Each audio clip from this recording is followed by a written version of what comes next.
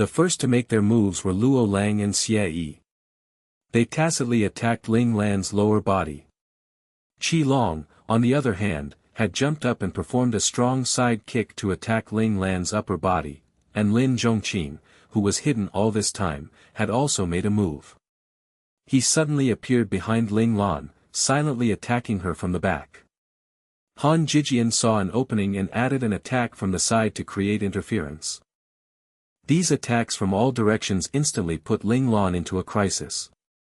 Ling Lan knew that dodging was impossible, but she didn't panic. Using her left foot as a pivot point, she suddenly performed a whirlwind mantis sweep. Bam! Bam! Bam! Bam! There were 4 sounds of strong hits landing almost simultaneously. Ling Lan instantly kicked Han Jijian, Lin Zhongqing, Luo Lang and Xie Yi. The 4 of them were instantly kicked into the air and were sent flying backwards. Ling Lan's crisis still hadn't been averted, however. Qi Long's attack was right in front of her. Suddenly, Ling Lan disappeared. Qi Long felt his vision blur as the opponent he was about to attack had disappeared. Before he could react, he felt a strong force kick him straight in the chest and his entire body flew backwards. It turned out that Ling Lan had suddenly squatted right as Qi Long was about to hit her and dodged Qi Long's side kick. At the same time, her right leg was like a scorpion flinging its stinger as she ruthlessly kicked Qi Long, who was flying towards her. In the blink of an eye, all 5 of them had been kicked away by their boss. They somersaulted in mid-air and landed, but they still couldn't completely nullify the force. They took many steps back and only then managed to stop their footsteps. Even so, they still felt blood rushing to their heads. The strong blow had still wounded them internally. They channeled their qi gene around in their body and managed to get rid of the feeling of suffocation and feel much better. After blocking the attacks of the 5, Ling Lan stood up once again. She put down her right leg coolly as her right hand brushed her face. When she landed on the ground, she once again took a classic defensive stance. It was as if the 5 of them hadn't attacked her just now. Boss is so strong. Luo Lang was dismayed at this scene, while Qi Long and the others all felt regret. Originally, they had thought their combined effort would be a bit troublesome for Boss. Now it seemed that it had no effect at all. As expected, the difference between them and Boss was still too great. They still needed to work harder. The fellows on the ground were not paying attention, but the Qi Long in mid-air had seen something. When Boss used his right hand to brush his face, it seemed like he had brushed something off when his hand passed his mouth area. Qi Long stared at the right hand Ling Lan used to perform her defensive stance, attempting to look for something. However, he didn't see anything. He only saw 4 white and long fingers along with that immovable mountain-like body of Boss. After Qi Long and the others took a breather, they attacked once again. Ling Lan didn't counterattack. She only blocked in a systematic way. The changes in her movements became smaller, but she was still able to intercept all of their attacks with precision and didn't waste any energy. At the time, Qi Long and the others had believed that they weren't able to give Boss too much pressure with their attacks, which was why he wasn't paying too much attention to them. Now, however, Qi Long knew that that was because Boss' body had reached its limit. He had no choice but to calculate to conserve energy in order to make sure to not waste even one bit. Just like that, the fight continued for another 10 minutes. After putting in their all, including the energy they used during their fights from before, their energy had been exhausted by quite a lot. They finally felt tired. Qi Long looked around at his comrades and their eyes met. They decided to attack one last time. However, the Qi Long in mid-air saw that at that moment, all of Boss' movements were being made purely out of instincts. That was because Boss had already lost consciousness. Qi Long knew about this because he was fully focused on Ling Lan. He also saw what Ling Lan had hidden on her right hand's thumb. There was still a smear of blood that hadn't disappeared yet. Qi Long couldn't control himself and squatted down. His entire body shook violently as he held his head tightly, afraid of what was going to happen next. 2 years ago, they had almost killed their most respected boss. He now knew that at that moment, Boss had been on the verge of death, and those responsible were them, his underlings. If Boss hadn't broken through and had his energy erupt from inside him, what awaited them may have been a scene of them having killed their own boss. No, I don't want that to happen. I don't want Boss to die. Qi Long held his head and shouted angrily. He refused to look at what was going to happen next. However, how could the images from his memory stop just because he didn't want to see them? Luo Lang was the first to jump out and shout, 1-inch punch, level 4. This was Luo Lang's strongest physical skill fighting technique. It was a secret family move that was made stronger by Boss through his research. Wave stacking strike. This was similar to the 1-inch punch, but it just had a different way of releasing Qi Jin. It was a physical skills technique that Ling Lan had exchanged for credits in the learning space. She taught it to Qi Long and it was also Qi Long's trump card. Finally, he used it. Lightning Dragon Strike. Xie attacked Boss with a technique that was created from his innate talent combined with pointers from Boss. This was also his trump card. Final Strike. Lin Zhongqing silently appeared. He sent a strong fist towards a blind spot around Ling Lan's ribcage that could not be defended. Rolling Mines. Han Jijian attacked Ling Lan from the side, aiming for the weakest part of Ling Lan's body at that moment, her lower body. Faced with this crisis, the unconscious Ling Lan didn't feel anything. She only unconsciously raised her two hands and reactively intercepted these punches and kicks coming from all directions. No. Terrified, Qi Long screamed out, "Stop." At that moment, his eyes that were staring angrily no longer had tears come out of them. Instead, there was blood.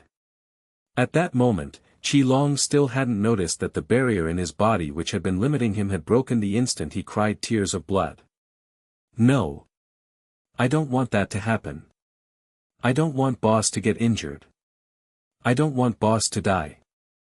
As Qi Long angrily screamed inside his mind, he formed a claw with his right hand and swiped downwards. He was ruthlessly reaching for the Qi Long that was attempting to attack Boss. Maybe Qi Long's will was too strong, as the energy that was originally holding him back had been broken through by him. He instantly arrived in front of Ling Lan, grabbed the other Qi Long's neck and instantly pummeled him to the ground. I won't allow anyone to hurt Boss. I won't allow it even if it's myself. Qi Long raised his left fist and ruthlessly threw it towards the Qi Long who had a look of ignorance on his face. Qi Long used all of his energy to hit himself. The image of the memory was like a mirror. Because of Qi Long's punch, it shattered into countless pieces and scattered everywhere. Qi Long raised his head. His face with bloody red tears was easily seen. There was determination in his eyes, the kind that would enable one to do anything for someone without regret. I, Qi Long, promise that I will become Boss Shield. If anyone wants to harm Boss, they'll have to get over my dead body first. I, Qi Long, will fight for Boss to the bitter end with no regrets. Qi Long's determined voice echoed through his vast mind space. When he spoke, the mind space had memorized the promise he made. This meant that if Qi Long was to go against his promise, he wouldn't have any chances of advancement. His soul will be tormented day and night. In the end, he would become a crazy demon and would never have a moment of peace. For this, I need to become even stronger. Strong to the point of being able to help Boss take on all of his enemies. Qi Long had never found a reason that made it necessary for him to become stronger, but now he had one. It wasn't for himself. Instead, it was for the Boss who had treated him sincerely. In the arena, Qi Long crying had already made everyone in the audience become very surprised. When Qi Long's tears became blood, everyone was shaken. The entire training dojo became silent. Ling Lan, who was in the observation room, had instantly stood up when Qi Long's blood-red tears had come out from his eyes. She could no longer continue to be calm. Why is this happening? Han Jijian's tears silently fell from his eyes. He instantly held his chest. Qi Long's blood-red tears also made Han Jijian feel his emotions. Han Jijian felt like his heart was in a blender. Right at that moment, a strong aura suddenly erupted in the arena. The overwhelming aura instantly made the edges of the arena have a transparent light barrier appear. Ling Lan instantly calmed down. Her eyes showed a hint of joy. The light barrier was even brighter than the previous one. Did this mean that Qi Long had successfully advanced into the late stage of Qi Jin? Everyone was surprised and moving about when the light barrier appeared again. At that moment, someone shouted, "Look, in the arena." Everyone set their focus onto the arena. Qi Long's eyes had stopped bleeding, and his dark and empty eyes had closed. Other than this, there wasn't anything out of the ordinary. However, looking at Ling Yi, who was standing in front of Qi Long, they knew that at that moment, Qi Long wasn't a pushover. It turned out that at that moment, Ling Yi's body was trembling. He bent his back forwards and actually couldn't stand up straight. His face had a grimace as he bit his lip as though he was resisting some sort of terrifying pressure. This pressure was no longer the immature aura that Qi Long had before. Ling Yi had used all of his body's energy this time and could only make sure he wasn't pinned into the ground. He had no extra energy to counterattack. It's an aura. The audience and the members all understood. Hadn't the boss used the same move that year when he fought with Hua Zhenyu, the strongest individual in terms of physical skills in the military academy? They excitedly looked towards Qi Long, who had closed his eyes once again. It turned out that Commander Qi Long's supposed mid-stage of Qi Jin was a lie. Instead, his Qi Jin was higher by 2 stages than the mid-stage, the refinement stage. From what they knew, there wasn't anyone from the other mecha clans who had reached the late of Qi Jin. Now their Lingtian mecha clan, other than boss, had another strong individual who had reached the late stage of Qi Jin. This was definitely enough to roll over the other mecha clans. Ling Lan silently activated her own aura and carefully felt Qi Long's current condition. Her lips perked up. She didn't expect that being pushed to the verge of death this time had not only acted as a catalyst for Qi Long to break through the barrier to his advancement, but even also managed to advance 2 stages above his original one. He had instantly entered the late stage of Qi Jin, close to the peak stage. He only needed one more step to enter into the very peak stage, great perfection. Qi Long, in terms of physical skills, as expected, you are the best. Ling Lan was overjoyed. The stronger Qi Long's potential, the more likely he would survive the fighting in the battlefield. There were still 2 years left before they had to join a military division, and entering a division would mean that they were not far from a battlefield.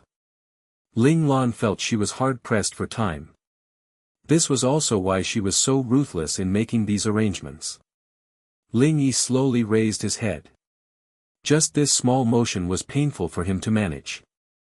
He looked at Qi Long in front of him, who was not moving. Ling Yi was oddly surprised. He didn't expect that his opponent would be this strong. Without even moving a finger, he could make it so he couldn't stand up straight. He knew that this person was young Master Lan's battle team's vice-captain. Qi Long, mid-stage of Qi Jin. Luo Lang, beginner stage of Qi Jin. Xie Yi, beginner stage of Qi Jin. Lin Zhongqing, peak of refinement stage. Han Jijian, advanced level of refinement stage. Inside Ling Yi's mind, the detailed information he had gathered on young Master Lan's battle team members rapidly flashed through his mind. Qi Long, mid-stages of Qi Jin.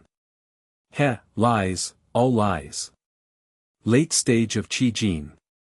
Even 5th years may not reach that state. Qi Long did it in 3 years.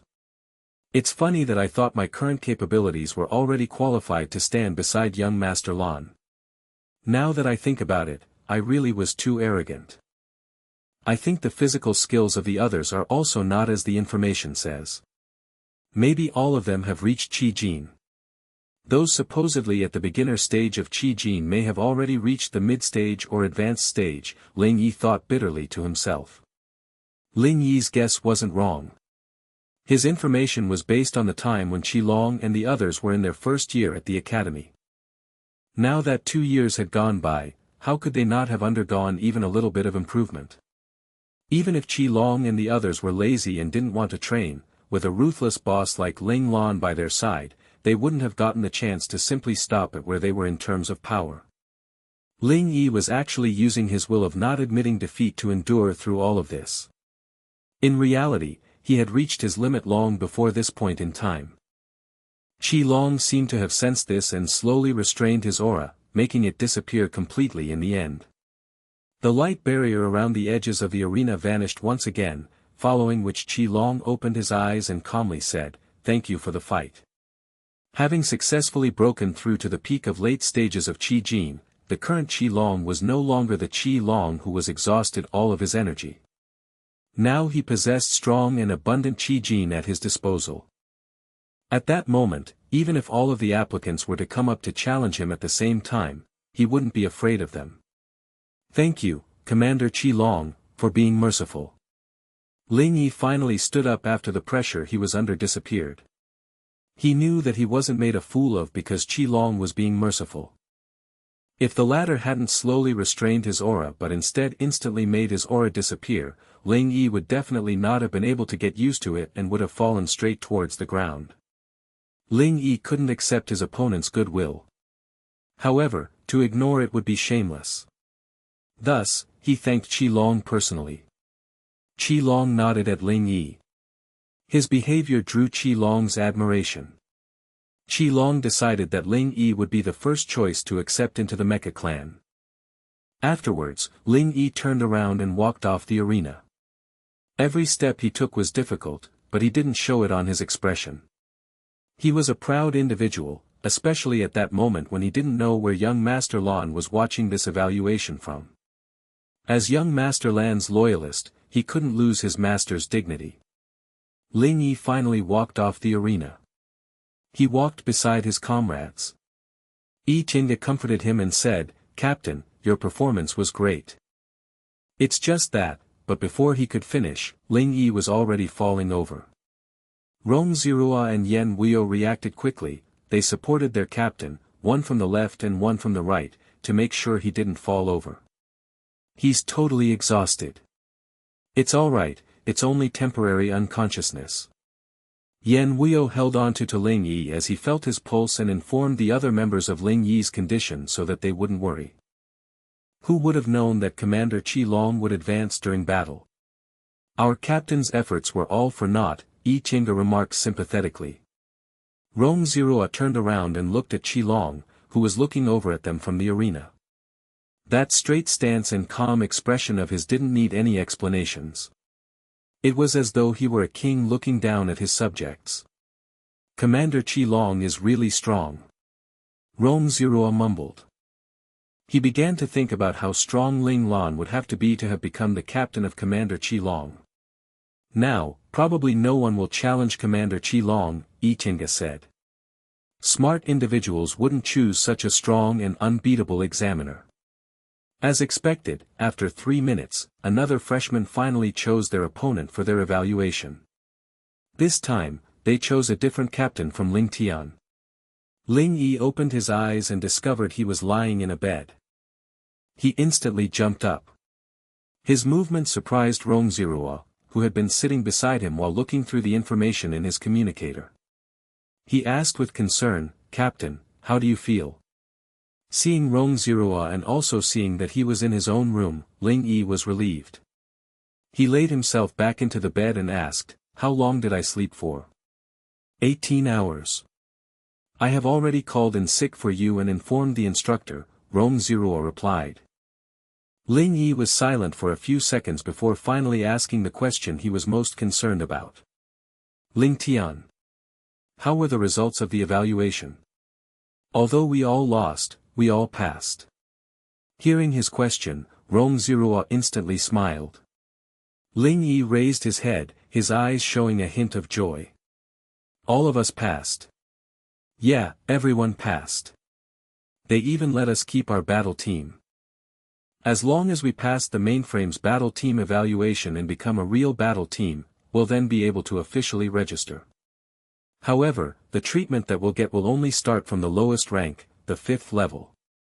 Advancement will be based on our contributions, Rong Zero explained with a bit of regret. I see. Ling Yi felt that there wasn't anything wrong with all this. He looked at Rong Zero and the expression on his face showed slight signs of struggle. He then asked, did young Master Lan come out in the end? Rong Zero shook his head and said, no, it was Commander Wu Jiong who came out to announce the list of names. However, this is normal. From the information that we received, the person responsible for managing Ling Tian Mecha Clan's work has always been Commander Wu Jiong. The commanders Qi Long and Li Yingjie are the helpers. Commander Ling Lan never meddles with anything. Never. Ling Yi talked to himself.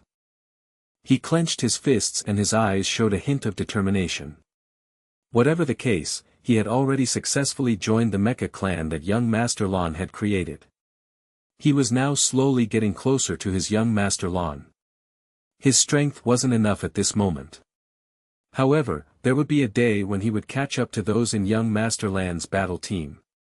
Then he will become a real loyalist of young Master Lan and give him all of his loyalty. After the Ling Tian Mecha clan took in those freshman members with great potential, their numbers had reached the standard of a medium-sized mecha clan. At this point, the Ling Tian Mecha clan was no longer the small mecha clan they were in the past. Adding on the glory and prestige they had earned in the last year, along with Ling Lan's outstanding display of operating skills on her long-range mecha that shocked the other mecha operators, all of this had allowed Ling Tian to finally possess their very first battle force with considerable power and their very own culture. However, a new year meant a new beginning. Not a single mecha clan was satisfied with their current results, as they all wanted to improve. A battle for power would soon begin.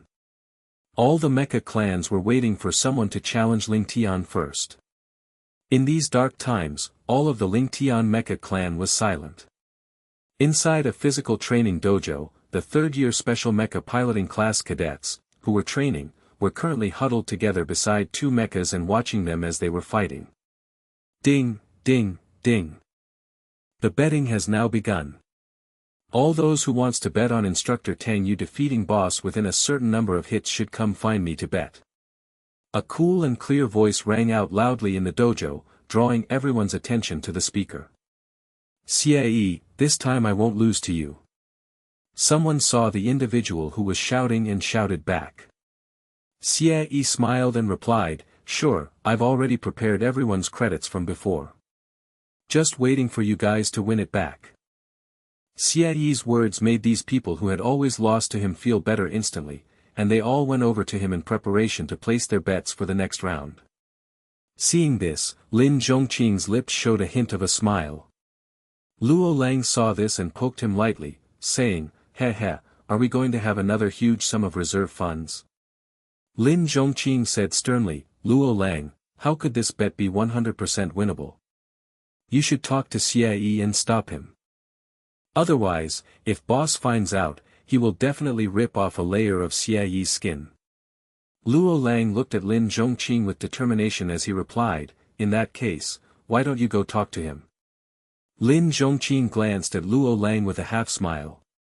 Everyone in the team knows that aside from boss, Xie listens to you the most. Luo Lang proudly raised his head at that. That's because Xie and I are good friends. We know each other very well. Yes, you guys are close friends, and that's why the person to talk to Xie should be you, his close friend, right? Lin Zhongqing retorted. Luo Lang was instantly speechless. Just a brief moment of carelessness and he had gotten himself caught up in the betting as well. However, ever since the other personalities of Luo Lang had been taken down by Ling Lan and they decided to serve the original as the master, the original's IQ wasn't as low as before. Thus, he quickly thought of one point and said, okay, Lin Zhongqing, I was almost tangled up in there by you. Boss definitely knows that Xie made a betting pool. In the past, we even used this to replenish the funds for the logistics division of our team. It's different from before now. In the past, everyone didn't know about boss capabilities, which was why Xie could win. Now, though, everything about boss that he himself revealed is known to everyone, Lin Zhongqing explained. Luo Lang felt that his words sounded logical and he couldn't help but begin to worry for Xie. He was prepared to talk to Xie after the current bets. If he really did lose, Xie would meet a terrible end. At that moment, everyone had already placed their bets. Xie looked at the details of the wagers and couldn't help but shake his head as he said, "Aren't you guys underestimating my boss too much? No one actually bet that he'd be able to endure more than 300 rounds. Who wants to bet for more than 300 rounds? I'll triple the return." Although Xie raised the rate of the bet by quite a lot, there was still no one betting for it. This was because everyone remembered that in the previous month, Ling Lan could only endure 187 rounds with instructor Tang Yu. No matter how monstrous Ling Lan was, it was impossible for him to suddenly improve to the point where he could endure for 300 rounds after only a month's interval. Very nearly everyone had wagered that Ling Lan would be able to endure for around 200 rounds, while there was only one person who wagered that Ling Lan would be able to endure 250 rounds. Xie regrettably began preparing to close shop, but it was right then that he heard someone shout, "I'll wager on it." Xie's smile instantly froze. When he raised his head, however, his smile had already returned to normal. He asked with a huge smile on his face, "Gao Jinyun, how many credits do you want to bet?" Gao Jinyun's sudden shout had also surprised the team members beside him. They didn't make a sound as they trusted him, however, and waited for Gao Jinyun to reply instead. Gao Jinyun only hesitated for a fleeting second before he became completely determined, after which he firmly said, "I'll bet 30,000 credits." This was the entire sum of his personal credits. He was very confident in boss Ling Lan, just like the rest of her team. Since Xie had made such a remark, it had to mean that boss Ling Lan had the capability to endure for 300 rounds. However, Gao Jinyun was not in a battle team that was directly under Ling Lan, after all, and didn't know of her real potential. The reason he could bet this much was because he trusted his own eyes and instincts. "Captain, isn't that a bit too much?" Gao Jinyun's vice-captain wore an expression of concern as he asked this question. Gao Jinyun quietly explained, "I'm only doing this for myself. The credits used will be my own personal credits. I won't use the team's credits." The logistics team member responsible for handling the credits disagreed upon hearing his words. "No way. You are our captain, and your decision is our decision. The 30,000 credits will come from the team funds." Gao Jinyun was surprisingly determined this time. "You guys don't have to convince me. I trust boss, and that's why I'm willing to bet. This is my own thoughts, though. It has nothing to do with you guys." Gao Jinyun usually listened to the opinions of his team members, however, once he made a decision, there would be no changing it. The members of Gao Jinyun's team watched as he gave his 30,000 credits to Xie. Gao Jinyun's vice-captain and other team members quietly discussed this matter for a few seconds. When Gao Jinyun turned around, they all said, "Gao Jinyun's team will wager 30,000 credits as a group that boss Ling Lan will be able to endure for 300 rounds. Since their captain trusted boss Ling Lan, then being his team members, they had to follow in his footsteps. Even if they lost, they had to use their actions to support the captain." Although Xie was full of smiles and had a face of full confidence, he was actually crying inside. The bets that he had made today had ended up all for naught, as the money that he would make would most likely not be enough to pay Gao Jinyun's team. These guys were King insane. It turned out that the only reason Xie thought of setting up bets was that before boss and instructor Tang Yu began their fight, he had asked the former on how many rounds he would be able to endure. Ling Lan's answer was more than 300 rounds, and this was also why Xie had asked whether there was anyone who was going to bet on 300 rounds or more. At that moment, Xie was hating himself for having such a big mouth. Even if he did set the bet, why did he have to say that he would pay triple to the winner? Bystanders couldn't see the pain in Xie's heart, but all the members of Ling Lan's battle team saw through his facade. Lin Zhongqing sighed quietly. As expected, sinners would eventually have to pay for their sins. Xie was going to be in trouble this time. On the side, Luo Lang was already considering whether he should open his small bank to help Xie fill the lack of cash after the bets were completed.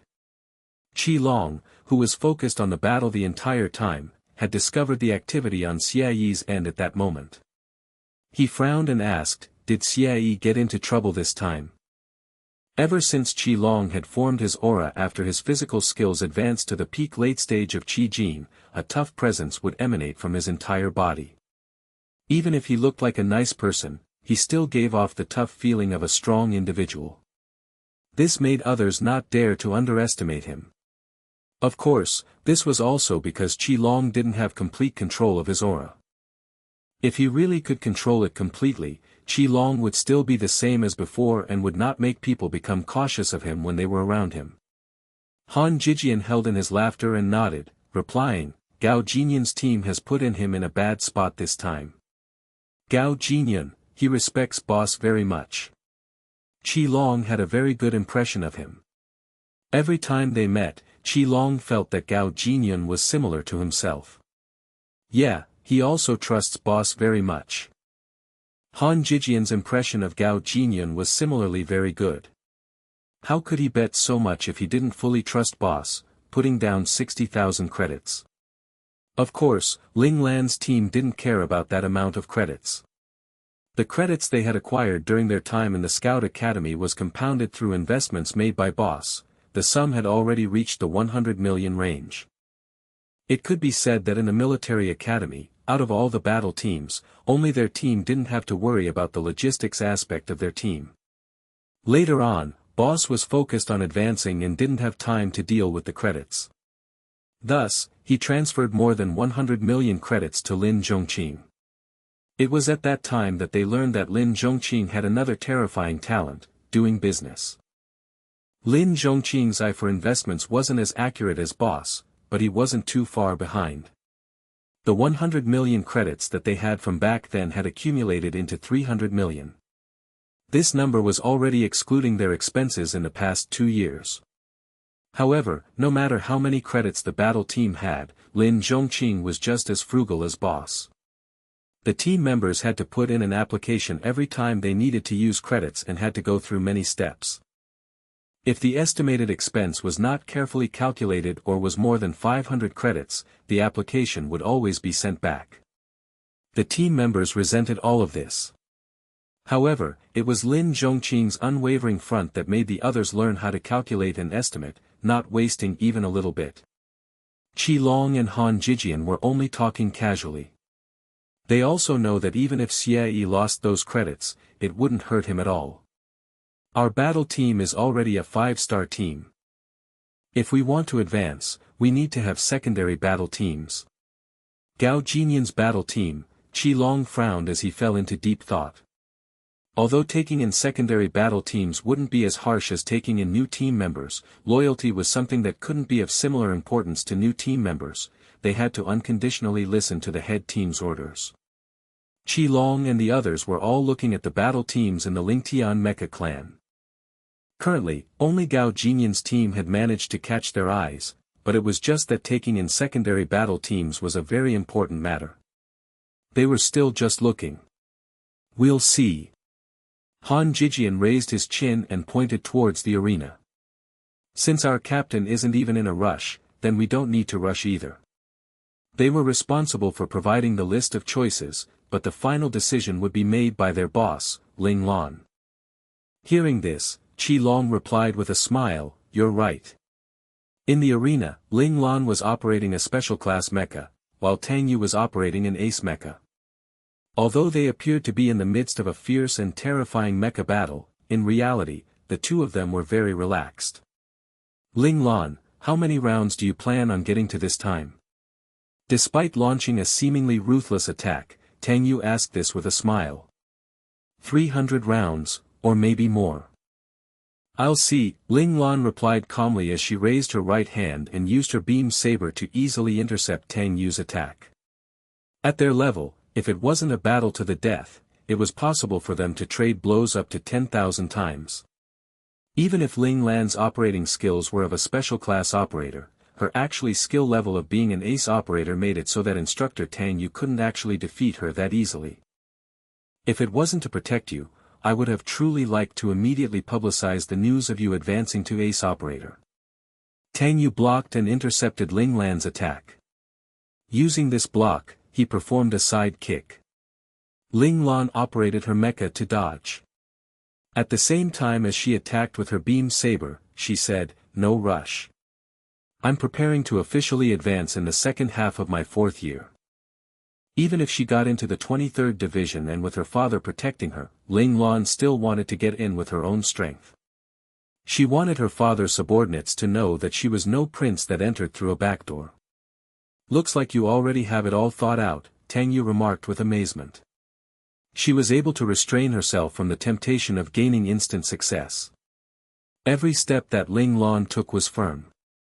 "I have to save some face for Senior Xiao Ting," replied Ling Lan. Xiao Ting had advanced at the very beginning of his 4th year, and it was because of this that he was viewed as the second Ling Xiao and received the admiration of everyone else. "You want to use Xiao Ting as an excuse, don't you? Out of all the cadets that I've taught, you're the craftiest," Tang Yu said wholeheartedly. "However, it's possible that you'll be the one to live the longest." In reality, it wasn't that he hadn't taught any star pupils. It was just that the more talented the cadet, the more arrogant they were. They didn't want to give in, and this led to them dying young, leaving Tang Yu heartbroken. "My goal isn't to acquire boundless glory. Instead, it's to live longer than the others," Ling Lan declared without hesitation. This was her hope for the future, and she was working hard towards this goal. To live longer? Tang Yu was stunned for a second. Afterwards, as though he had thought it through, he said, "That's true. In the end, it's all about living longer than everyone else." Tang Yu's expression was slightly saddened. He suddenly realized that the lessons he had taught to his pupils from before could have been all wrong. Perhaps it was better that he taught his pupils how to survive more easily on the battlefield. The sure kill techniques used in battle were actually compiled by those who still lived after each and every battle. As long as his pupils survived, they would naturally come to an understanding and would not need him to use his time to teach them how to kill others. However, there was obviously no life-or-death battles in the academy. Even if he taught them more, how could he make his pupil understand the secrets of those sure kill techniques? They, as instructors, had led them down the wrong path. Tang Yu had a feeling that when he taught cadets in the future, he would put the main focus on how to survive in a battlefield. This would greatly increase the survival rate of his pupils. After many years, he had proof, and he sent his research to the military's headquarters. After the people at headquarters carried out further research on this subject, they discovered that this was indeed the case in terms of survival rate of the cadets. Thus, they decided that they would conduct an academy-wide experiment in the first men's military academy. In the classes for real battles, the lesson content changed from the training of sure kill techniques to instructing cadets about survival techniques upon entering a battlefield. After accumulating more than 10 years of data, they discovered that the change was very effective, and thus they put it through to every academy in the Federation. The result was that the mortality rate of the Federation's veterans decreased compared to the other countries. This made the Federation's military strength increase once again, and also brought a true 100 years of peace to the Federation's borders. And all of this came about from Ling Lan's one statement of wanting to live longer than everyone else. Tang Yu would later reveal this truth on his deathbed, following which Ling Lan, who was already legendary, would once again experience a rise in fame. She would gain the respect and gratitude of every soldier in the country. Just like that, Ling Lan and Tang Yu fought for more than 300 rounds.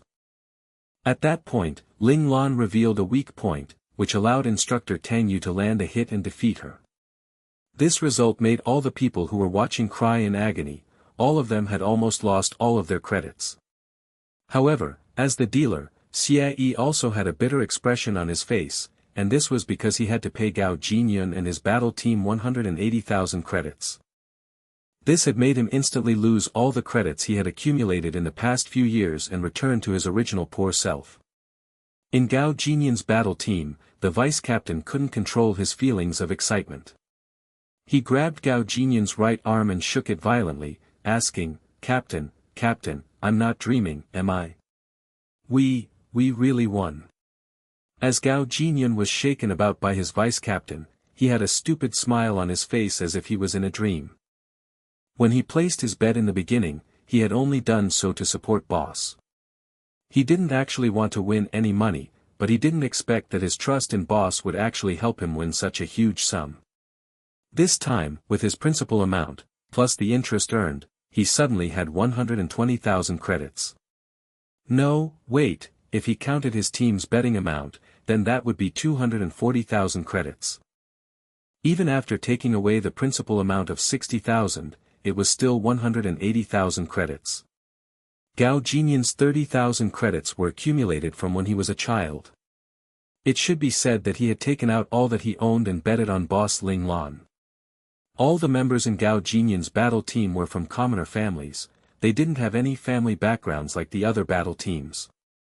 Similarly, their team taking out 30,000 credits to bet on Ling Lan wasn't an easy feat. At that time, the entire team's credits only amounted to a bit more than 30,000. The only reason they had been willing to take out 30,000 credits was that they trusted their own captain. Now, they had gotten their return for their trust in him. This made the team's logistics funds increase to more than 100,000. It was enough for their small team to change their equipment and weapons. Moving away from Gao Jinyan and his team's excitement, Ling Lan walked out of her mecha's cockpit.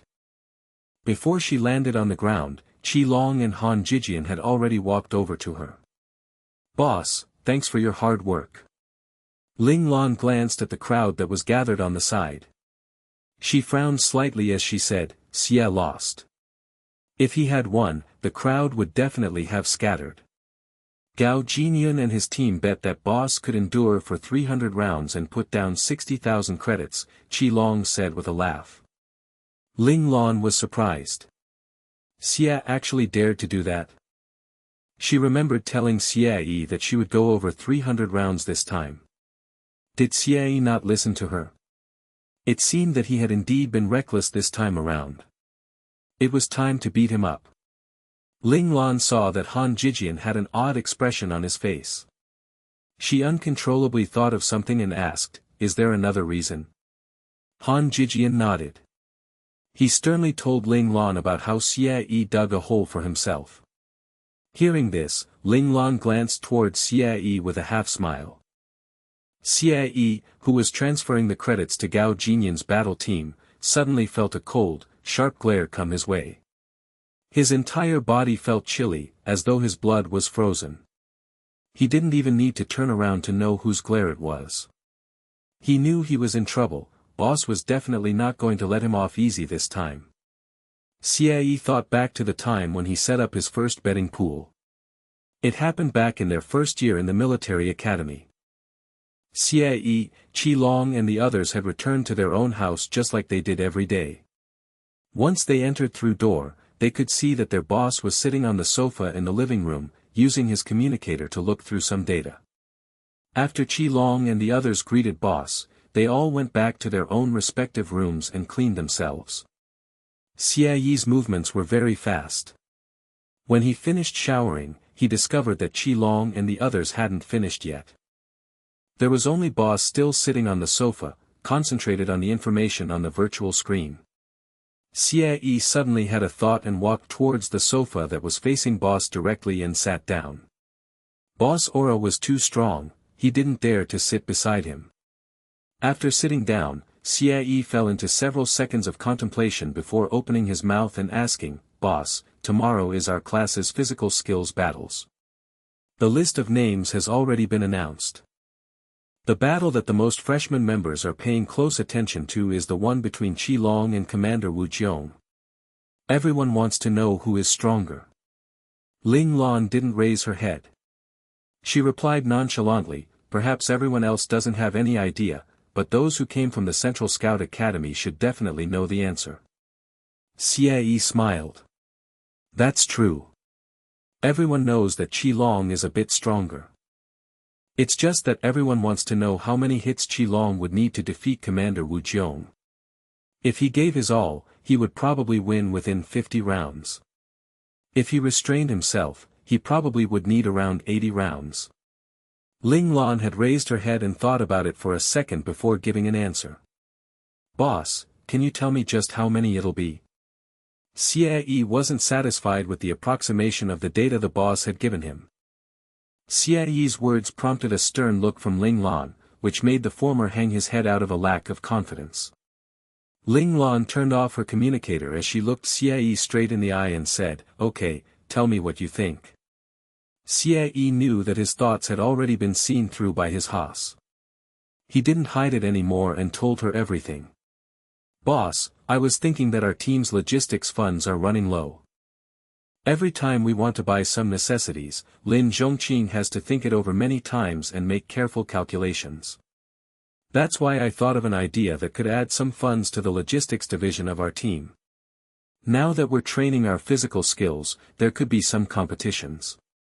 Everyone also seems to be bored and likely to do some betting on the side. I want to make use of this point." Xie looked at Ling Lan carefully and discovered that her expression didn't show that she was annoyed. Xie instantly felt better. The fingers of Ling Lan's right hand were slowly drumming against the armrest of the sofa. She closed her eyes and began to think on whether this plan was plausible or not. Seeing her like this, Xie affirmed his decision and told everything he had thought to Boss. He hoped that Boss would support him. "Boss, I won't create random bets. I won't open a pool for opponents that I'm unsure about. The only ones that I'll open would be the ones that I know about. I plan on using our battle team as the main focus. Betting is something that I don't really like. There are too many uncertain factors involved. You won't ever know whether you'll win or lose until the end." Ling Lan opened her eyes and a cold gleam flashed through them for a second, which instantly snuffed out the courage that Xie had built up just now. "Unless you can guarantee that you will definitely win." Ling Lan finished with a sharp look on her face, staring at Xie. Xie's expression showed that he was struggling. It was just as Ling Lan had said. Where could he bet to guarantee a win? However, Xie also knew that if he couldn't guarantee it, Boss would definitely not agree to him starting the bets. However, Xie really didn't want to give up on this chance. As the last member to join the team, Xie still didn't feel fully confident. Although Qilong and the others had clearly told him that Boss Ling Lan had already accepted him as a member, he had still yet to hear those words from Ling Lan herself. Xie was in a rush, hoping to get a chance to perform and contribute to the team. Thus, Xie was excited upon discovering that he had a way to help them resolve the pressure of the logistics funds. He didn't want to give up. Having already made up his mind, he immediately nodded and promised, "Yes, I promise that I will win. If you lose." Ling Lan wasn't going to just let Xie off like that. Xie bit his lip and replied, "I will be willing to be punished by you, boss." Hearing all this, Ling Lan went into deep thought once again. This made Xie feel perturbed. He didn't know whether Boss would approve of his idea in the end. Finally, Ling Lan gave an answer. "I'll allow it just this time. I hope you can do what you promised." Xie excitedly jumped up and instantly bowed down to show his gratitude. "Thank you, Boss, for your trust in me." Ling Lan waved her hand. Xie held in his excitement inside and left the living room, making his way back to his own room. He was full of energy as he began to plan for the betting pool tomorrow. He told himself that he had to be careful to make sure he didn't suffer a setback due to a small careless mistake. Suffering a serious setback from a careless mistake. Xie remembered his feelings from the past and regretted it strangely. In the past 2 years, the bets that he had set up had all gone smoothly. With the help of his comrades, he had never lost once. All of this made his confidence inflate without limit and made him lose the caution he had in the beginning. The bitter result that he had today, after careful thinking, was completely brought about by him digging his own grave. Xie began to worry. Would the good impression that he tried so hard to make in front of Boss be reverted back to the beginning because of this problem? While Xie was worrying about his well-being, Han Jijian asked Ling Lan the question he had kept inside him for the past 2 years after he told her the dumb thing that Xie had done. "Boss, I don't understand why you would have agreed to Xie holding betting pools in the very beginning. This is clearly not morally right." Seeing Han Jijian's frown, Ling Lan sighed. Han Jijian was good in everything, except that he was a bit over the top. It was no wonder, though, because he was a descendant from a big family. These descendants were either quality soldier-like ruffians or exemplary soldiers. Han Jijian was the latter. He was not very accepting of any act that were against the regulations. To have been able to endure it for so long, he had indeed made Xie his comrade.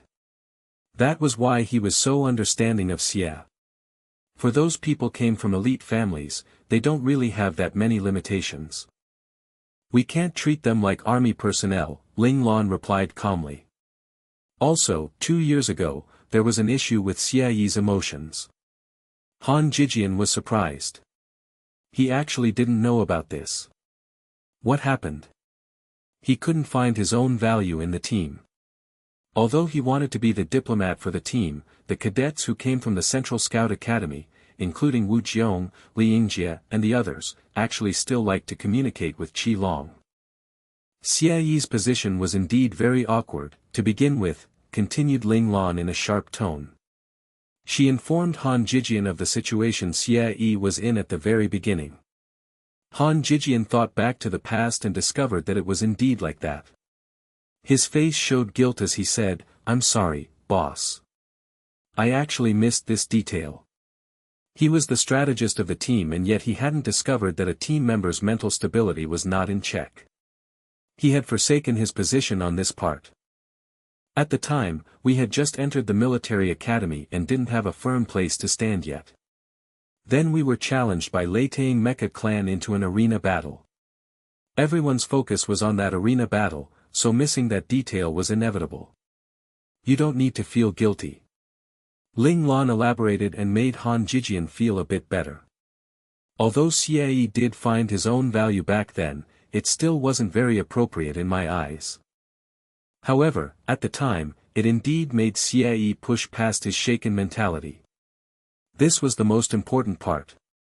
Thus, I agreed with him. Ling Lan spoke out the reason why she had agreed to Xie's suggestion in the very beginning. Furthermore, the funds of the team's logistics division did really get replenished.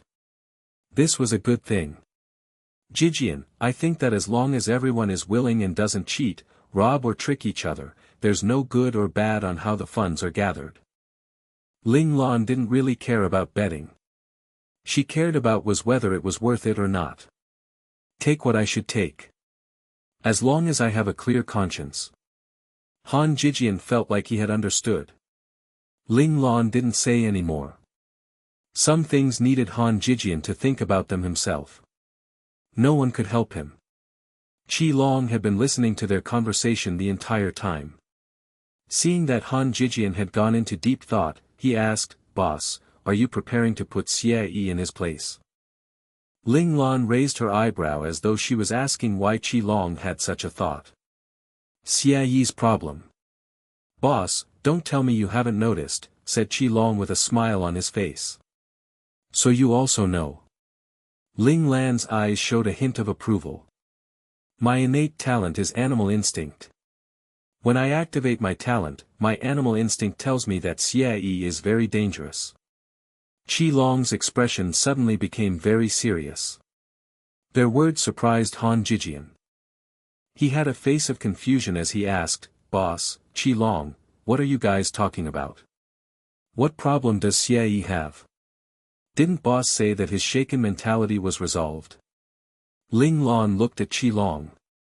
This was clearly giving Qi Long the cue to explain to his close friend. Qi Long rubbed his nose. He could only bitterly explain to his comrade, "You also know that my innate talent, animal instinct, can help me sense hidden dangers. 2 years ago, although Xie's mentality was shaken, I didn't sense any danger from him, but as time went on, even though Xie's mentality issue was resolved, whenever I activated my innate talent, I could sense the immense pressure he was giving me. This pressure was becoming larger and larger.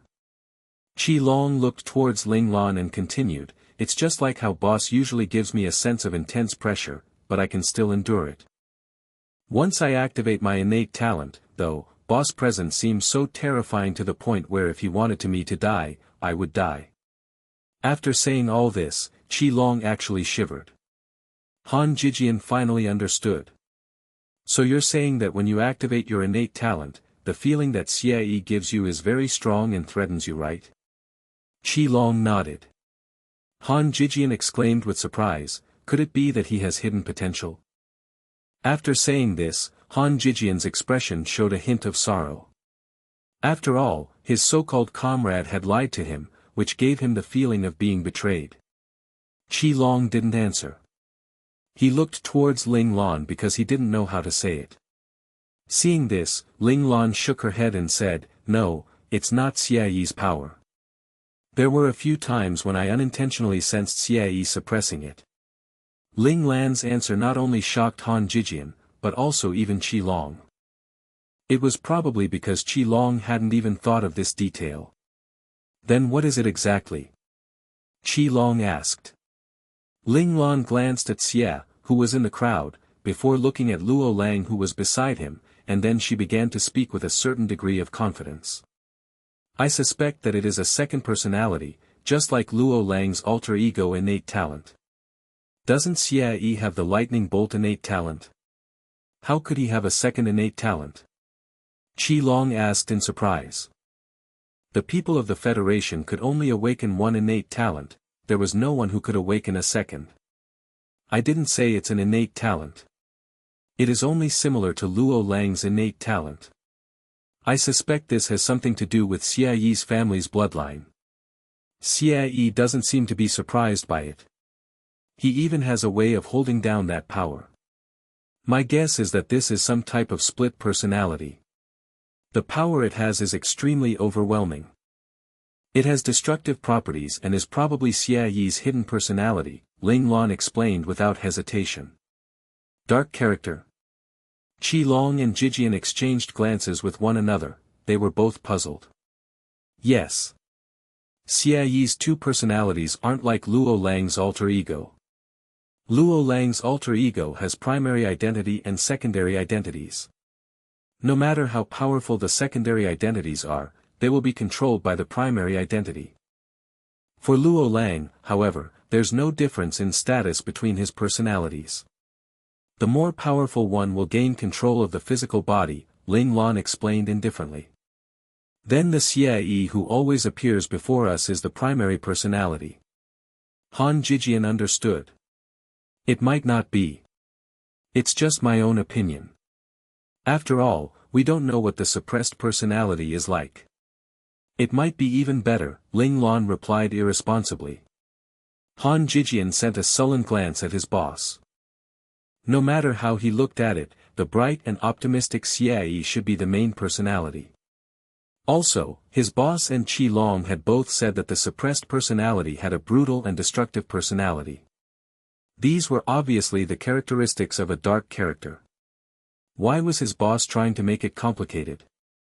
A hint of fighting spirit appeared in Qi Long's eyes. "Boss, shall I attack?" His boss had previously told him that a crisis was a catalyst. The worst way to deal with a power that you couldn't control was to suppress it, while the best way was to let it explode. Once it fully exploded, one would be able to find a chance of survival. In the past, the boss had used this method against Luo Lang and released all his other personalities, and this enabled Luo Lang to gain control of his alter ego. Unexpectedly, though, Ling Lan rejected Qi Long's proposal. "No need. Are you planning to do it yourself?" Qi Long asked curiously. If his boss did it himself, the chance of success would be higher. "He's very afraid of me." Ling Lan shook her head in response. "I can't force him out." Ling Lan's words made Qi Long puzzled. His boss meant that it was useless for himself to do anything, so why didn't he let him do it? Did he have other plans? Qi Long started thinking about it carefully. Han Jijian had his head lowered, also in deep thought. Ling Lan didn't say anything. They needed to understand some things themselves. If she told them everything, they would never grow. Very soon, Han Jijian came back to his senses. Ling Lan didn't give them a lot of information so he could faintly make out something. Although he hadn't understood entirely, he wasn't in a hurry. Since he didn't understand it at present, he might as well put it to one side. Who knew, perhaps he would be struck by sudden inspiration. It was then that he remembered something else. His boss had given him a mission this morning. "Boss, I have asked Regiment Commander Wu. Currently, in our mecha clan, including our battle clan, we have a total of 21 people who managed to become special class operators." There was a hint of pride on Han Jijian's face. They were all third years, so the fact that they were able to become special class operators so quickly proved their ultimate talent in mecha piloting. Ling Lan nodded at his words. "That's enough." Han Jijian had a sudden thought. His eyes lit up as he asked, "Boss, are you preparing to act?" "What am I preparing for?" Ling Lan asked in return with raised eyebrows. Han Jijian could not contain his excitement anymore, his face turned red from his feverish emotions.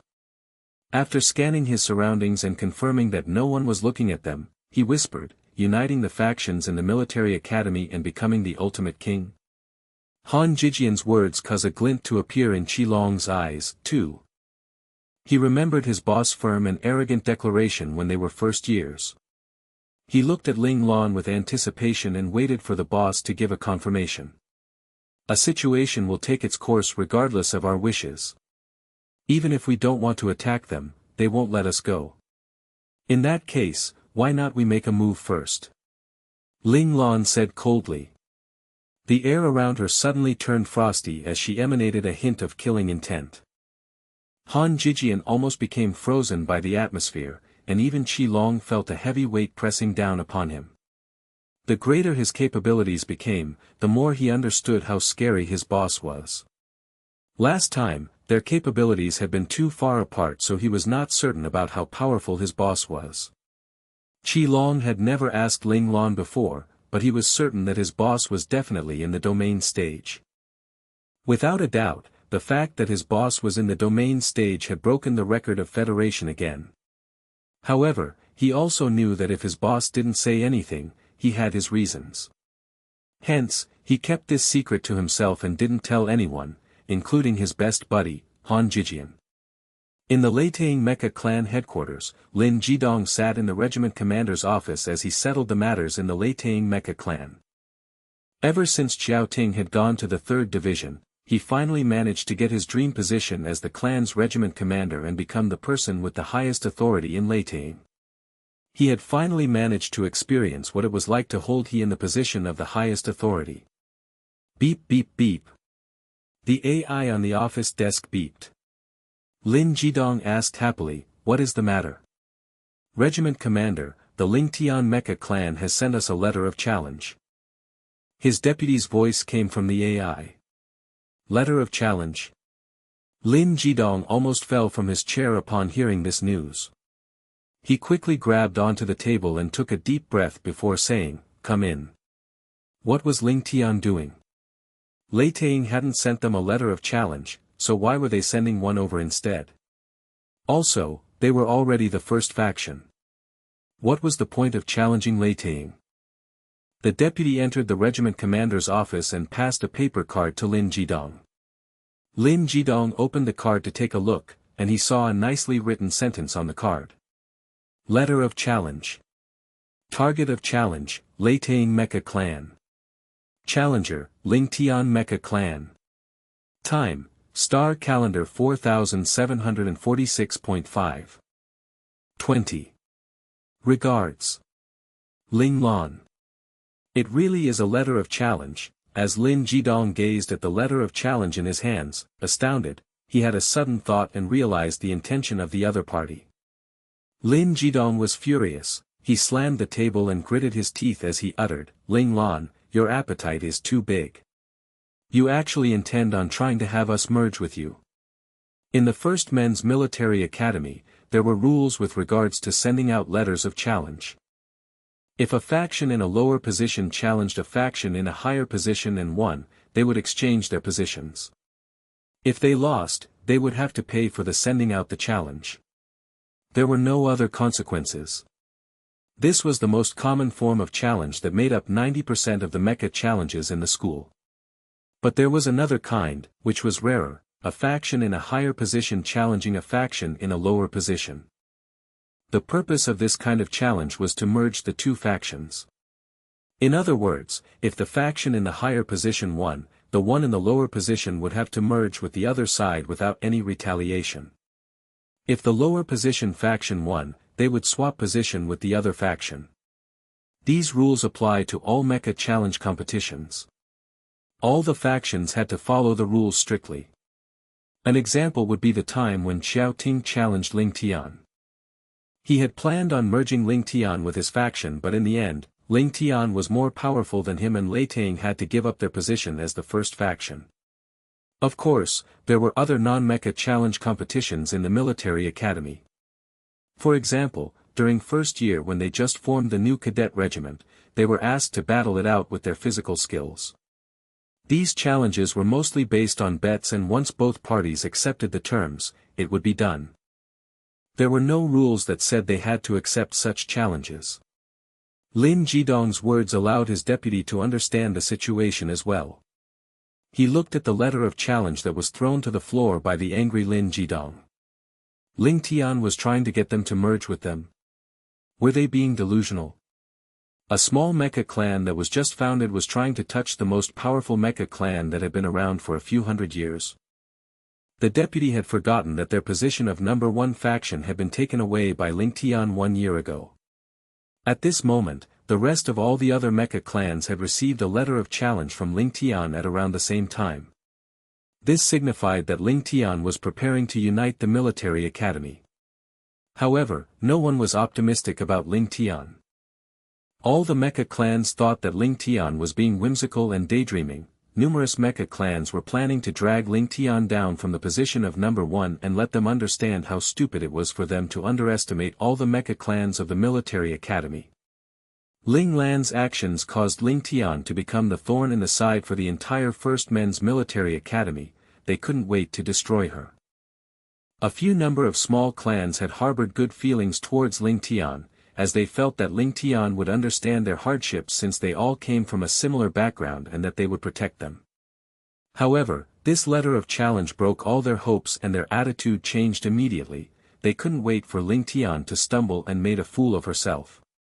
While all these people were scolding them, Ling Tian was intensely preparing for their first battle. Their first target was not the small and weak clans, it was the biggest and most powerful clan, the Lei Tang Mecha clan. Ling Lan arranged it this way because she hoped that they would be able to strike the more powerful clans while they were still unprepared and take them down instantly. After they managed to take down all these old and powerful factions, they would be able to intimidate the other smaller factions and win without even having to fight. Ling Lan didn't plan to let Ling Tian take on all the battles one by one. They didn't have the strong foundation that the old factions had, and neither did they have a larger number of mecha operators. The challenge mode is out. The next day, before Lei Tang could catch a breath, the challenge mode was sent to Lin Jidong by the mainframe. 12-man team mode. Lin Jidong's heart dropped at this piece of news. With this number of people, they would not be able to showcase their strength. Lei Tang lacked a powerful mecha master like Xiao Ting, who was capable of winning against everyone with his techniques. The 12-man team mode put them at a disadvantage. Lei Tang immediately held a meeting for clan members at captain level and above. In the meeting, Lin Jidong asked, "We need to send out 12 of our most powerful mecha masters. But the most important question is, who has the confidence of being able to defeat Ling Lan?" The meeting room fell into a dead silence. During last year's Grand Mecha Tournament, Ling Lan's amazing long-range operation, as well as his personal name technique that was confirmed after the tournament, had made them feel hopeless. Do we have no one that can defeat Ling Lan now that Regiment Commander Xiao Ting has left? Lin Jidong asked angrily. Even Regiment Commander Xiao Ting lost to Ling Tian too, someone refuted softly. That's because my big brother fell into their scheme. Otherwise, how could he have lost to such a young brat? Regiment Commander Lin, don't worry and leave that brat to me. An unruly youth stood up and shouted with an angry face. Lin Jidong looked at this situation and felt speechless. Xiao Lin was Xiao Ting's younger brother. Compared to his talented elder brother, however, this Xiao Lin was utterly wasting his good physique and good talent. He was already a third year, yet he had only just achieved advanced mecha warrior level. When Xiao Ting was at his age, he was already invincible in the special class operator level. If it was not for Xiao Ting, he would not have let this stupid person hold a captain position. Xiao Lin utterly lacked self-awareness, so his words were disregarded by Lin Jidong as well as the other captains. When he saw the rest of the people ignoring him and continuing their discussion, Xiao Lin's face turned from red to green and he sat down angrily. He felt deeply embarrassed by this cold treatment. He thought that these people had no conscience at all. Once his brother left, they just ignored him. Disregarding Xiao Lin's feelings, the administrators of Leitang had a long discussion before deciding to let one of their strongest special class mecha operators be responsible for stalling Ling Lan. Leitang's leaders all felt that since Ling Tian was just a mecha clan that had been founded a little over a year ago, even if they managed to get 12 special class operators, most of them would be greenhorns. This would give them a chance. As long as they stopped the strongest special class operator in Ling Tian, the rest of their 11 special class operators would destroy the rest of Ling Tian's members. After that, they would gather together and defeat Ling Lan by surrounding her. That way, they would be able to regain the title of number 1 faction. Ling Tian and Leitang's upcoming second battle caused an uproar in the entire school. It drew the attention of everyone. The Leitang Mecha clan was the strongest opponent capable of preventing Ling Tian from taking over the military academy. Regardless of how small a mecha clan was, they were not willing to merge with another mecha clan. The instructors and administrators of the military academy also paid plenty of attention to this battle. Of course, after their god creation plan failed, they didn't dare to take any small actions anymore. In addition, they had hard feelings towards Ling Lan, the person who had prevented their plan from happening. Although Ling Lan's actions aligned with their thoughts, they didn't want a newbie like her to complete this plan. It would make them feel like they had lost to her again. They had wanted to make her a stepping stone the last time. Ling Lan didn't give Leitang much time to prepare. Her decision was the same as the one made by Xiao Ting, which was to finish the battle in the fastest possible time. Hence, their special class operator battle would be held 3 days later. The night before the battle, Ling Lan finished her training mission as per normal and then logged into Mecha World. She made last-minute changes to the mecha that she was going to operate tomorrow. Ling Lan's mecha was a modified ace mecha that Chang Xinyuan had created for her. After a year's worth of meticulous effort, the mecha looked exactly the same as a normal special class mecha. It was different from 1 year ago where it looked more like an ace mecha except for its color.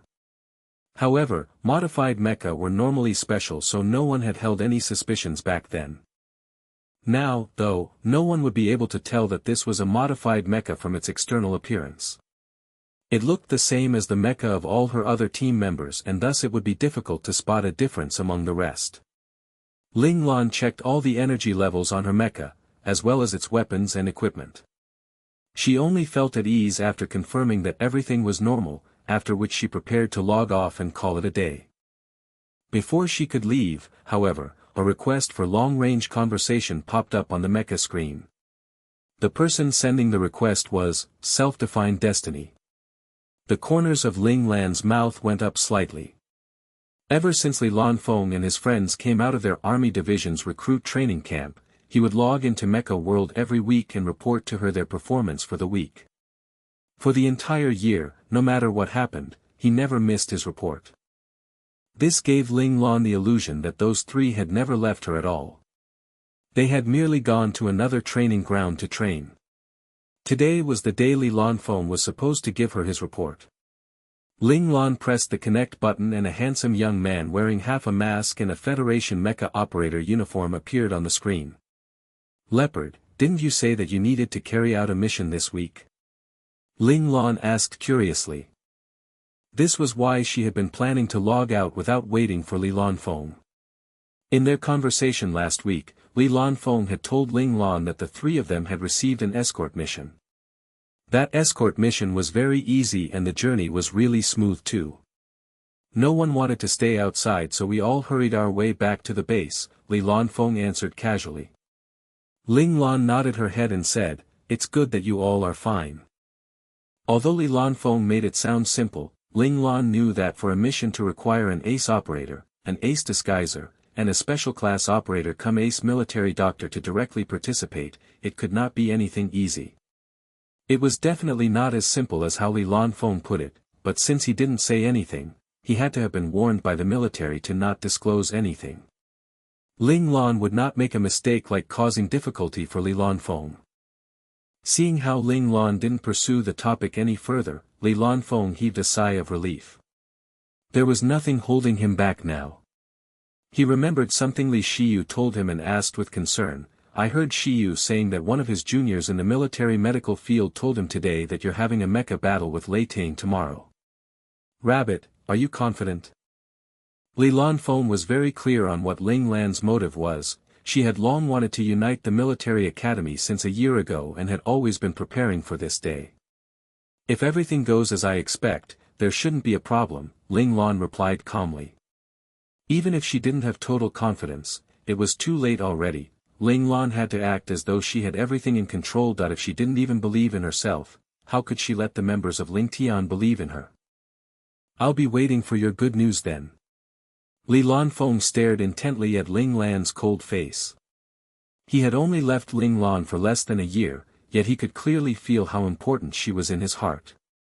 Many times, when he felt like he couldn't persevere anymore, Ling Lan's cold and clear eyes would motivate him and make his heart stronger. According to the words of their temporary team leader, Li Lanfeng was the hardest person to predict among the three of them. Whenever he felt that the latter had shown all his potential already, he would display even more possibilities.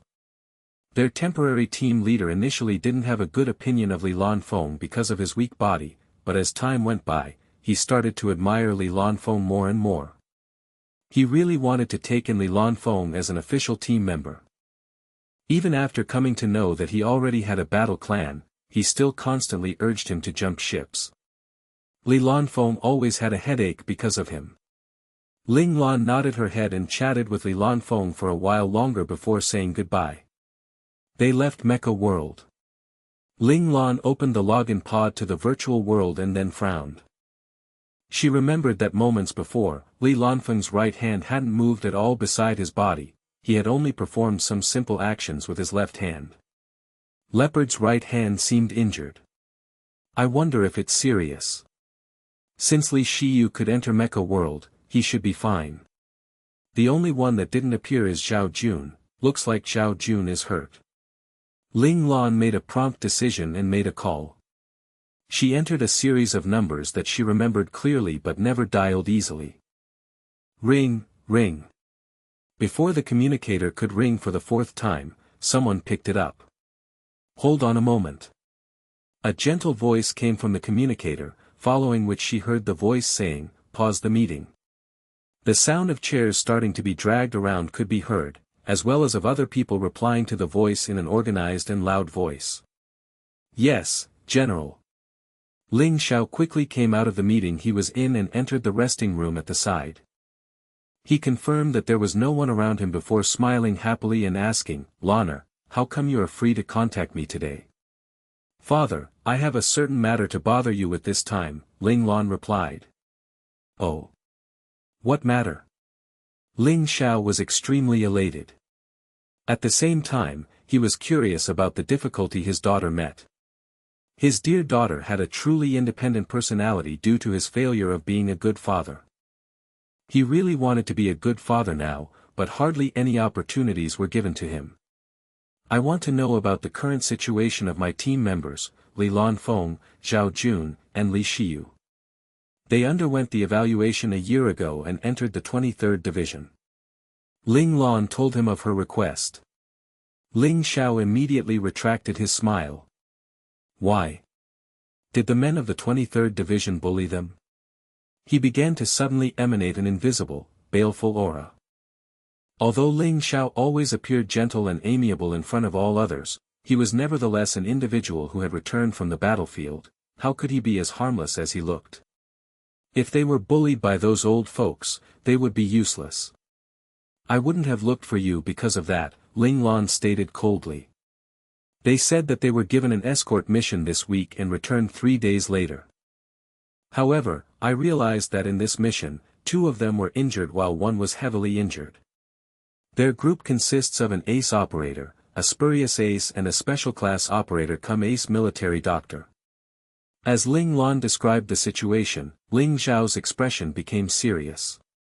Once these talented cadets from the military academy came over, they would be placed under the nurturing program of the military. The military would not give them any missions in their first year and would let them undergo cruel recruit training so that they could get used to life in the military. From their second year onwards, they would be given some patrol and guard missions which involved no risk. Only on their 3rd year would they be given hunt and escort missions to get them used to sea blood. Once they managed to pass their first 3 years, they would be asked to participate in large-scale operations to chase down and suppress bandits. That was when they would get first-hand experience of the cruel massacres between humans. On their 5th year, the division would send them out onto the real battlefield, and that was when life-or-death battles would take place. Based on what Ling Lan said, her team members were at most in their 2nd year. Even if there was an escort mission, it was not their turn to take it. Also, for such a powerful mecha operator to be hurt so badly, it would not have been a simple escort mission. It was impossible for there to be nothing going on. I know. I will investigate this matter. Don't worry. Ling Xiao's eyes were cold. Although he didn't know who was behind this, he was clear that there was someone envious of these talented cadets, which was why this had happened. I'll leave it to you, Ling Lan said. Ling Xiao hung up the call with Ling Lan and walked back into the meeting room with murder in his eyes. It was time to teach those people from the 23rd Division a lesson. Otherwise, they would think that he, Ling Xiao, was a very nice person to bully. Because of Ling Lan's words, the 23rd Division underwent a strict reorganization. The people that had tried to harm the foundation of the 23rd Division were expelled, while those that had tried to harm their brother-in-arms were sent to military court. In an instant, the atmosphere in the 23rd Division grew much better. The military soldiers who truly loved the 23rd Division became more loyal to the division as well as to Ling Xiao. The timely reorganization also saved Li Lanfeng and company, and they immediately heaved a sigh of relief. They knew that someone on top had been targeting them, but they weren't able to do much despite being on their guard. They had ended up being targeted eventually. For instance, the escort mission that had seemed very safe on the surface was actually filled with danger. If they hadn't had the capabilities, Zhao Jun would not have been the only one to be seriously injured. All 3 of them, including their temporary team, would have been stranded to become food for star-level brutal beasts. Of course, this did not mean that the 23rd Division was completely free of all outsiders. Ling Xiao knew that he couldn't be too extreme. As long as those people didn't hurt the 23rd Division's foundation and their brothers-in-arms, whether it be spies from other divisions or soldiers with their own agenda, Ling Xiao would let them stay and not touch them. He needed to know how to compromise adequately in his position. If he truly took control of the 23rd Division like it were his own army, someone from the Federation would start to grow worried. As for him, he might become an eyesore in the military headquarters. But if that was all, he would not be scared. After all, the military would always be guarded against their generals and God-class operators even as they gave them important roles and tasks. He didn't mind being guarded against more. However, he had 2 soft spots now, Lan Luofeng and Ling Lan. They were his dearest treasures and he didn't want them to be hurt in any way. That was why he had to lower his head and make some compromises. As the 23rd Division was vigorously undergoing a reorganization, Ling Lan welcomed the next day peacefully. In the afternoon, the entire military academy was empty. There was almost no one in the school. All the students were either in the mecha combat hall or watching the live broadcast of the upcoming mecha competition with their friends. Some had gone back to their accommodations and prepared to enter Mecha World so that they could experience the battle firsthand. The administrators of the military academy hadn't freed a day this time for everyone to watch the battle. However, since this battle would affect the future progression of power in the school, most of the students, whether they had a mecha clan or not, took leave on the day to watch this future-determining ultimate battle. As the number of people taking leave increased, the instructors decided to take leave too. There were not many people for them to teach that day and they were keenly interested in this match as well. The instructors wanted to know if Ling Lan was able to take over the first men's military academy. If he succeeded, it would be a first in the history of the first men's military academy and they would be a witness of the event. Similar to the other mecha tournaments, a VIP room in the military academy grew lively again as instructors and administrators appeared inside to watch the ultimate mecha battle. The room was filled up within a minute. The moment Tang Yu entered the room, he saw numerous faces familiar and unfamiliar. They were all sitting with people they were close to and were in the middle of a furious discussion. They spoke about their opinions as well as the different possibilities of this match. Tang Yu immediately spotted the principal. He was sitting right in front of the big screen, smiling as he sat there. For some reason, no one sat beside the principal even though many people went over to greet him. Tang Yu smiled and walked over. He greeted the principal. "Principal, hello. Long time no see." Counting the time, he had not seen this mister for almost 8 months. The principal saw Tang Yu and his polite smile immediately became sincere. He patted the sofa beside him and said, "Come, come. Tang Yu, sit beside me. Tell me about the details of the competition later." The principal's words caused jealousy and envy amidst the people who didn't leave. Tang Yu didn't act polite with the principal and immediately replied, "No problem." He sat on the sofa that the principal indicated immediately after he finished his sentence. Even without raising his head, he could feel the intense glares shooting at him. Tang Yu didn't care at all. Ever since he watched the battle between Ling Tian and Lei Tang with the principal last year and they discovered Ling Lan's secret together, he had formed an alliance with him. This year, he had gained the title of the trusted subordinate of the principal, so he was used to this treatment. By now, he was indifferent towards them. Tang Yu sat down and started chatting with the principal. The time of the competition came closer and closer. Everyone in the VIP room had sat down and no one was walking around anymore. They patiently waited for the competition to start. The principal leaned towards Tang Yu when he saw no one interrupting them and whispered, "Tang Yu, do you think that Ling Tian has a chance of winning this time?" Tang Yu replied in a low voice, "Principal, as long as Ling Lan maintains his standard, there should be no qualms about the result." Even he himself didn't have the confidence to win against Ling Lan. Hence, in this situation where Lei Tang didn't have a successor to Qiao Ting, Tang Yu felt that Ling Lan would not lose even if she decided to take a small nap. Of course, Ling Lan would not make such a low-level mistake. As compared to Qiao Ting, Ling Lan was colder and more vicious. He couldn't think of a way in which Lei Tang would be able to defeat Ling Lan. The latter had almost no weak points. If they wanted to reenact the self-destruct plan Ling Lan had carried out the last time, they would be knocked down before they could even come near. There was no way they could harm her. "Principal, Ling Lan's talent in mecha operation is the greatest I have seen in my life." "It is the only one I have seen too," Tang Yu exclaimed. During the 1 year that he spent teaching Ling Lan, he managed to learn many things. Although they had a teacher and student relationship, they were more like friends that understood each other and had the same position and status. Tang Yu hadn't expected to make a breakthrough in his hand speed, which had been stagnant for a very long period of time, in the year he spent fighting against Ling Lan. This little breakthrough had made him elated. He had been stuck at Elite Ace status for over 10 years.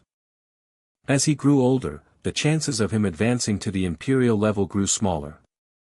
Tang Yu had given up a few years ago, but luck just came to him so suddenly. The principal's smile deepened as he listened to Tang Yu's words. He asked purposely, "How is he as compared to Ling Xiao?" Tang Yu's heart dropped and there was an awkward expression on his face. His words just now had been ambiguous and might have given others the impression that even the God-class operator, General Ling Xiao, couldn't be compared to Ling Lan. Tang Yu knew that Ling Xiao was the principal's old friend. He quickly tried to salvage the situation. General Ling Xiao is an exception. The principal merely waved his hands and said, "Don't act polite in front of me. I am asking this sincerely. If he really has a greater talent than Ling Xiao would be elated to know it too." Then something occurred to the principal and he started laughing happily. Tang Yu was stunned for a moment, following which something flashed across his mind: Ling Lan, Ling Xiao. They had the same surname. Are they father and son? Oh, no way. He had to be thinking too much. Tang Yu quickly denied this thought of his.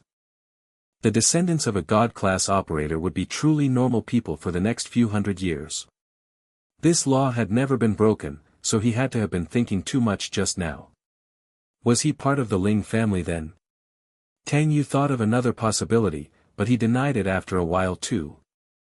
Tang Yu remembered that 19 years ago when General Ling Xiao was sacrificed, his relatives attempted to take over the general's achievements, which had caused the general's family to become enraged and break all ties with the Ling family. If there was indeed a prodigy in the Ling family, General Ling Xiao, no matter how big his heart was, would not be elated. Tang Yu felt that his thoughts made sense. When he saw the confused expression on Tang Yu, the principal felt satisfied. He remembered how shocked he was when he found out that Ling Lan was Ling Xiao's son and saw his perfect operation skills. He had even called Ling Xiao to ask him if Ling Lan was really his son or if he picked him up from somewhere. But that was when the principal realized how scary Ling Xiao was when he went crazy. The principal shivered and felt lucky that he had only called him instead of going to ask in person. Otherwise, he might not have been able to sit here and watch the competition in one piece. This showed how much Ling Xiao treasured Ling Lan. Commentary: sulky Ling Xiao bit his little handkerchief and felt wronged. I was suspected of being infertile. Shouldn't I be angry? Shouldn't I? The principal swept the image of Ling Xiao's eerie-looking face out of his mind and gave Tang Yu a reminder out of kindness. Tang Yu, don't let theories bind your thoughts. Tang Yu looked up in astonishment. He opened his mouth and finally managed to squeeze out a sentence. Is he really, the father? The sentence was not long, but the principal understood what Tang Yu wanted to say. He gave the latter a firm nod. Tang Yu's body shook in excitement and his face turned red. Out of all the people over here, he respected General Ling Xiao the most. He didn't expect himself to have the honor of teaching General Ling Xiao's son. Moreover, his son was such a talented young man, too. Tang Yu calmed down after being excited for a while, following which he looked at the principal curiously. He truly wanted to ask the principal, why was Ling Xiao's son able to break the law of nature? Tang Yu and the principal didn't know that Ling Lan was a female and not a male. The research carried out by the Federation was only based on male descendants, so they shouldn't bring up this law on this weirdo Ling Lan. The principal shook his head. I am not sure either. Maybe a mutation occurred. However, it is a good thing. The principal smiled. They were on the same side as Ling Xiao, as it was a good thing that he had such a talented son. It was better than having a normal son, right? Tang Yu agreed with the principal's words. This was a good thing, so why should he probe further? At this moment, someone in the VIP room shouted, the competition is starting. The two of them turned their heads to look at the big screen, on which countless big and tall trees appeared. This was the hardest map in the competition, the forest map. The best map to sneak attack and be sneak attacked. The corners of Tang Yu's mouth lifted up to form a smile. Ling Lan's luck is not bad. He managed to get a map that suits her the most. The principal immediately asked out of curiosity, why is it so? Although Lingtian's special class operators only advanced not long ago and have much less experience as compared to those in Leitang, Ling Lan always liked to torture them. He would assassinate them despite having the ability to overpower them in a normal fight. Tang Yu recalled the one versus many battle that he had previously witnessed and gave a silent laugh. At the time, everyone had thought that the powerful and mighty Ling Lan, who always meant what he said, would fight them face to face. Hence, they had all gathered together and prepared to attack her together too. Unexpectedly, though, Ling Lan went into hiding and assassinated them using all kinds of methods when they were not prepared for it. Ling Lan's strange assassination methods made everyone go crazy. In the end, Ling Lan won easily. The people who fought with Ling Lan came out of their cockpits with pale faces. They didn't manage to regain their senses for the entire day. Tang Yu also knew that this kind of battle didn't happen only once.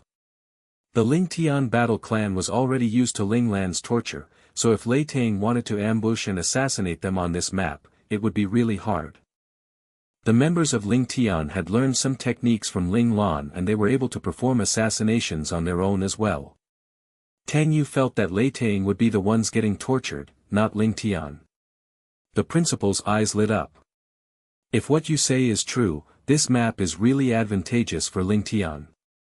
I anticipate the performance of those punks. Because of Ling Lan, the principal and Tang Yu supported Ling Tian. Hence, Lei Tang was given up unknowingly. At this moment, in the forest map, the mechas from the two clans appeared in different positions. When they entered the map, they would be transported to a location automatically. The name of the team was labeled in front of the mechas and then a series of numbers followed. The people in the battle would not know who was in the mecha, only the audience would know. Both sides had to predict the person in the mecha by analyzing their strength and techniques. This tested the students' adaptive ability as well as their knowledge of their opponent.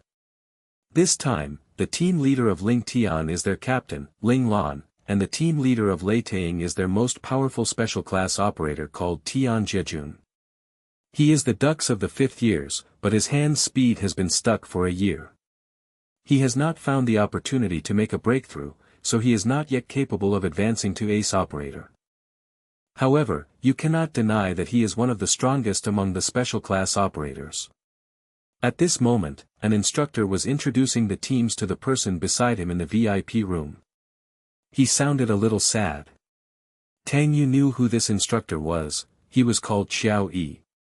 He was also an ace instructor and was taking the 2nd years this year. Tian Jiejun was his student from the last semester and was one of his prided pupils. The person beside the instructor knew of the relationship between Tian Jiejun and Xiao Yi. He immediately consoled him, it is just a matter of time. He will advance to ace operator in the future. Also, remaining as a special class operator will allow him to gain a stronger foundation.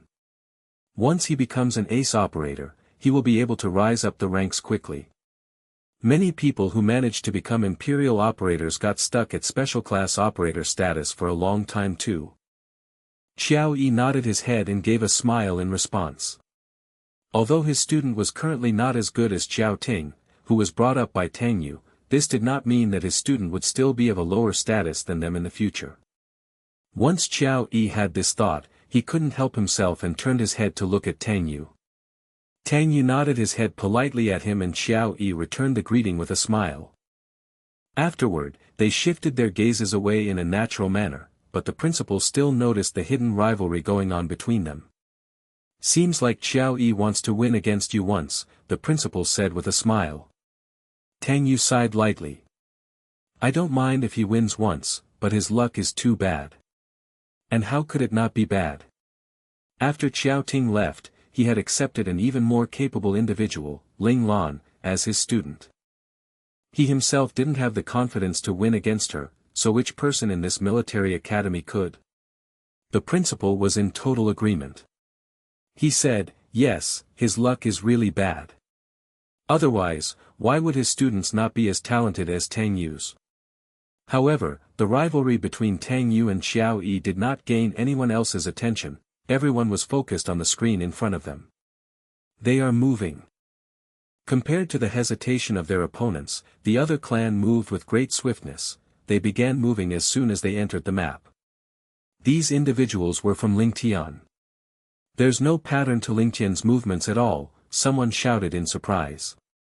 The Ling Tian Mecha clan had a piece of equipment that could allow them to see the location of their team members. This information was revealed last year in the battle against Xiao Ting Mecha clan and had become an open secret. Everyone thought that Ling Tian would gather together first, or form teams of 3 with the mechas closest to them just like what they did last year. This was what Lei Tang was most afraid of. They are fighting their own battle. Ling Tian has given up on formation tactics. The instructors with sharp eyes immediately understood Ling Tian's intention. Why are they giving up on formation tactics? Wouldn't it give them more of an advantage? The instructors were flabbergasted at Ling Tian's actions. From their perspective, Ling Tian had made a stupid decision. They had given up their advantage and opted to fight with their weakness, which was the same as seeking their own death. Ah, Lei Tang is moving too. Just as the instructors and administrators were feeling angry and disappointed at Ling Tian's actions, Lei Tang started moving. Ah, look, the direction that the Lei Tang is heading to, are 3 locations closest to Ling Tian. Their destinations are the same. Very soon, everyone realized the secret behind Lei Tang's movements. Lei Tang has the member locating device too. Seems like after losing last year, they have covered up their blind spots. Lei Tang has prepared sufficiently for this battle. Many of the instructors were starting to place their bets on Lei Tang. Strange, where are Ling Tian's mechas? Everyone's attention had been attracted by Lei Tang just then.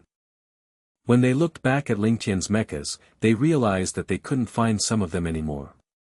They are over there, hiding. Someone looked back just in time to see where Ling Tian's mechas had gone to. He personally saw a mecha changing its color surreptitiously as it hid among a pile of leaves and branches at a stone hill. It started to merge with its surroundings. Chameleon system. Everyone turned serious. Both teams had made ample preparations for this battle. Lei Tang had managed to obtain the member locating device, while Ling Tian had gotten themselves chameleon systems which were known as the ultimate weapon for assassination. The chameleon system was a top-class disguise system, which could only be used by special-class mecha and above. It was known as the ultimate weapon for assassination because the system could enable a mecha to integrate into its surroundings.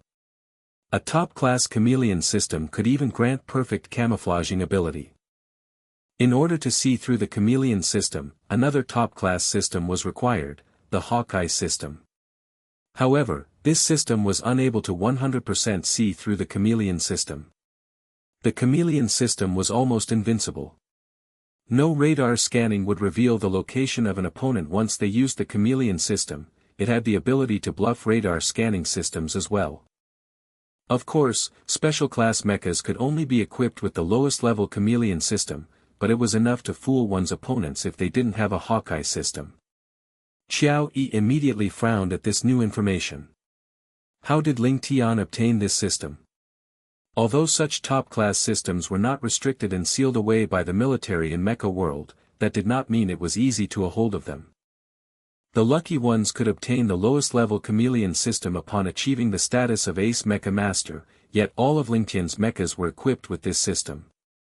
He could almost believe that Mecha world was opened by Ling Tian themselves, otherwise, how would they have been able to obtain so many top-class systems and equip them on these low-level special-class mechas? In reality, Xiao Yi's thoughts were nearly correct. With the king of Mecha world, Little Four, beside Ling Lan, it could be said that the virtual world was indeed opened by them. However, Ling Lan hadn't asked Little Four to open a backdoor. She had merely asked him to give her the mission that would allow her to obtain the chameleon systems. Afterward, Ling Lan had prompted all the special-class operators in the clan to go and carry out the insanely terrifying mission. The task involved was a one-man mission. If a person wanted to obtain the chameleon system, he or she needed to pass the mission with his or her own ability. There was no easy way out. All the members of Ling Tian had had no choice but to do it. They used their deaths to learn and gain the experiences needed to succeed. They didn't know how many times they had died because all the ways they had died in were different.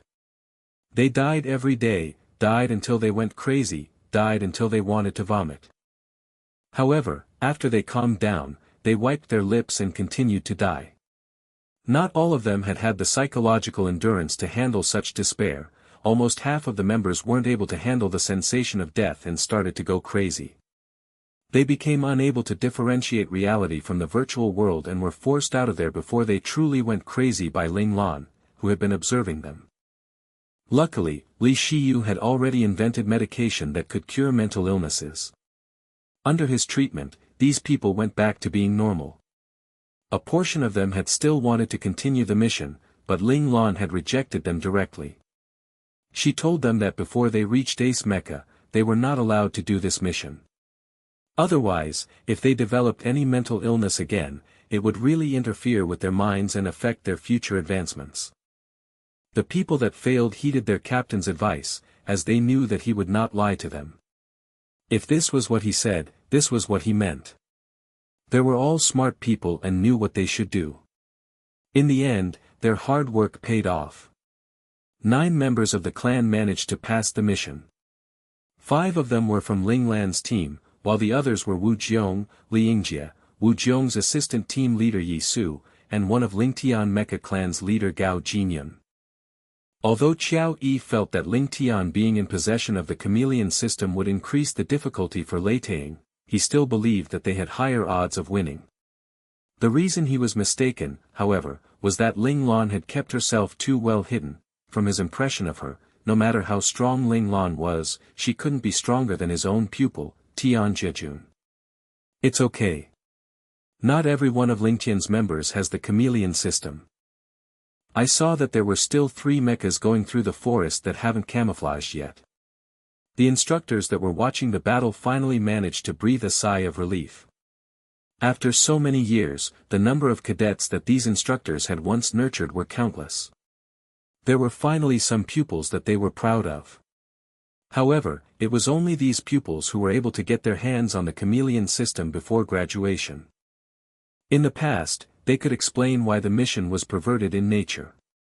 If the chameleon system became like corn in a field, like a piece of standard equipment for Lingtian, the instructors would definitely feel terrible about it. They might all become furious to the point of spitting blood. Oh yeah, did you guys see which one of the mechas belongs to Lingtian's commander, Ling Lan? Asked an instructor who was very interested in Ling Lan. He had originally thought the mecha operated by the commander would be different from the others. He remembered that 1 year ago, Ling Lan had operated a modified special class mecha that was different from standard special class mechas. This time, however, Lingtian's 12 mechas were roughly the same in appearance. He couldn't figure out who was who. Not sure. I can't make it out which mecha it is. The others around him also didn't know the answer and shook their heads at his question. Look at the serial numbers. Number 1 should be the commander's mecha, one person reminded everyone. I found it. Coordinates, XX, XX. The mecha that is currently moving is Lingtian number 1. One person had already found the mecha that had Lingtian number 1 shown on its serial number. Everyone's focus was on Lingtian number 1. They saw the mecha fly quickly and move forward with finesse. Its movements were smooth and graceful. Many of the spectators praised the operator piloting Lingtian number 1. As expected of a mecha clan commander. This kind of piloting has already reached the level of a fully experienced pilot. Seeing this, the principal asked, Tang Yu, number 1 is Ling Lan, isn't it? Tang Yu closely observed the movements of Lingtian number 1, but 3 seconds later he shook his head and replied, that's probably not Ling Lan. The principal asked in surprise, how can you tell that number 1 isn't Ling Lan? Tang Yu smiled slightly. The movements of the mecha are too elegant. Doesn't elegance show that the pilot has good operating skills? The principal continued to ask confusedly. Yes, it indeed does show that the pilot has good operating skills, but it's not limited to just that. After saying this, Tang Yu couldn't help but smile before continuing. In fact, a cadet that is able to perform to this level can be considered to be quite outstanding already. Unfortunately, after having seen Ling Lan's operating skills, I actually don't think this cadet's skills are very good. Ling Lan's operating skills have already reached that high of a level. Simple and one with nature. Tang Yu's words shook the principal. This was the foundation for advancing to imperial level. Had Ling Lan already progressed so far? There is no longer the pursuit for elegance in Ling Lan's operating techniques, instead, it has become simpler, Tang Yu stated proudly. Thinking back to the past, Tang Yu's dazzling operating skills had begun to evolve into the simpler and more precise realm only after countless life-or-death battles. He began to understand it then, but Ling Lan had managed to gradually learn about it in the military academy. How monstrous was this type of mecha operating talent? It was as though there weren't any barriers for Ling Lan, as though he could easily find the correct direction to evolve in. His movements won't give you the impression of beauty or elegance. Instead, they will appear normal and uninteresting. However, each motion is even faster, stronger and more accurate while simultaneously not wasting any time, explained Tang Yu. If no one pays attention to those movements, they would be overlooked. Only if you focus on observing operating skills would you able to discover this secret. I'm very confident when it comes to Ling Lan. All the other cadets that I have taught might die on the battlefield, but I believe that only Ling Lan would be able to come back alive, even if he were put in a bad situation. At that moment, the principal was still focused on his statement that Ling Lan's operating skills was simple and one with nature. He quietly asked, Tang Yu, tell me honestly. Can Ling Lan advance to imperial level before his 5th year? If the first men's military academy had a cadet that advanced to imperial level, which of the other schools would dare to meddle with the title of number 1 military academy? Thinking up to this point, the principal became jittery and excited. Not possible. Tang Yu answered with confidence. The principal was so disappointed that it was as though he had a bucket of ice water poured over him. He looked towards Tang Yu and discovered that his expression was stern. Surprised, the principal calmed himself down and said, Sorry, Tang Yu. I got greedy. He had promised to protect Ling Lan, yet after finding out that Ling Lan was capable of advancing to imperial level, his greed took over his common sense and almost made him do something stupid. You are concerning yourself with too much. Ling Lan will advance to ace level in his 5th year and that's as far as he can go, Tang Yu said meaningfully. The principal smiled with regret and didn't keep on going around in circles on the subject. He suggested, since you said Ling Tian number 1 isn't Ling Lan, then let's see who is actually who. The audience could search up the detailed list of the battle team members for both sides. The principal inputted Ling Tian number 1 in his communicator and it displayed a list of simple details regarding Ling Tian number 1. Ling Tian no. 1. Name, Xie, background, descendant of an elite family, age, 19, physical skills, Qi Jin beginning level, mecha piloting, special class, advancement evaluation from advanced to special class, outstanding. Xie. I never heard of this name before. Tang Yu, do you know about him? Who knew Ling Tian had this kind of expert in their clan? The principal wondered with marvel. For most students, those who had good physical skills were weaker in terms of talent in mecha piloting. If their mecha piloting talent was good, they wouldn't focus on physical skills. Usually, those who had high levels in physical skills had lower levels in mecha piloting compared to others and vice versa. However, the information of Xie that was on display, whether it be his physical skills or mecha piloting, showed that he had already reached the highest level for his age. He had truly managed to improve both at the same time. The only reason the principal marveled at Xie was that only after reaching this level would an individual understand that those capable of becoming top mecha operating experts also had similarly strong physical skills. For example, the Federation's 12 God-class mecha operators, their physical skills had reached the level of domain. It could be seen that the two skills complemented each other. If an operator only focused on mecha operating and neglected their physical skills, they would have no chance of reaching the highest level of mecha operating in the end. Xie is a member of Ling Lan's battle team. Currently, he is given the role of right-wing vice-captain. His mecha operating skills are ranked among the top 50 in the entire military academy. Tang Yu gave the principal some details about Xie.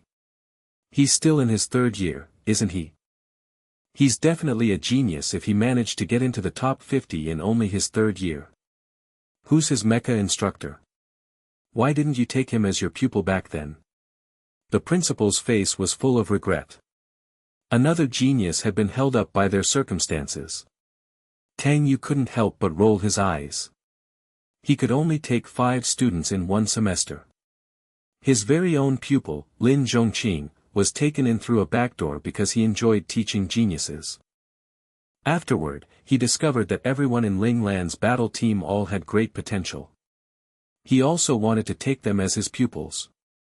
However, the rules of the military academy weren't that easy to override. Since they already had instructors, no matter how much Tang Yu loved teaching geniuses, he wouldn't be able to break the rules and be their instructor. If that was to happen, the entire military academy would be in a mess. Not only would the other instructors have disagreements with him, but it would also make all the cadets in the military academy become discontent. They would think this, since Tang Yu could give pointers to cadets taught by other instructors, then why couldn't he give some pointers to them as well? Don't worry, Mr. Principal, his instructor is Luo Jinan. He is also an outstanding ace operator and is extremely attentive to Xie. He has mentioned many times that Xie is his most prized pupil and that he wouldn't hold him back. Even if Instructor Luo's teaching were not good, there was still Ling Lan looking out for Xie. Tang Yu knew clearly that Ling Lan always held small training sessions for her teammates. Otherwise, could the instructors really have raised such outstanding cadets with their capabilities alone? Even Tang Yu himself didn't feel confident about that. So, someone as outstanding as him can only be the right-wing vice-captain? Does that punk Ling Lan have selfish motives? Every battle team had their confidants and they would be usually given positions that didn't reflect their real potential due to the relationships and feelings between everyone. The principal was worried that Ling Lan was giving out positions based on her emotions. Tang Yu's lip trembled for a second. Just Xie alone had excited the principal this much. If he came to know that the rest of Ling Lan's battle team was entirely composed of monstrous individuals, perhaps the principal would be so excited that his heart wouldn't be able to take it and instantly faint. He was very much inclined to see principal's reaction after telling him the truth. Tang Yu smiled slyly as he began. Ling Lan's battle team's vanguard is called Qi Long. His physical skills level has reached the late stages of Qi Jin in the beginning tier. His mecha operating level is special class. Yes, he advanced in his second year, earlier than Xie by 8 months or so. And the left-wing vice-captain, Luo Lang, possesses a physical skills level in the mid-stages of Qi Jin in the higher tier. His mecha operating level is special class and he also advanced during his second year, earlier than Xie by around 4 months. There's also my star pupil, Lin Zhongqing. His physical skills are at the beginner stage of Qi Jin mid-tier. The time he took to advance was only later than Xie by 1 day. However, because of that 1-day gap, he could only get a position as a backup guard, Tang Yu explained regrettably. Even their battle team strategist has similarly reached the beginner stage of Qi Jin lower tier. His mecha operating level is similarly special class. Of course, his time of advancement was later than Xie by 2 months. However, even though it was that late, he still managed to advance into special class in his third year. His talent in piloting isn't too far off from the others. The principal took in a deep breath. Where had Ling Lan found these insanely strong individuals? Each one of them had the potential to become the valedictorian. However, these details wouldn't be the only things he would be stunned by. Tang Yu's following words rendered the principal completely dumbfounded. These are the members that remain in the military academy. I previously mentioned that Xie only managed to become the right-wing vice-captain at this stage. In the past, he wasn't even qualified because Ling Lan had 3 other members. They are now 6th-year cadets and have already joined the 23rd Division for their 1-year internship. One of them advanced into an ace operator in their 5th year. He had the position as the main vanguard of the battle team at the time. Another one also advanced to ace level in his 5th year, but he couldn't fight for a long time, so he was given the title of spurious ace. At that time, he had the position of the left-wing captain of the battle team. The principal couldn't control himself and his jaws dropped in shock. Tang Yu finally saw the expression he wanted to see. He was satisfied but afraid that the principal might take revenge on him, thus, he contained himself and tried his best to keep a serious face, following which he tossed out one last strike. "Oh, right. Mr. Principal, do you remember the Flying Dragon medals that the military gave us last year to give out to the 5th-year military medicine major valedictorians in hopes of having them join the Flying Dragon Special Forces?" The principal nodded. His face showed a hint of regret as he said, "I wasn't in the military academy at the time. By the time I learned about it, it was already too late for me to get back to the academy." With an expression of sadness, he continued, "The Flying Dragon Special Forces is a battle team that every cadet dreams of getting into. However, even a single Flying Dragon medal is rarely given out every decade. The medal represents the acknowledgement of the country that the awardee is the top in their field and possesses the most potential for growth. It is also what every student dreams about. The medal not only represents glory and status, but at the same time, it also means that you will instantly become a member of the Flying Dragon Special Forces. There would be no need for the cadets to go through a series of harsh evaluations and eliminations." After saying all this, the principal couldn't help but hold on to his chest. Such a rare chance. That punk. Li Shiyu, was it? He actually gave up on this chance. Every time I think about it, my heart aches. He recalled another Flying Dragon medal that could have been awarded many years ago. That punk Ling Xiao was also the same. The man hadn't even notified him and refused on his own accord. "Actually, I really admire Li Shiyu. He wouldn't leave his comrades behind for a better future," Tang Yu said with admiration. Even if it were he himself who was faced with the invitation into the Flying Dragon Special Forces, the honor and glory that the Flying Dragon medal had to offer would have been enough to lure him in. However, Li Shiyu had actually outright refused the invitation given by the military's representative and hadn't hesitated even one bit. Tang Yu still remembered the stunned and disbelieving expression on the representative's face. Perhaps the man had never imagined someone would reject their offer. "I think that the first men's military academy will become the Flying Dragon Special Forces nightmare in the future," said Tang Yu with a laugh. The only two people who had ever rejected the invitation from the Flying Dragon Special Forces were both from the first men's military academy. The principal smiled bitterly at his words. "It's possible that the military will no longer invite the first men's military academy for a chance to participate in the future evaluations to enter the Flying Dragon Special Forces. Those folks all held grudges. After Ling Zhao's rejection, the first men's military academy still had outstanding students in the following years. However, the military was angered to the point of being willing to choose average cadets from other military academies, not giving a chance to the cadets from the first men's military academy to participate in the evaluations. Later on, the Federation finally managed to find another top cadet that made the military give up on their pride and offer that a cadet a Flying Dragon medal. Unfortunately, at that time, their graciousness was met with the cold shoulder from the first men's military academy once again. Thinking up to this point, the principal felt even worse. It was possible that there was no hope for their military academy to receive an invitation to any evaluations for the Flying Dragon Special Forces in the future. "Although the chance that slipped away is indeed very unfortunate, I still think our students don't really care about it," Tang Yu said positively. "What do you mean by that?" the principal asked confusedly. "There's General Ling Xiao. The 23rd Division is where our cadets want to go nowadays. The Flying Dragon Special Forces was indeed a great place to go and all their members were also indeed the top in their fields. However, all of this couldn't compare to General Ling Xiao, whom everyone looked up to. Ling Zhao's growth was like a legend and had created records one after the other. He had pressured the Flying Dragon Special Forces to the extent where they had to take a few steps back. This also made the Flying Dragon Special Forces unable to become a dream that Ling Zhao's generation chased after. That's true. Not even I understand what kind of godly existence that punk Ling Xiao is. The principal was very much in agreement with Tang Yu. Tang Yu's words made the principal's mood instantly change for the better. Along with his improved mood, his logical thinking became clearer as well. He had now remembered some things that he had previously forgotten. He asked with surprise in his tone, "Tang Yu, do you mean that Li Shiyu has joined a battle team? I remember he was in the medicinal research major. Aren't those guys neutral and never join battle teams?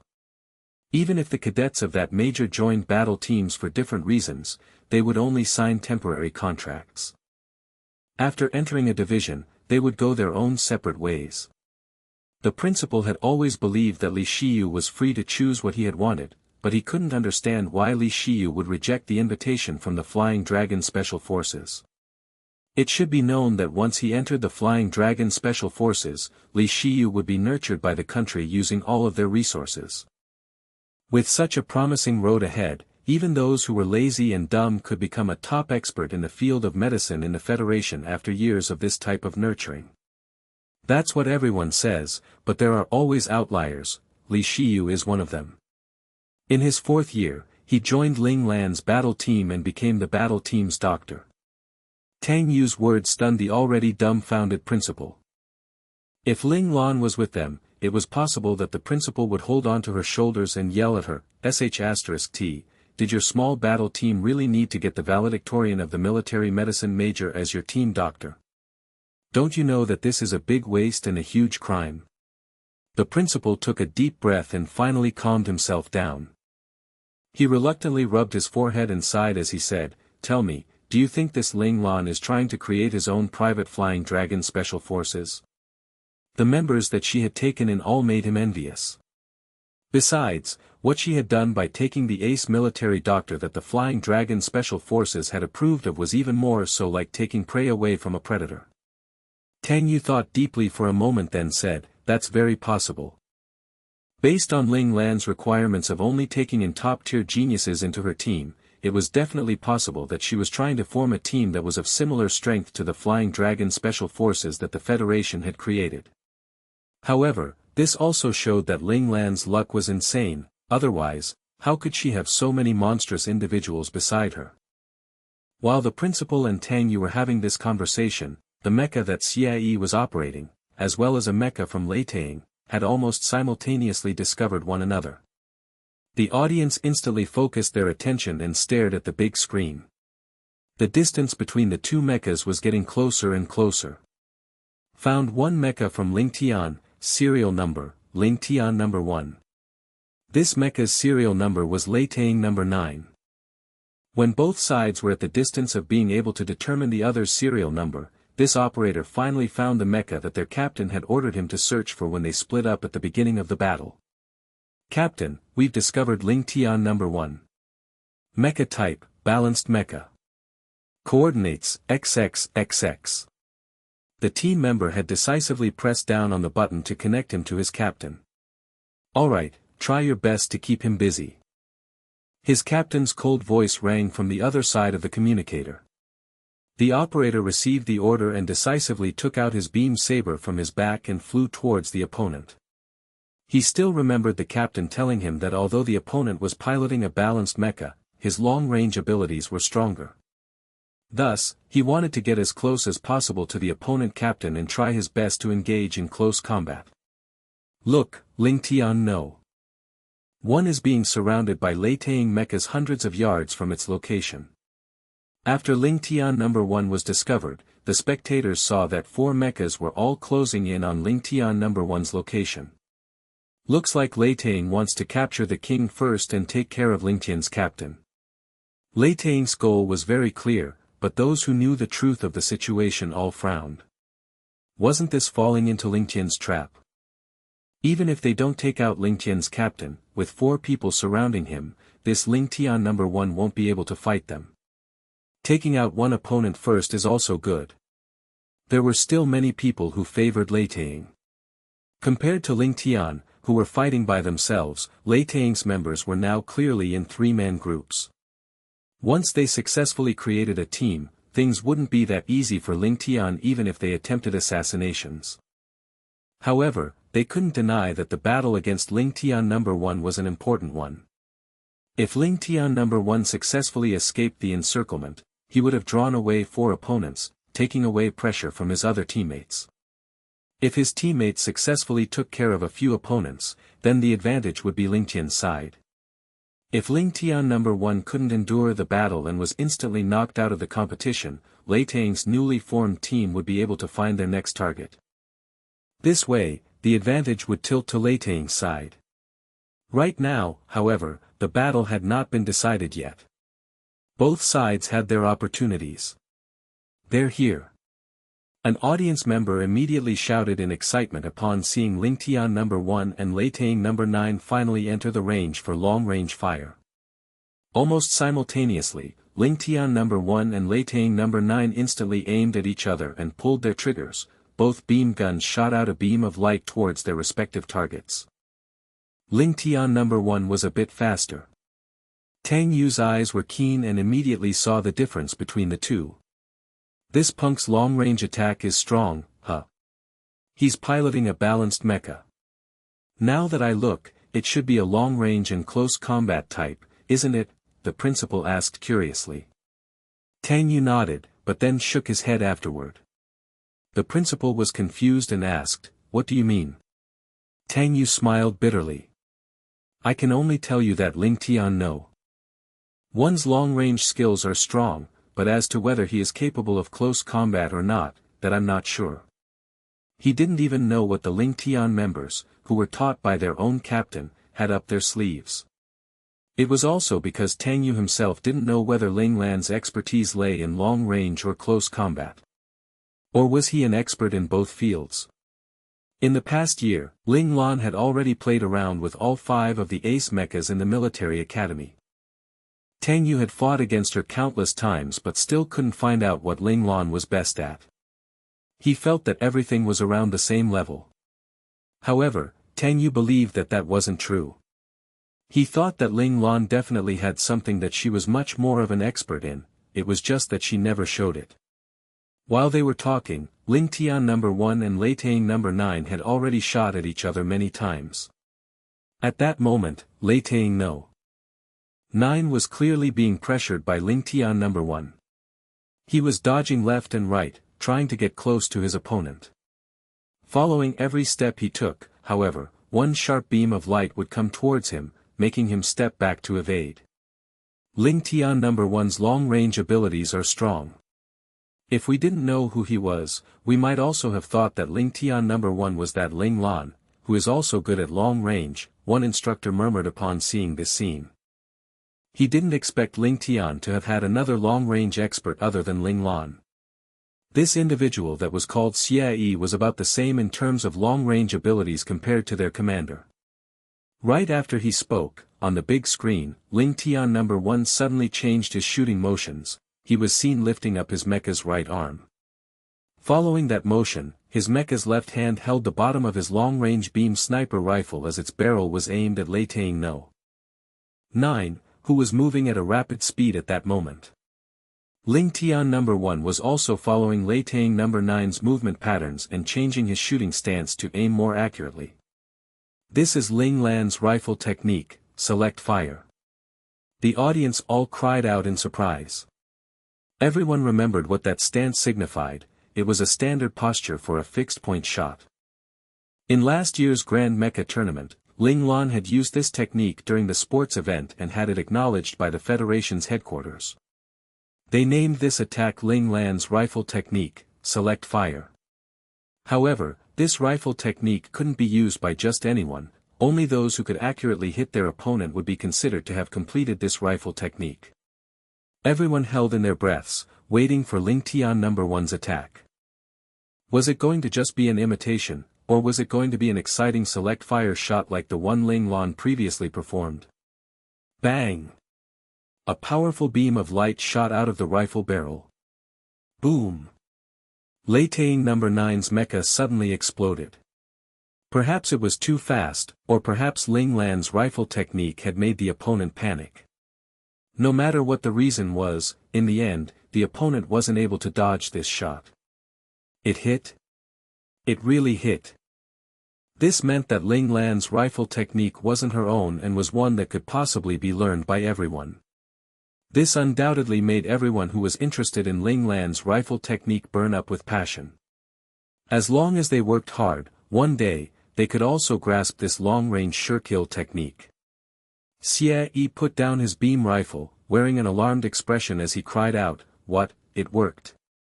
In order to make sure he was in character, he had daringly attempted to use select fire despite that his success rate with his boss technique was only 10%, he hadn't expected his luck to be good enough that it would actually succeed on the first try.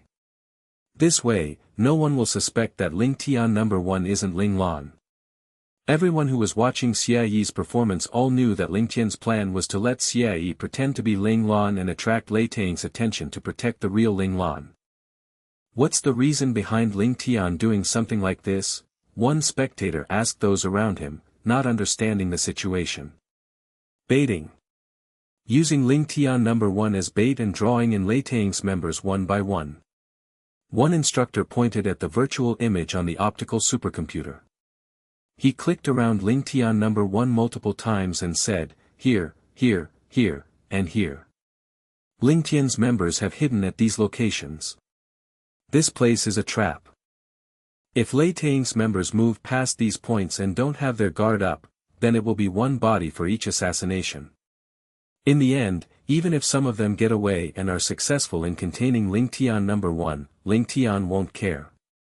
After all, Ling Tian number 1 is merely bait and isn't Ling Tian's real leader. Even if he is defeated and eliminated, it won't affect Ling Tian's morale that much.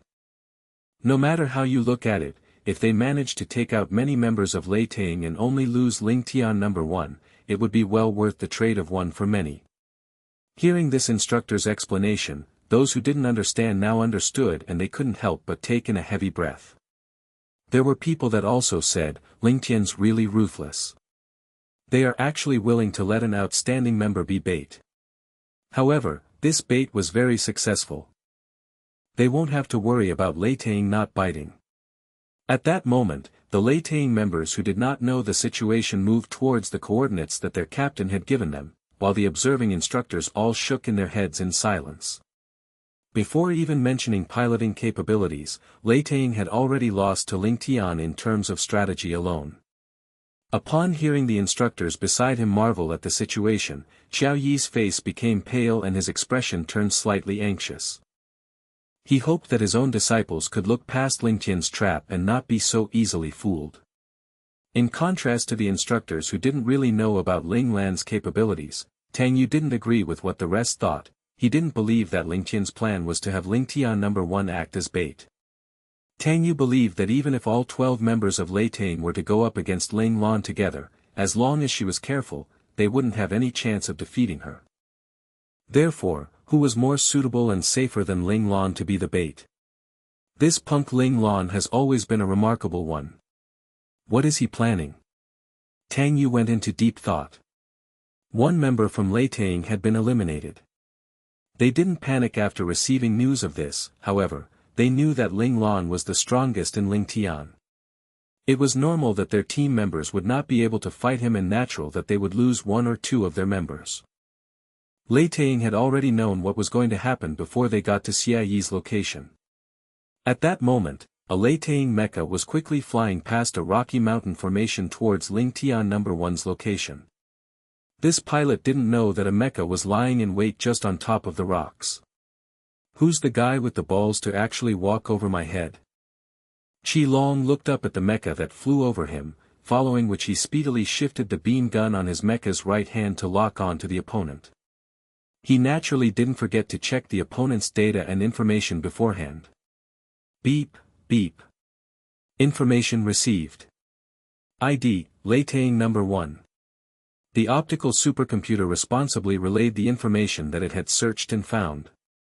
Lei Tang number 1. Qi Long instantly became excited. He hadn't expected that he would finally have a huge fish take the bait after he had laid there for so long. Qi Long, let him pass. Right at that moment, Ling Lan's cold and sharp voice rang in the Team Comlink channel. Ah. Ugh, Roger.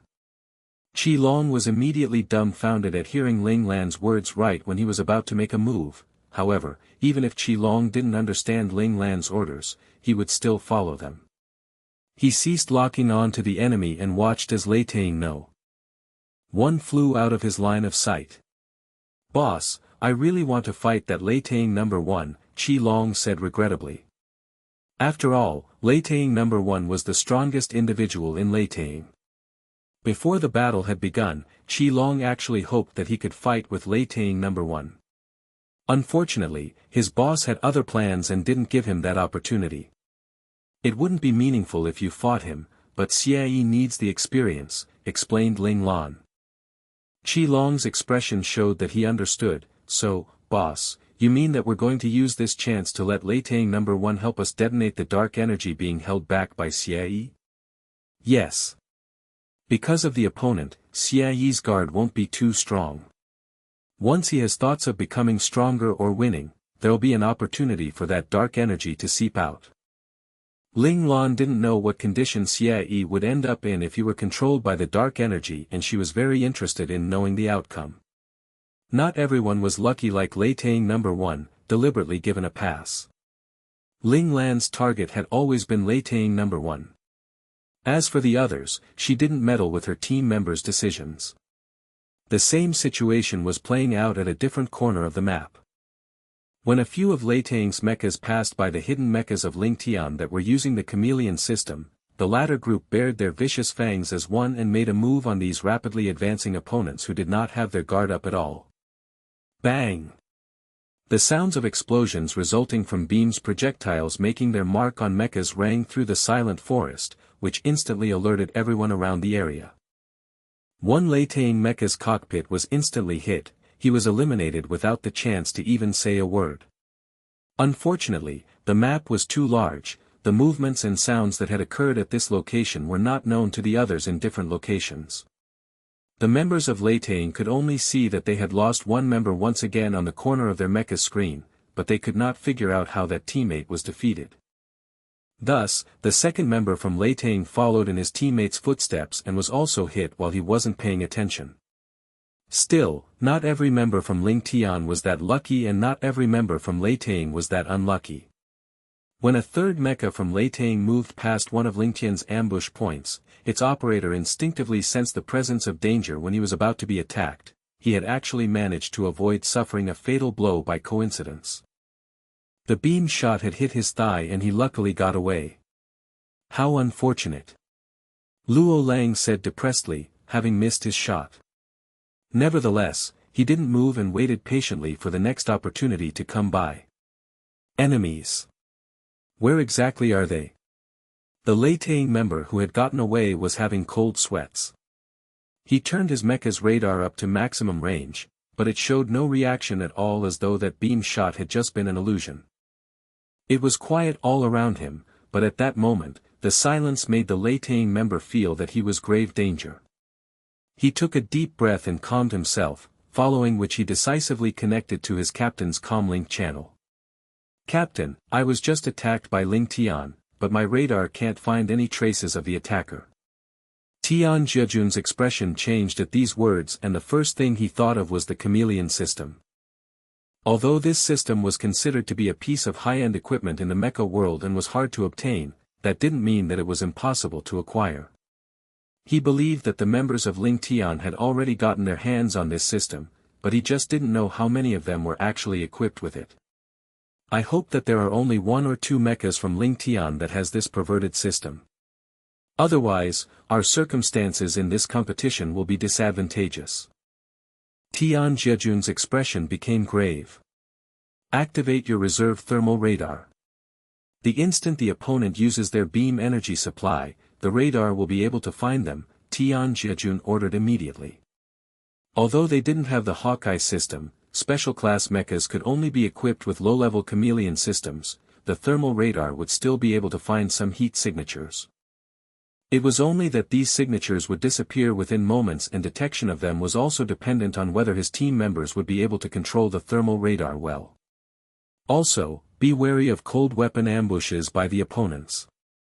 Thermal radars could only detect beam gun energy signals. If the opponents used cold weapons to ambush them, then the radar would be useless. After receiving Tian Jejun's orders, the members of Lei Tang all began to be on guard for Ling Tian's ambushes. As expected, the next time they came under beam fire by Ling Tian, they were able to find the location of the heat source using their thermal radars.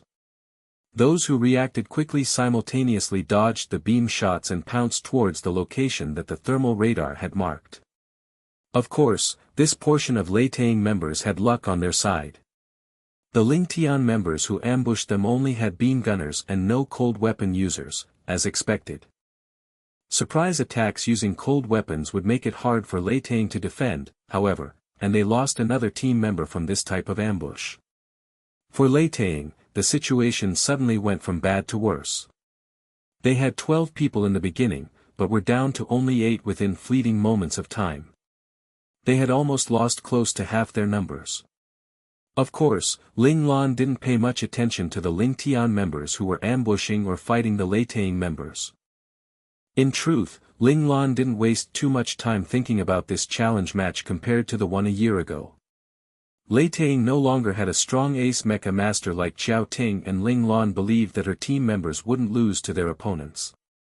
She knew very well that whether a mecha clan had a chance for long-term development was not based on how strong the commander was, but instead based on whether or not the clan itself had reliable strength. Therefore, if Ling Tian wanted to develop and become stronger, its members had to mature more quickly. They had to become a clan in the military academy that would not be easily defeated, and only then would Ling Tian be able to continue developing in the future. In the area of the challenge match, while Ling Tian was preying on Lei Tang, the latter was also preying on the former's members. 3 mechas from Ling Tian had their locations exposed. Other than Xie, who had his orders to pretend to be Ling Lan and draw the enemy's fire, the other 2 members could only be exposed in front of Lei Tang's members because they hadn't finished the mission for the chameleon system. This led to the Lei Tang members, who had already gathered up, mercilessly moving towards them to form an encirclement. Although the chameleon system was very powerful when it came to camouflaging ability, the system would be as good as useless once the user's movements became exposed. Since the first assassination attempt by Ling Tian was evaded by the opponent, they would no longer have the advantage they had in the beginning. If Ling Tian wanted to defeat their opponent, they would have to rely on their own strength. 2 sides fighting each other would naturally result in one person winning and one losing.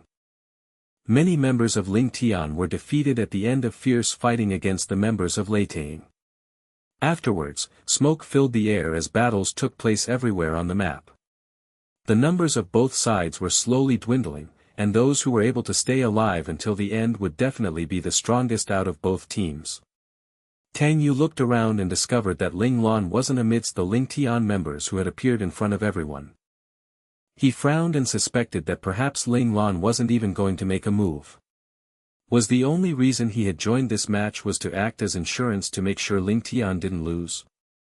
Due to Ling Lan's arrangements, Tian Jejun flew his mecha smoothly all the way towards Xie Yi's location. Xie Yi saw Lei Tang number 1 coming towards him and he instantly grew excited, as Ling Lan had told him before the match that his mission was to keep Lei Tang number 1 busy and hold him back. Before his teammates could completely wipe out the rest of the members from Lei Tang, he had to keep Lei Tang number 1 occupied. Tian Jejun's goal was the same as Xie Yi's. The mission he had received was to first make sure Ling Tian number 1 was held up. As for the others, he would act accordingly as the situation required him to. The eyes of these 2 individuals met up, but they didn't stop to say anything and instead drew out their weapons to engage in battle. Both of them were piloting balanced mechas, which were good for both ranged and close-quarters combat. Therefore, once they entered the range for long-range attacks, both of them raised the beam gun in their hand in unplanned unison and attacked their opponent. Tian Jejun had been stuck at special class operator level for more than 1 year and only needed a catalyst to advance to become an ace operator. His piloting skills were naturally not like Xie Yi's, who had just advanced to special class operator. After Xie Yi probed his opponent in the first few exchanges, he reined in the impulse of wanting to defeat his opponent and began to carefully try to keep him busy instead. At that moment, Xie Yi was performing just like normal. Ling Lan had been watching Xie all this time, and upon seeing that his performance was very normal, she knew that Tian Jejun wasn't giving Xie enough pressure. Lei Tang No. 1's desire to win isn't very high, it seems. Ling Lan had discovered that Tian Jejun's way of fighting was cautious, even a bit restrained. Could it be that he didn't dare to make a careless move due to thinking Ling Tian No. 1 was her? She had to think of something to make Lei Tang No. 1 become desperate. Ling Lan fell into brief thought before connecting to Qi Long's comlink channel. Qi Long, pretend to be losing and lure your opponent to the coordinates, XX, 20. Hearing this, Qi Long knew that his boss had some sort of plan.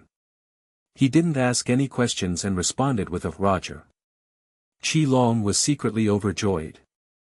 In order to avoid being bored after his fight, he had wanted to battle with his opponent for a longer period of time. Thus, he had concealed a portion of his strength and fought on even grounds with his opponent. If he had started with full strength from the start and pressured his opponent, it would have been difficult for him to feign that he was losing. Qi Long continued to trade several more blows with his opponent before he pretended to show weakness and then drew back his cold weapon, following which he turned around and desperately flew towards the coordinates Ling Lan had indicated. Seeing the opportunity to take down his opponent, the Lei Tang member naturally wouldn't let it pass by. He immediately piloted his mecha to follow Qi Long. Seeing this, Qi Long was relieved. He fought back for moments at a time, before running for another moment, then rinse and repeat. As this continued, they finally arrived at that location that Ling Lan had given him.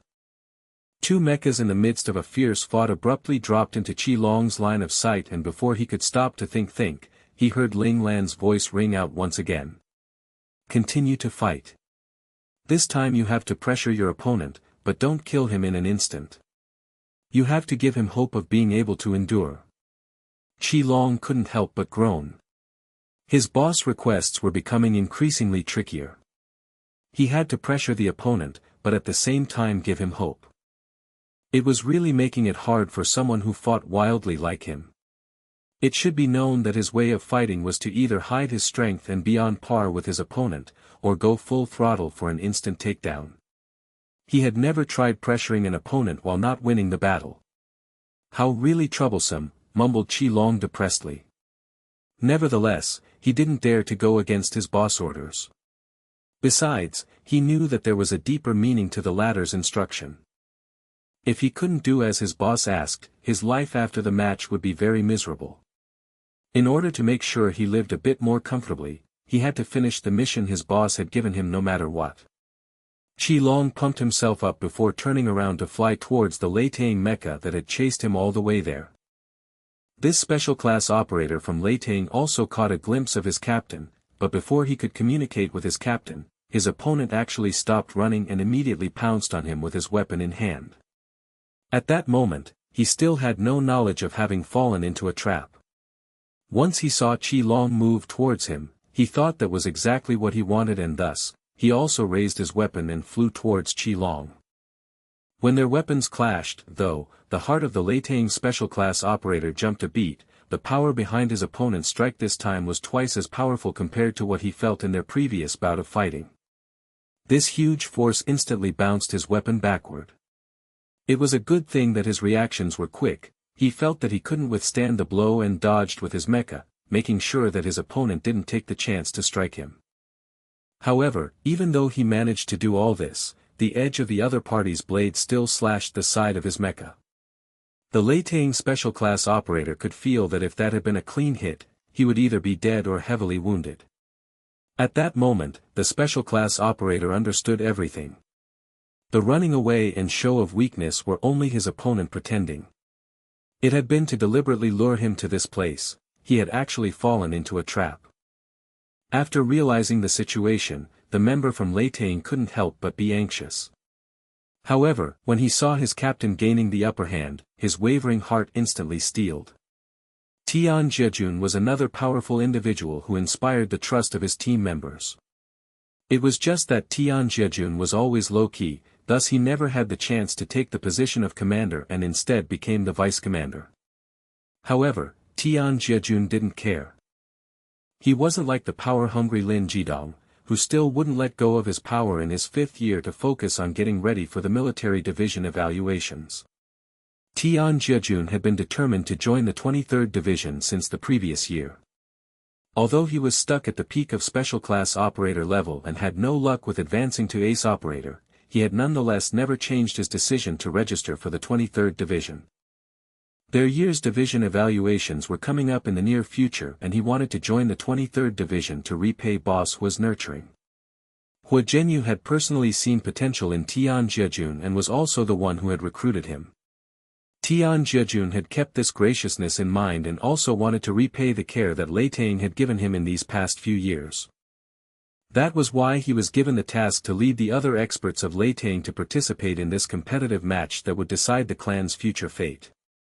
The team members saw that Tian Jejun had somewhat of an advantage and this caused him to have more fighting spirit. As long as he was able to hold on, once his captain defeated his opponent, he would definitely be able to lend a helping hand. Afterward, when the two of them teamed up, they would be able to defeat this annoying mecha operator of Ling Tian who was standing in front of him. This Lei Tang member hated Qi Long, this sly deceiver, with all his heart. If Qi Long's power was stronger than him by just a bit, he wouldn't have harbored hate or regret and would have felt it normal for him to lose. However, it was clear that Qi Long was stronger than him, yet he pretended to be weaker to deceive him. Wasn't he just being toyed around with? It was like he was being bullied. Holding this resentment in his heart, the Lei Tang member naturally didn't want to simply lose to this despicable punk, Qi Long. Additionally, he also had a chance to turn his imminent defeat into a victory with his captain by his side. Thus, he mustered all his strength to continue the fight. Faced with Qi Long's barrage of attacks, he still managed to endure even though he seemed at the end of his road after so many attacks. While Tian Jejun was attacking Xie, he also noticed his teammate's situation. Tian Jejun knew that he couldn't wait anymore when he saw that his teammate could no longer endure Qi Long's attacks. After probing each other during this time, Tian Jejun felt that his opponent was better than him at mecha piloting. Of course, his opponent still hadn't used his final technique. Tian Jejun wasn't sure whether or not he would be able to dodge it. After all, it was something that hadn't happened yet, something no one could confirm. However, Tian Jejun was confident in himself. When he first joined Lei Tang, he was the only one to dare challenge Xiao Ting when he was at special class level. Thus, even though he felt uncertainties about his opponent, Tian Jejun still decided to make his move. Although Tian Jejun was full of fighting spirit, he still remained calm when he took action. He carefully looked for a flaw in Ling Tian No. 1's piloting. Tian Jejun knew very well that this person in front of him had once defeated Xiao Ting, an ace operator. Although Xiao Ting's mecha had been severely damaged back then and Xiao Ting himself was exhausted, making the record of that fight less truthful than it actually was, Tian Jejun still couldn't deny that it was the only match where Xiao Ting was defeated while he was still in the military academy. That result was enough to make Tian Jejun attach importance to Ling Tian No. 1. Thus, even though his teammate's situation was extremely dangerous, Tian Jejun still decided to wait for an opportunity, and his waiting bore results. After around 30 seconds, he discovered a flaw in Ling Tian No. 1's piloting. This is the moment. Tian Jejun decisively made his move and targeted that weak point. The attack was so sudden that Xie knew he was in trouble. He tried his best to block, but he was still a bit slower. Bang! Tian Jejun's cold weapon struck the shoulder of Xie's mecha and the latter was sent flying by this incredible force to crash into a towering tree. Snap! A branch of the towering tree was snapped off by Xie as he attempted to balance himself. However, due to this branch reducing the force of the hit, Xie was able to regain control of his mecha. Seeing his chance, Tian Jejun naturally wouldn't let up. While Xie was still trying to balance his mecha, Tian Jejun pounced on him and attacked wildly. At that moment, Xie had lost the upper hand and no chance to dodge. He could only take Tian Jejun's attacks head-on. Thus, those watching Qi Long and the member from Lei Tang were once again focused on Xie and Tian Jejun. It was just that now Xie was like the member from Leitang. He was being attacked by Tian Jiejun without any chance to counterattack. The situation instantly became a crisis. As expected, as long as Tian Jiejun uses all his strength, it's possible that no one else from Ling Tian would be able to go against him other than Ling Lan. That Xie is going to lose soon, isn't he? The instructor's eyes were sharp and they saw the difference in strength between Xie and Tian Jiejun. Everyone believed that Xie was in trouble this time. Tang Yu wasn't affected by the opinions of those around him. At that moment, he was searching for the name of Ling Tian number 6, who was drawing closer to Xie. Qi Long's name quickly entered his vision. Seeing another one of his star disciples appear, he couldn't help but laugh. I knew it. It's this punk. I was wondering just now why this Ling Tian number 6's movements were so familiar. All this time, Tang Yu had thought that Qi Long's serial number would either be number 2 or number 3, he did not think that it would actually be number 6.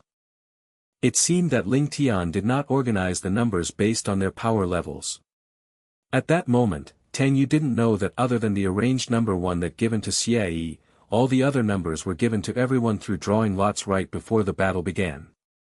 This was why Qi Long was number 6. Thus, it would be impossible to guess whom the operator was just going by their serial numbers. The principal heard Tang Yu's laugh and asked curiously, who's number 6? Qi Long, one of the 5 disciples that I teach, Tang Yu replied with a smile. Compared to Ling Lan, who was a disciple on paper, Qi Long was considered a real disciple. Other than his disciple Lin Zhongqing, whom he favored, Qi Long was also someone he paid close attention to and invested much time and energy in teaching. Oh, is he the cadet that you were just talking about, the one that has the position as main vanguard for Ling Lan's battle team? The principal recalled their previous conversation. Yes. Tang Yu nodded. It looks like Xie isn't on the same level as Tian Jiejun. Do you think Qi Long will able to take Tian Jiejun on? The principal asked with great interest. Tang Yu showed a hint of pride as he said, of course. I believe he will be the next Xiao Ting. Tang Yu's words stunned the principal, who looked at the former with a dumbfounded look, desiring to confirm the truth of his words. Tang Yu nodded his head firmly. Qi Long has now reached the peak of special class. Unless Ling Lan has other plans, it won't a problem for him to advance to ace level in the first half of his 4th year. The principal's breathing became slightly hurried. A single Xiao Ting was already a prodigy that was difficult to find within a single decade.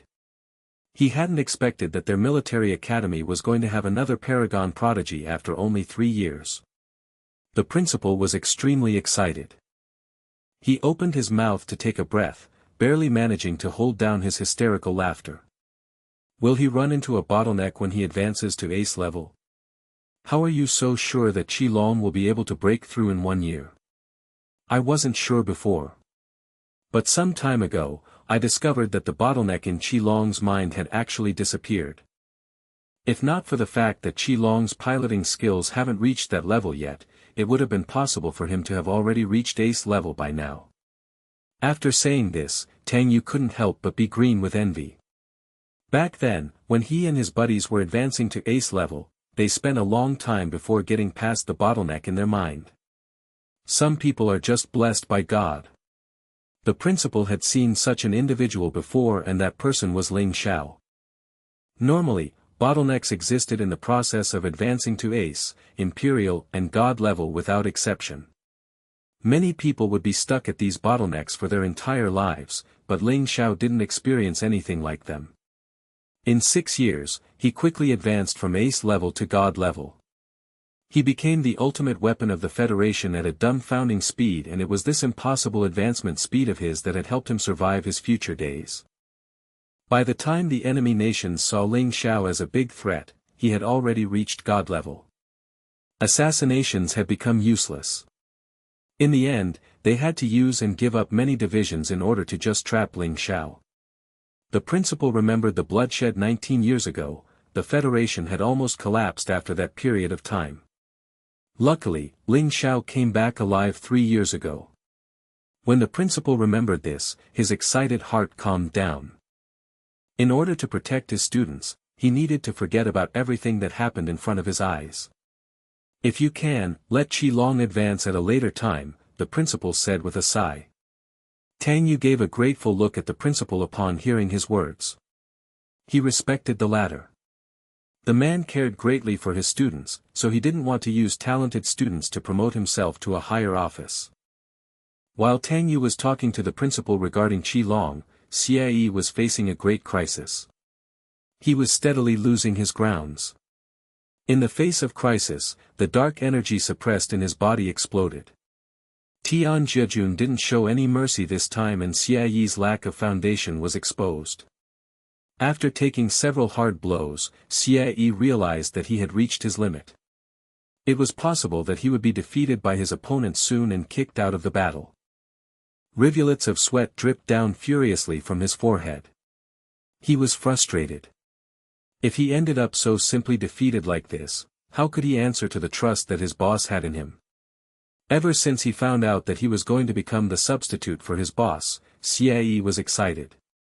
He had managed to get this position despite there being other candidates such as Qi-Long and Luo Lang, and this showed how much his boss trusted him. Xie appeared to be a bright and optimistic young man who was confident in everything he did. However, deep down inside, he had always been questioning himself because he wasn't one of his boss' most trusted companions. Xie hadn't joined Ling Lan's team at a very good time. When he joined, Ling Lan had been heavily injured and had to leave the school for 3 years to recuperate. He didn't interact with Ling Lan for 3 years, but he managed to form a good relationship with the rest of the team. He treasured these relationships. However, he knew that he would only be able to walk into the hearts of his team members by gaining recognition from Ling Lan. This had made him agitated, made him yearn to be recognized by Ling Lan. Hence, Xie was always anxious. When his boss came back, he knew what was the most important thing he lacked. It was time. He hadn't grown up together with his boss. Thus, he lost the opportunity to go through thick and thin with the other team members, which made it difficult for him to gain a position in Ling Lan's heart to become one of his trusted companions. This was why Ling Lan would not care about him like how he cared for Qi-Long and Luo Lang. Ling Lan would not scold him, hit him, and order him around like the rest of the team members. Ling Lan was merely polite with him, or in other words, he ignored him totally. Yes. He was just an unimportant person to his boss. He could only follow behind Qi-Long and Luo Lang, trying to make his presence known. That feeling was too frustrating. However, there was nothing he could do. He had missed out on the best moments to form a bond with his boss. He couldn't even blame his boss for treating him this way. Sometimes, Xie would regret hiding his real power in the past. Why had he feigned weakness back then? If he had shown his true power, he might have been able to enter Special Class A and grow up together with his boss. At the very least, he could have become like Lin Zhongqing, become the boss' most trusted assistant. Xie felt regret, but he shouldn't be. The Xie family had a long history. Their family background could be compared with that of the important families of the Federation, or perhaps they were even stronger, but the only reason why the Xie family didn't become an elite family was due to their special genetics. In the past, the Xie family had gained fame in the Federation due to their special genetics. However, this very same reason caused them their downfall. The special genetics of the Xie family allowed its descendants to be able to learn things faster than an ordinary person. Their speed of learning was comparable to a genius. There would be someone like this in every generation of the Xie family. If these descendants grew up to become a leader, Xie family would not fall to ruin. Unfortunately, these descendants did make it in the end. The special genetics granted the descendants of the Xie family a strong learning ability, but it came with a painful price. The descendants of the Xie family would easily succumb to the devil in their heart. If the descendants of the Xie family led a smooth and happy life, they could escape from this fate. However, who could guarantee that their life would be smooth sailing the entire way? Life was long, things would happen. Regret was the emotion that the Xie family was most afraid of. Once this emotion appeared, the devil in their hearts would appear too. It would grow to become a powerful, dark energy. If the descendants from the Xie family couldn't suppress this dark energy, their character would utterly change. Most of them would become heartless, evil, and vicious. Some might even commit unforgivable crimes and cause bloodshed. When this happened, the elders of the Xie family would come out to personally kill these people. Hence, the talented descendants of the Xie family died one by one. In the end, the once glamorous Xie family fell from grace and never returned to their prime again. In truth, if Xie Yi hadn't joined Ling Lan's battle team, the devil in his heart would not have appeared so quickly. It might never have appeared in his entire life, but he had joined the team and felt the difference in treatment from Ling Lan. He was frustrated, irritated, remorseful and angry. All kinds of negative emotions exploded in him and, to no surprise, the devil in his heart appeared. This dark energy had grown increasingly stronger as time passed. Every time it exploded, Xie Yi needed to use more effort to suppress it. Xie Yi was unable to accept defeat. I swore to complete the task my boss gave me. I can't just lose like this. Yes, he had worked hard for so long and finally earned this chance. If he failed, he would be going back to square one again. TSK. If you don't want to lose, why not hand over your body to me? The voice that had been pestering Xie Yi all these years appeared again. Why should I? Xie Yi shot back with bloodshot eyes. Because you are too weak. So weak that I look down on you. Xie Yi saw a black and white figure appear in front of him. This was the first time the voice had manifested as a figure. When Xie Yi saw the figure's face, his eyes narrowed. Who are you? The figure had the same face as him. However, the figure's smile was eerie. Who am I? The figure gave a sinister smile. You are so stupid. You raised me and now, you are asking me who I am. Xie Yi's eyes turned cold. Are you going to tell me that you are me? Tisk, TSK. Actually, you know it. You know how I came about, yet you are still deceiving yourself. What is the use of that? The figure showed an eerie smile. His voice was filled with sarcasm and contempt. Xie Yi was speechless. He shouted angrily, "Get away from me. Don't affect my battle." Xie Yi knew that he was still in the battle and didn't have the time to be bothered by this figure. Affect you? I am helping you. With your skills now, you are not his match, the figure retorted mercilessly. Can you defeat him then? Xie Yi sneered. Of course, the figure said confidently. I am not a weakling like you. You are able to naturally control me because you raised me. If it wasn't for this fact, with my power, I would have taken control over this body a long time ago. Take control. Xie Yi's heart jumped. Yes, take control. The bloodline of the Xie family follows one rule, the survival of the fittest. Their descendants have two personalities the moment they are born, so the strongest one will take over the body. Last time, you were strong so you took over. This time, I am stronger so I should be in control. You should move aside now. The figure smiled coldly. There was killing intent in his eyes. The figure knew the secret of the Xie family's bloodline. The descendants of the Xie family had two personalities when they were born. The personality that was weaker would be suppressed and would enter deep sleep. The stronger personality would take control of the body. However, this could change.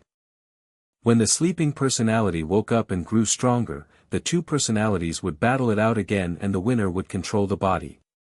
This was why the descendants of the Xie family would suddenly undergo a change in their character. The alter ego was ambitious. He not only wanted temporary control of the body, but he also wanted to control it forever. Hence, he needed to destroy this main personality that had been controlling the body for 19 years. Don't even think about it. Xie Yi was unwilling to move aside. He had just gained the trust of his boss and become a true member of the battle team. How could he bear to give this up so easily? Don't even think about it. Are you willing to lose to your opponent again and lose the most important thing that you wanted? The figure struck at Xie where it hurt him most. Actually, you should try to believe me. After all, you raised me. I am still you. Once I defeat the opponent, we can come back to talk about our business. The figure tempted Xie. The latter knew that the figure was just luring him in, but his heart wavered. Xie knew that he had reached his limit. He would lose this battle if he continued like this. He would not be able to complete the mission that his boss gave him, and he wouldn't have the face to go back and see his boss. The images of numerous faces flashed past his mind's eye, and in the end, his thoughts came to rest on one pretty and smiling face. His eyes became firm. I hope you will keep your words. After he finished, Xie released his suppression on the figure and a powerful, dark energy exploded from his body. Ling Lan had been observing Xie all this while, and she sensed the sinister energy that suddenly exploded. It had come fast and furious. She couldn't help but frown. She thought that the light energy would resist against the dark energy, but from the look of things, the light energy didn't stop the dark energy at all. They seemed to have come to some sort of agreement. Ling Lan was not sure if this was a good or bad thing. Xie's expression changed, becoming dark and sinister. He blinked and smiled, saying, I can finally feel the air in this world.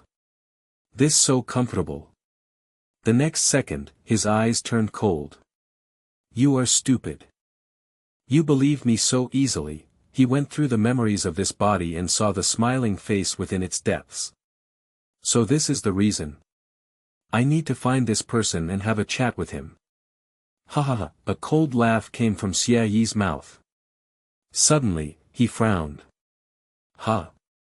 You are resisting so violently, seems like this person is very important to you. His eyes turned sinister.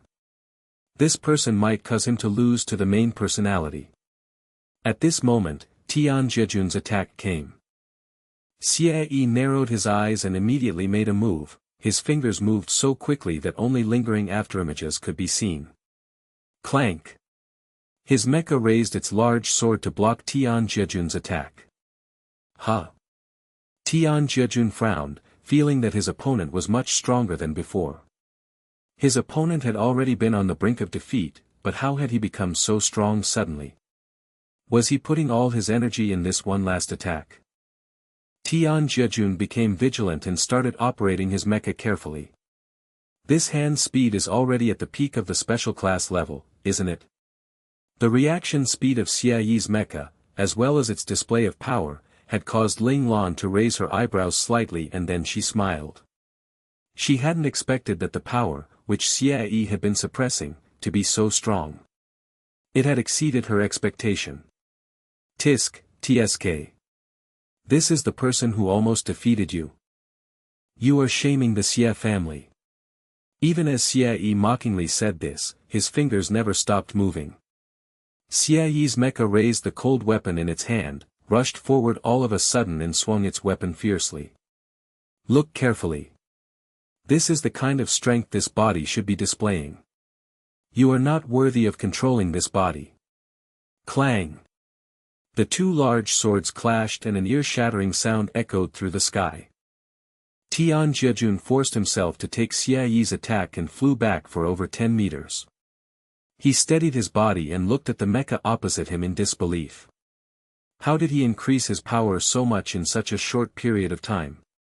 I didn't even manage to catch his attack.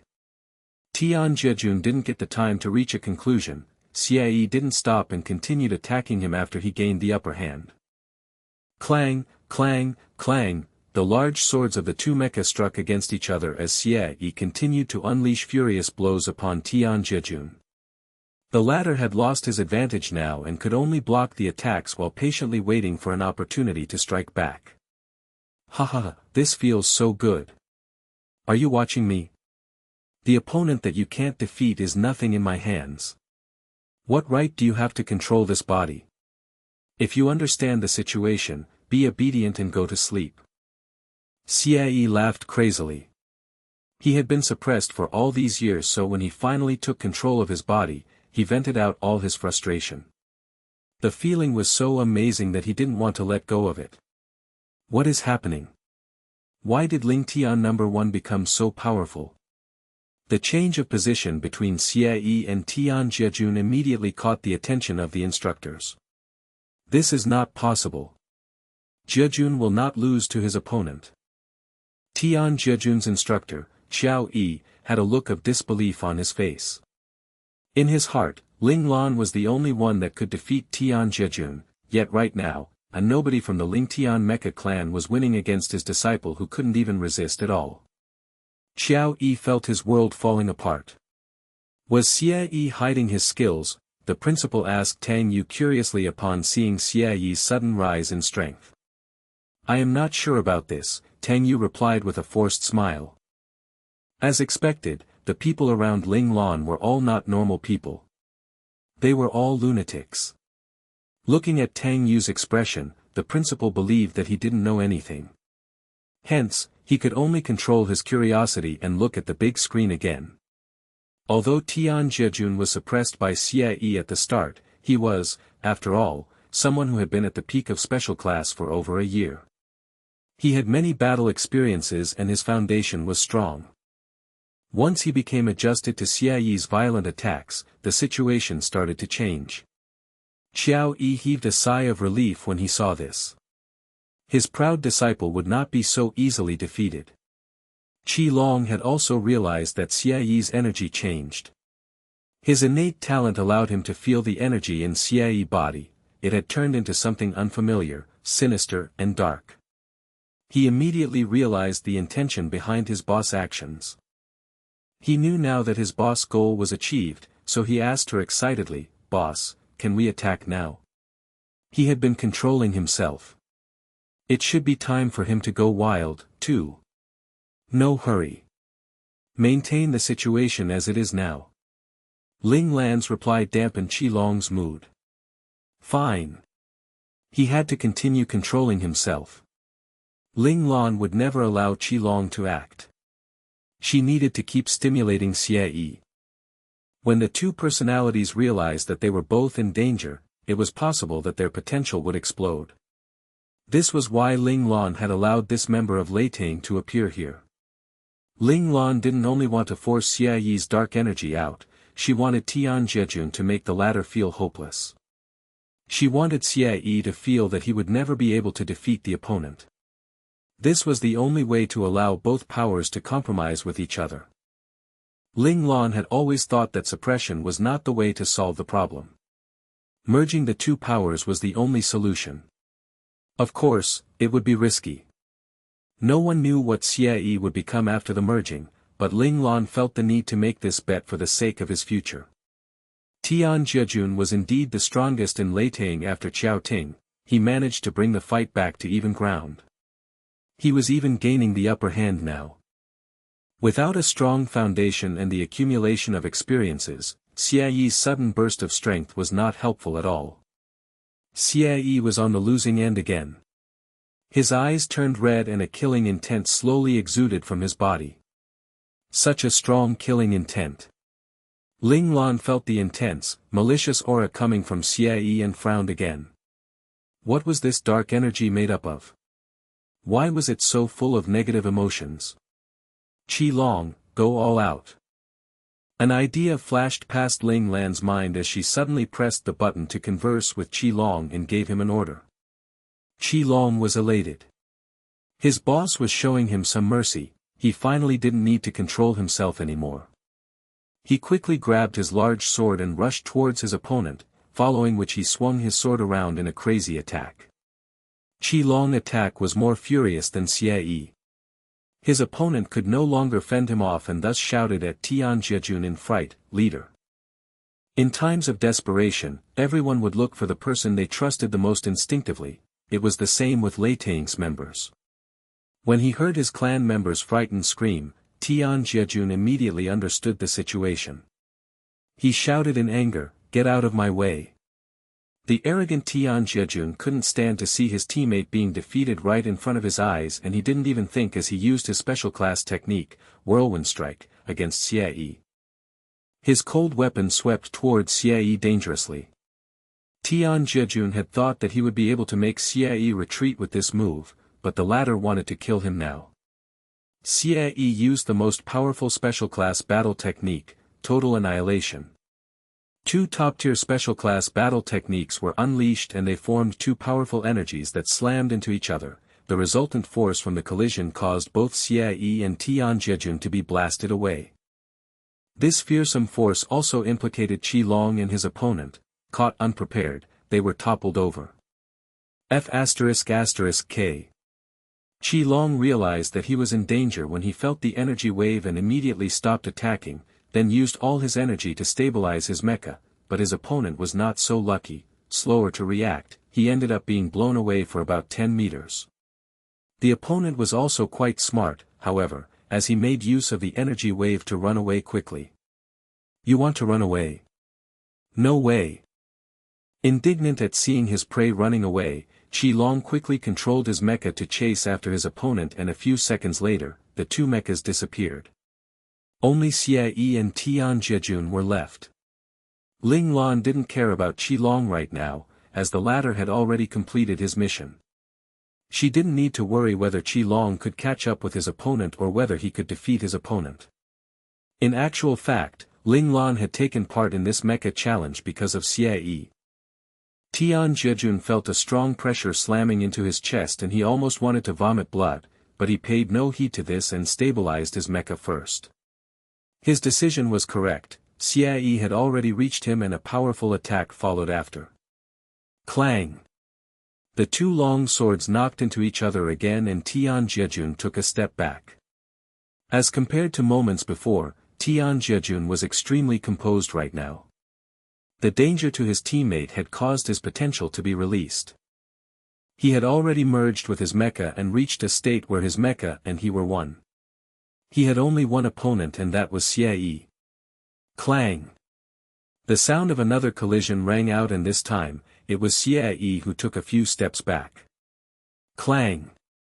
The numerous collisions that followed caused Xie to keep retreating. Leitang No. 1 has a strong talent in controlling his mecha. The power of his mecha increased once again. Tian Jejun's interesting condition caught the instructor's attention. Is this the mecha and human merging state? This is the hardest state to achieve when operating mecha. There was a saying that people who entered this state could cross-level and kill their opponents. All of the instructors looked at Xiao Yi with envy, jealous that he had such a talented disciple.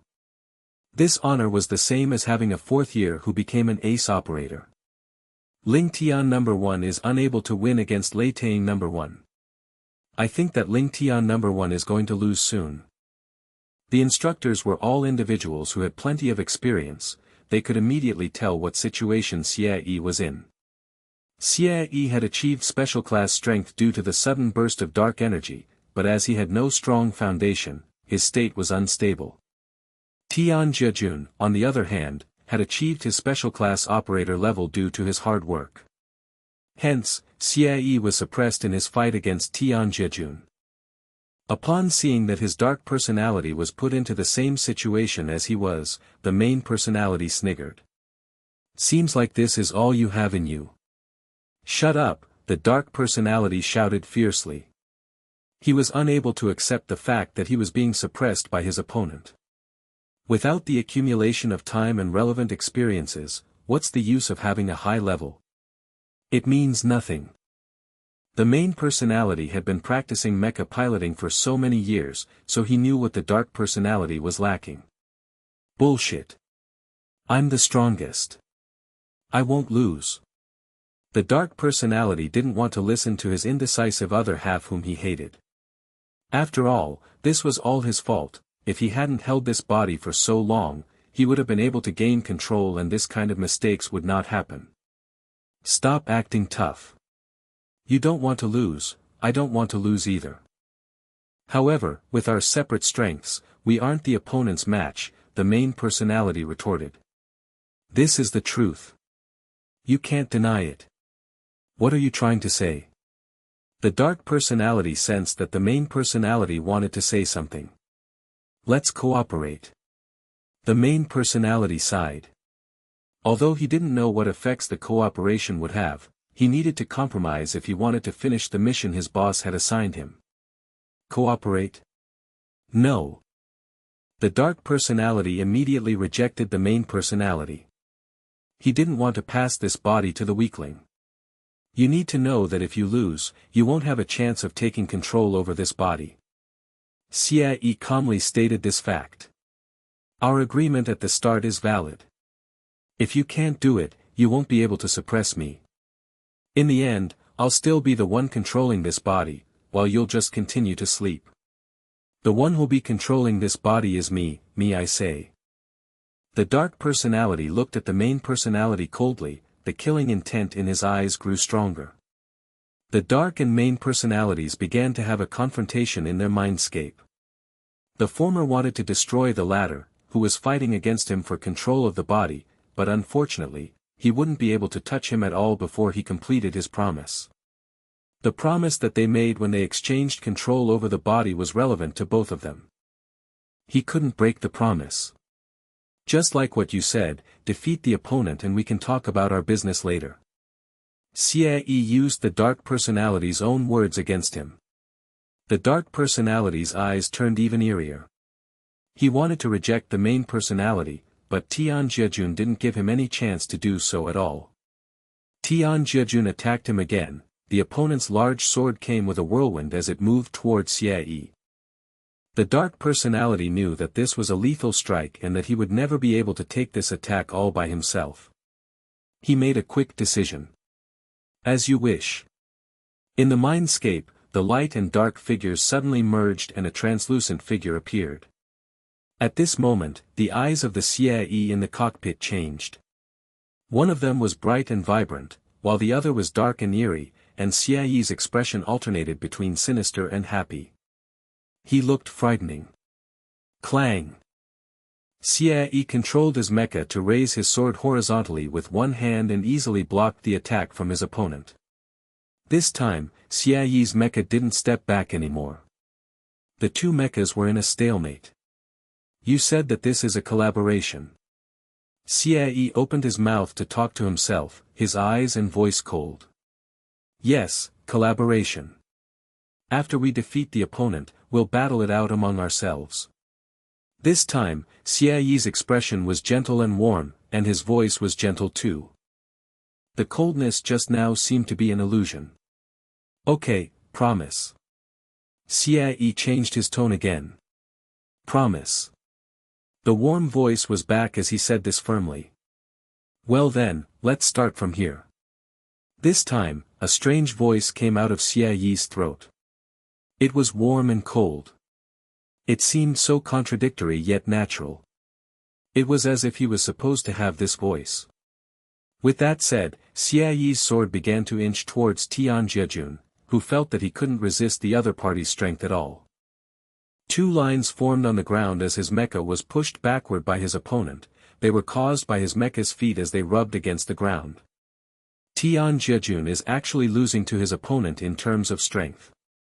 When the instructors saw this scene, some instinctively stood up in shock. Get out of here! Xie shouted. His large sword finally broke through his opponent's defense and Tian Jiejun fell backward. Xie flew up into the air and continuously rained down blows with his sword. A chain combo. Everyone knew what Xie intended when they saw his stance. 1, 2, 3, 4, 5. At the fifth strike, everyone was standing up. Had another mecha prodigy appeared in the first men's military academy? 6. Everyone shouted. Xie had successfully executed a 6-chain combo. Tian Jiejun had blocked the first 5 attacks but on the 6th, he failed. In the next second after he failed to defend, he appeared at the login hall of Mecha World. He recalled the scene from moments ago and smiled bitterly. 6-chain combo. It was a 6-chain combo. After Qiao Ting left, Ling Lan came. There are so many weirdos in the first men's military academy. Am I destined to be a supporting role? At this moment, Tian Jejun didn't know that Ling Lan was not in Ling Tian number 1. I am so jealous. Big bro Hua, when you lost to Captain Xiao last time, was this how you felt? Tian Jejun closed his eyes and took a deep breath. When he opened them again, they were calm and indifferent. He didn't seem to be affected by his failure at all. At this moment, in the VIP room, an instructor laughed crazily, not caring about his image at all. 6 of them. He performed 6 attacks. The people around him could understand his reaction. He was Xie Yi's instructor, Luo Jinan. Many people looked at him with envy, while they felt pity for themselves. Why hadn't Xie Yi chosen them as his instructor? If he had, they would have been the one enjoying such recognition today. Luo Jinan, congratulations on having such a pride-worthy disciple. He will have a bright future. Luo Jinan's friends congratulated him. Luo Jinan nodded his head in excitement. As compared to the famous instructor Tang Yu, who had produced many powerful students, Luo Jinan had felt inferior. He hadn't had any student that was exceptionally outstanding. However, Xie Yi appeared and proved that his teaching was as good as Tang Yu. Every person had their ambition, and Luo Jinan's dream was to become an outstanding instructor just like Tang Yu and produce many excellent students under himself. He actually managed to execute a 6-chain combo. Jejun lost with reason.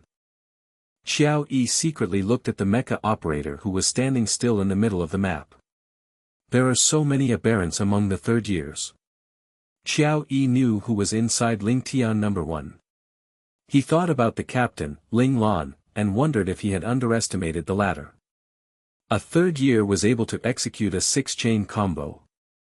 Has this student advanced to the ace level? Someone proposed this possibility. However, after getting the hand speed data of the operator for Ling Tian no. 1, this possibility was denied. The hand speed did not reach the requirements for advancing to Ace Mecha Master. Ling Tian number 1's operator was still a special class operator. They managed to cross-level after collaborating with each other. This is interesting. Ling Lan smirked. She could feel that Xie Yi's energies were not resisting each other now. Although they had not merged completely, they were collaborating with each other. However, this is just the start. Ling Lan's eyes turned cold and she pulled up her control stick, following which her mecha that had been hiding on the ground suddenly sprung up. Look at the ground. The people that were looking at the big screen noticed something changing on the ground that was covered with dried leaves. A mecha appeared next to Ling Tian number 1. It is the chameleon system. It was the only system that enabled a mecha to change its appearance accordingly to its surroundings so that the mecha could merge perfectly with the environment. It's someone from Ling Tian. This was the only thing they could tell about the mecha. What is it doing? Everyone shouted. The mecha lifted itself off the ground and rushed towards Ling Tian number 1, who was still floating in the air, oblivious to its surroundings. Cutting one another's throat. The instructors were surprised by this scene, or rather, utterly stunned. They had never witnessed such actions being taken during important battles like these. This battle was going to decide the fate of the Mecha clan. What was wrong with the world? Were they getting old? Had they lost touch with the young folks' world? Xie Yi. Ling Lan's clear voice pierced right into Xie Yi's mindscape. The latter suddenly fainted and his hand that was just about to input the dodging command stopped in mid-action. Ling Lan grabbed Xie Yi's mecha using this opportunity and rushed towards the far end of the map, turning into a flash of light. Little 4, Chameleon System. Ling Lan ordered Little 4 secretly. Little 4 and Ling Lan understood what each other wanted, and the two mechas suddenly turned into thin air and disappeared from the map. By the time the instructors regained their senses and wanted to find them again, they were gone. The VIP room was in an uproar. Why did the mecha appear to take Ling Tian number 1 away? Was it an act out of betrayal, or out of a personal grudge? Was there something else going on? Unfortunately, they were unable to get an answer until the competition ended. The mecha that had appeared later had moved too fast, so fast they hadn't even managed to see its serial number. That speed and the smooth operation. It must be him, Ling Lan. Tang Yu suppressed the excitement in his heart. Only he had discovered the secret behind this series of actions. He knew Ling Lan too well. Xie finally woke up and opened his eyes. To his astonishment, he realized that he was standing on a choppy sea and the surroundings were very dark and cold. This is the world that I've been living in. Is it very cold?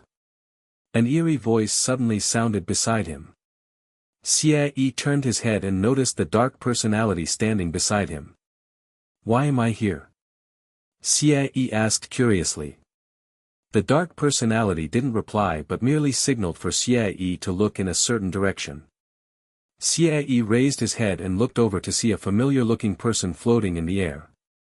The person indifferently looked at him, or to be exact, at them. Xie looked at this person and immediately cried out, "Boss! Why are you here?" Ling Lan didn't reply to him but merely gazed coldly at the dark alter ego. "I've been waiting a long time for you." The dark alter ego had already understood the situation.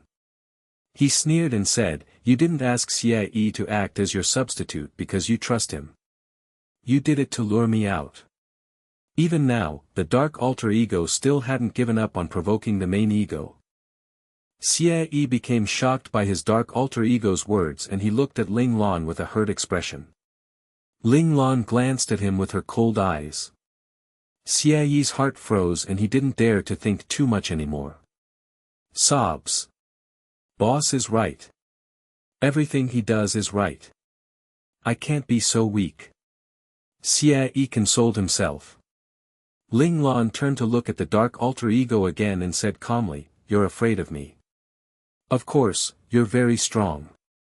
I would have ended up dead once you discovered me. My instinct told me that." The dark alter ego smirked.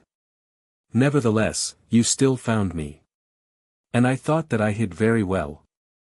"You did hide very well. Ever since you appeared 3 years ago, you were on your guard. You didn't give me any opportunities to take it all. I had to waste a lot of effort on you." Ling Lan narrowed her eyes, they contained killing intent. "I won't stand for anything happening to my brothers, yet you're harming one of them."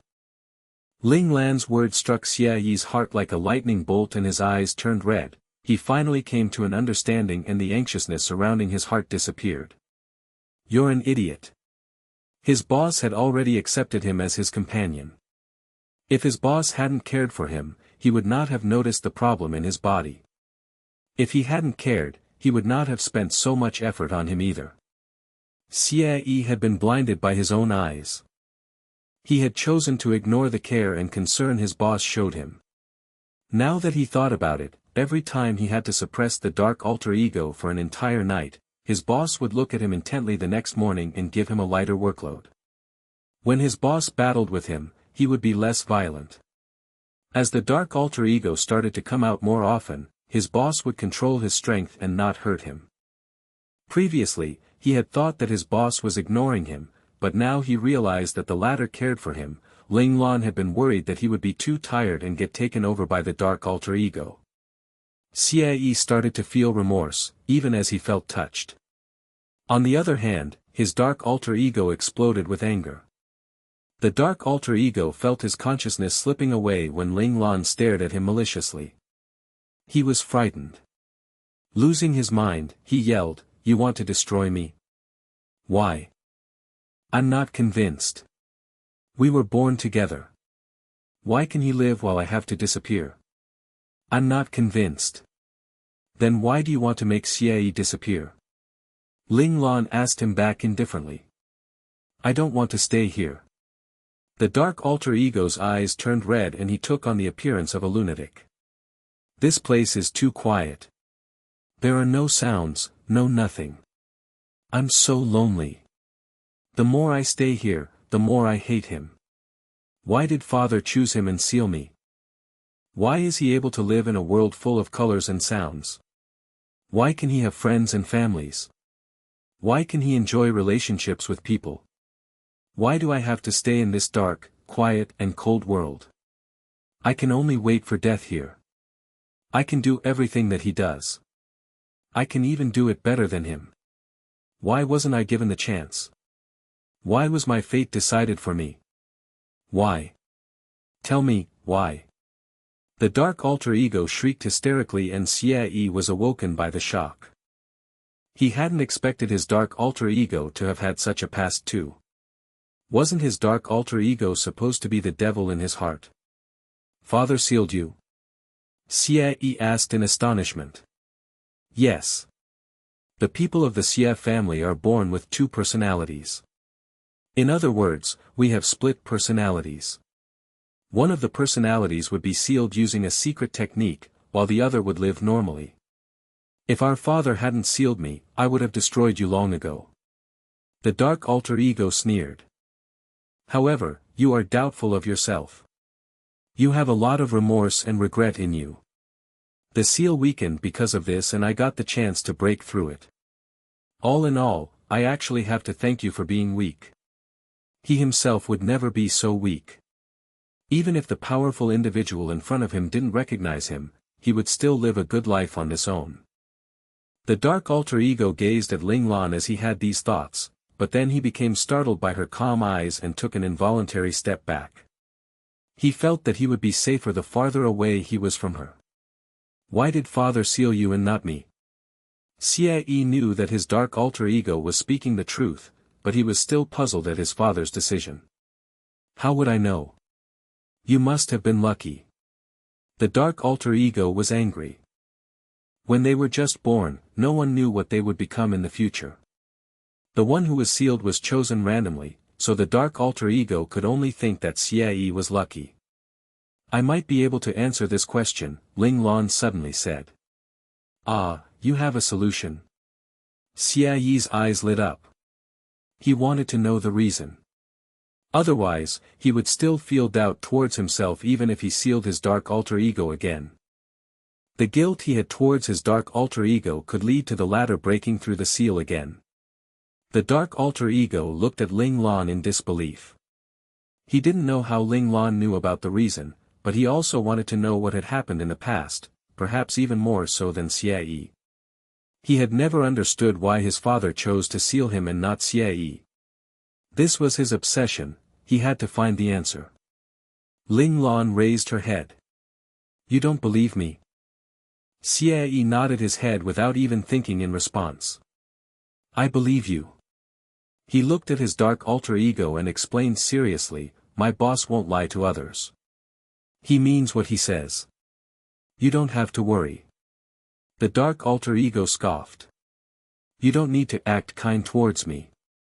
I know. He glanced at Ling Lan before telling Xie in a low voice, he's very strong. He could destroy me with a mere click of his finger. He doesn't need to do all this. Although Ling Lan was Xie's boss, the dark alter ego trusted him too. Both parties agreed to let Ling Lan explain to them. She reminded them, it might be a little hard to accept.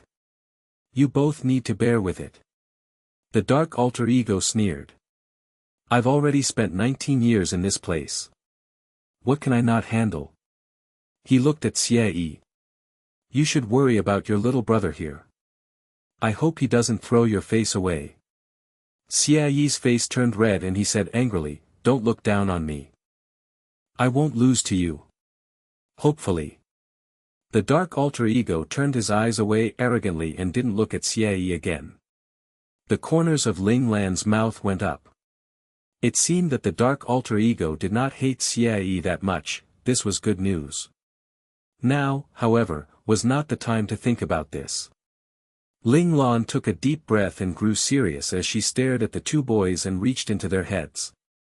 Xie and his dark alter ego felt their consciousness being dragged out by force.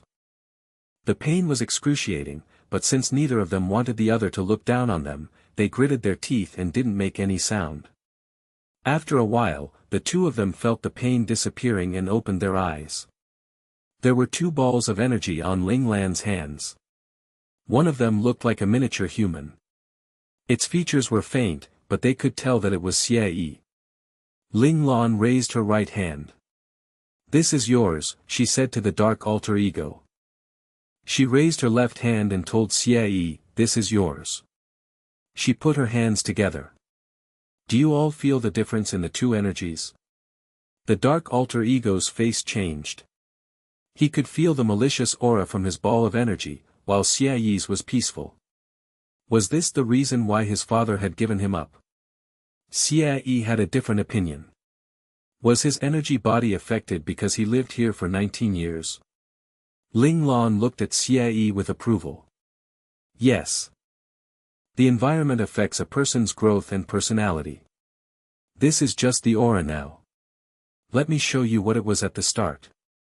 Two flames appeared on her hands, which were neither hot nor warm, they felt cold. Ice flames. Xie's eyes widened. He hadn't expected his boss to have reached the third level of his talent awakening, while they were still at the entrance of level 2. Comparisons were a cause for anger. They were getting further and further away from their boss, they would never be able to catch up with her. The two energy bodies started changing with the help of the ice flames. The malicious aura of the dark alter ego's energy body grew smaller and Xie's peaceful aura was diminishing too. Air currents formed in the air. In the end, the two energy bodies became two balls of pure energy. The dark alter ego's energy body was cold, while Xie's energy body was hot. It was like a small little sun. One hot and one cold. Seems like I am the exact opposite of him, the dark alter ego said in a depressed tone. He admired Xie's energy body. It was so warm. The requirements are met. Come with me to the beginning of your memories. Ling Lan's voice suddenly rang in their heads. Before they could react, they went dizzy. By the time they regained their senses, they realized that they were floating in the air and looking down at the things happening below. This is the old residence of the Xie family. Xie exclaimed in surprise. This was the old residence that he remembered. However, everything was in black and white. When we're born, our eyes aren't developed fully. We can only see black and white. This is your memory body. You saw everything in black and white, so that's what we're seeing now too, Ling Lan explained. Xie and his dark alter ego nodded. They were attracted by the scene happening below and thus neither of them said anything. Humans would have no recollection of anything that happened to them before they turned 3 years old, but this did not mean that memories prior that age did not exist, they were merely hidden deep within the mind. Only someone like Ling Lan who learned spiritual control would be able to dig those memories out. A young father walked over hugging a baby. It's my father, Xie said excitedly. Elders of the family, my child was born. I have brought him here today. Xie's father went forwards and bowed to the elders. Xie realized that there were 7 elders in front of his father. One of them waved at Xie amiably. Come, Xie Ling, carry him over here and let me take a look. Xie's father carefully passed the baby to the elder. The elder touched Xie and smiled happily. Not bad, he has a good physique. Little 7, it is up to you now. Another elder took over Xie. He closed his eyes as he touched Xie's head. After a few seconds, he opened them. He looked excited yet grim. The two egos in this child are both very strong. The rest of the elders had been relaxed at the start, but upon hearing this, their eyes lit up and they looked at Xie Ling simultaneously. Xie Ling was happy at hearing that his child had 2 strong egos, but after a while, he appeared to be in a dilemma. Normally, when a child from the Xie family was born, one of the 2 egos would be stronger than the other and thus the elders of the family would seal the one that was weaker. There were also some children who had 2 equally strong egos. This kind of child had a greater talent and would become the pillars of the Xie family. In these cases, however, the elders would have trouble choosing which ego to seal. Xie Ling struggled for a long time before asking carefully, Elder 7, can I see the 2 energies? Xie Ling didn't make a hasty decision. He had been looking forward to the arrival of Xie for a very long time. As a father, he wanted to choose the best one for his child. Elder 7 nodded and accepted his request. Every elder of the Xie family knew a secret technique.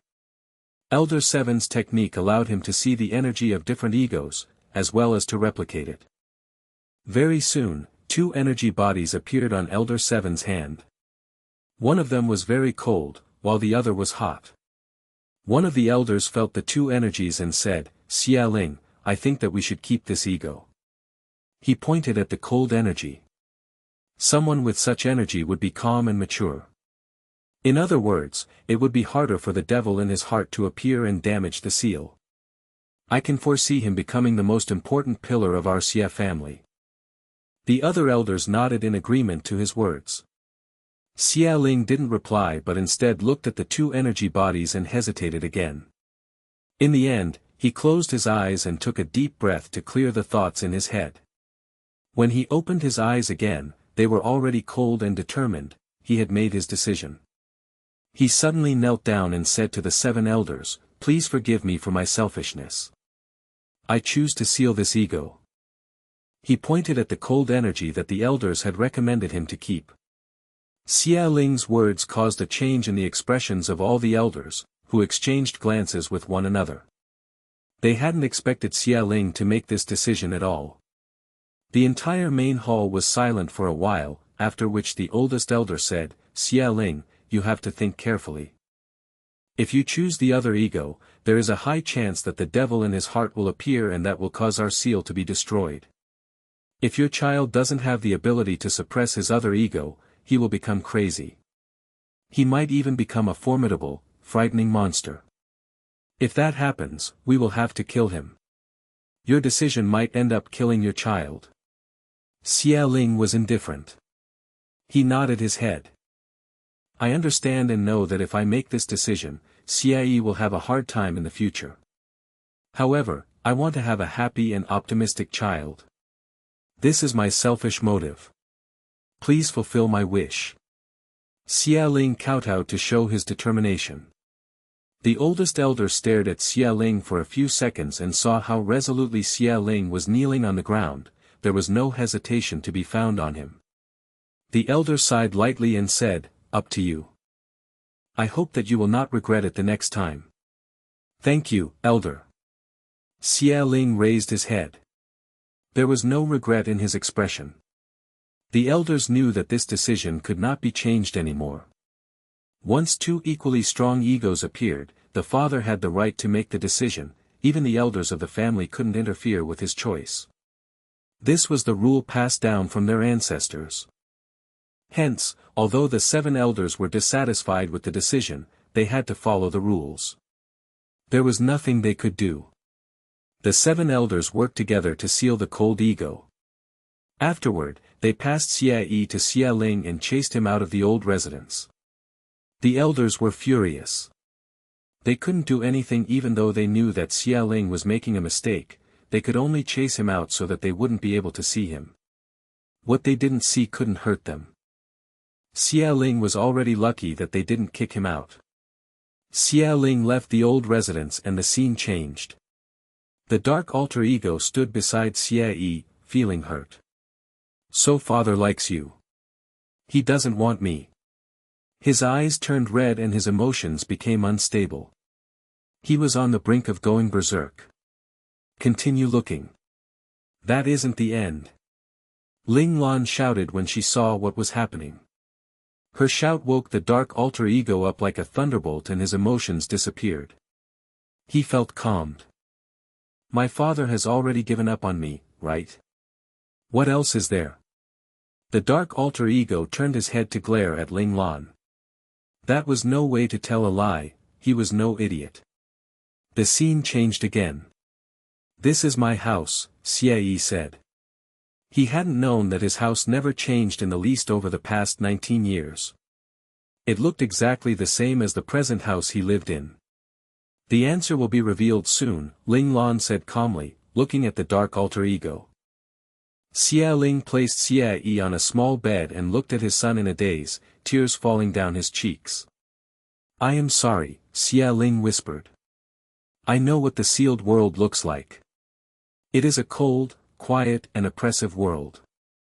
The warm Xie will not be able to survive there.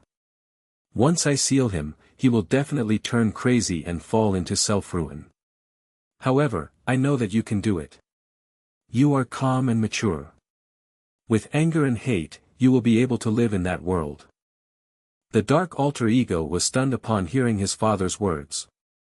His father knew what the sealed world was like, but only a sealed ego would know this. How did he know? Xie was shocked as well. His father had chosen him because the former knew that he would never be able to survive in the sealed world. Both of you are my children and I can't bear to give up either. I am a selfish person. I want to give everything to my child, not just half the world, so I can only let you suffer. You are the best, so you will definitely be stronger than the warm Xie in the future. I picked the warm Xie because I believe in his kindness and optimism. When he discovers your existence, he will not kill you, he will find a way to keep you and solve this problem. This is the one thing that you can never do.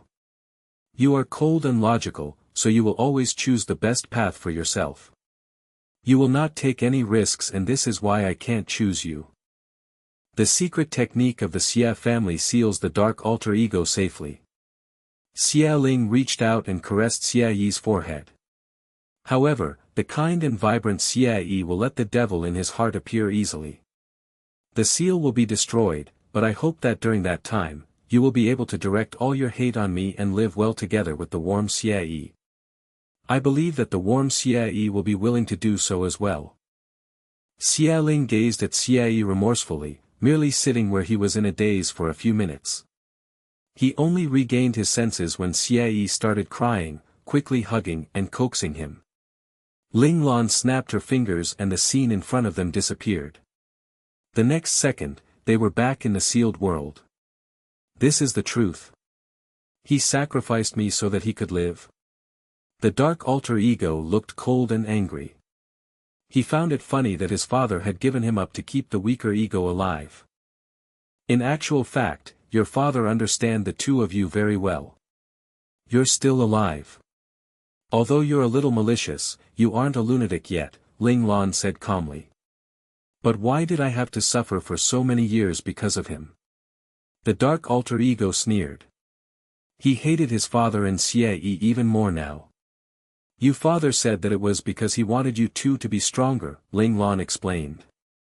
I will become stronger if he is alive. What a joke. The dark alter ego was unable to accept her explanation. You know that it's the truth. Ling Lan stared at the dark alter ego coldly. The dark alter ego was speechless. This point was proven when you worked together with Xie Yi just now. Your father must have been clear about this, Ling Lan continued. Xie Yi's eyes started glowing and he interrupted Ling Lan. Boss, do you mean that my father knew what would happen after the seal was broken? Ling Lan nodded. Yes. My guess is that your father personally broke his own seal and interacted with the sealed ego. He probably worked together with his dark alter ego before, which is how he knew what the sealed world is like and what would happen after the seal is removed. Of course, there is another possibility. Your father might have come to know a little about it due to a good friend of his experiencing something similar. You might live a peaceful life without half of your ego and you could still advance quickly. However, removing half of yourself is the same as removing half of your talent. You'll never be able to reach the peak of your potential. Your father knows this, so he wanted to give you both the chance of reaching the peak. That is why he chose the best path for you. He didn't care if other people misunderstood him. Xie Yi was in a daze as he listened to Ling Lan. His face dimmed. No wonder my father doesn't like to stay at home. I never noticed it the last time, but now that I think about it, he would always take the missions that no one wanted to take. The long, hard and dangerous missions. That's because he's stupid. He brought it on himself, the dark alter ego said angrily. If his father had chosen him at the start, he would not have needed to live such a hard life. Don't say bad things about my father, Xie Yi yelled angrily. Xie Yi was brought up by his father and the latter had always loved him. Hence, he couldn't accept his dark alter ego saying bad things about his father.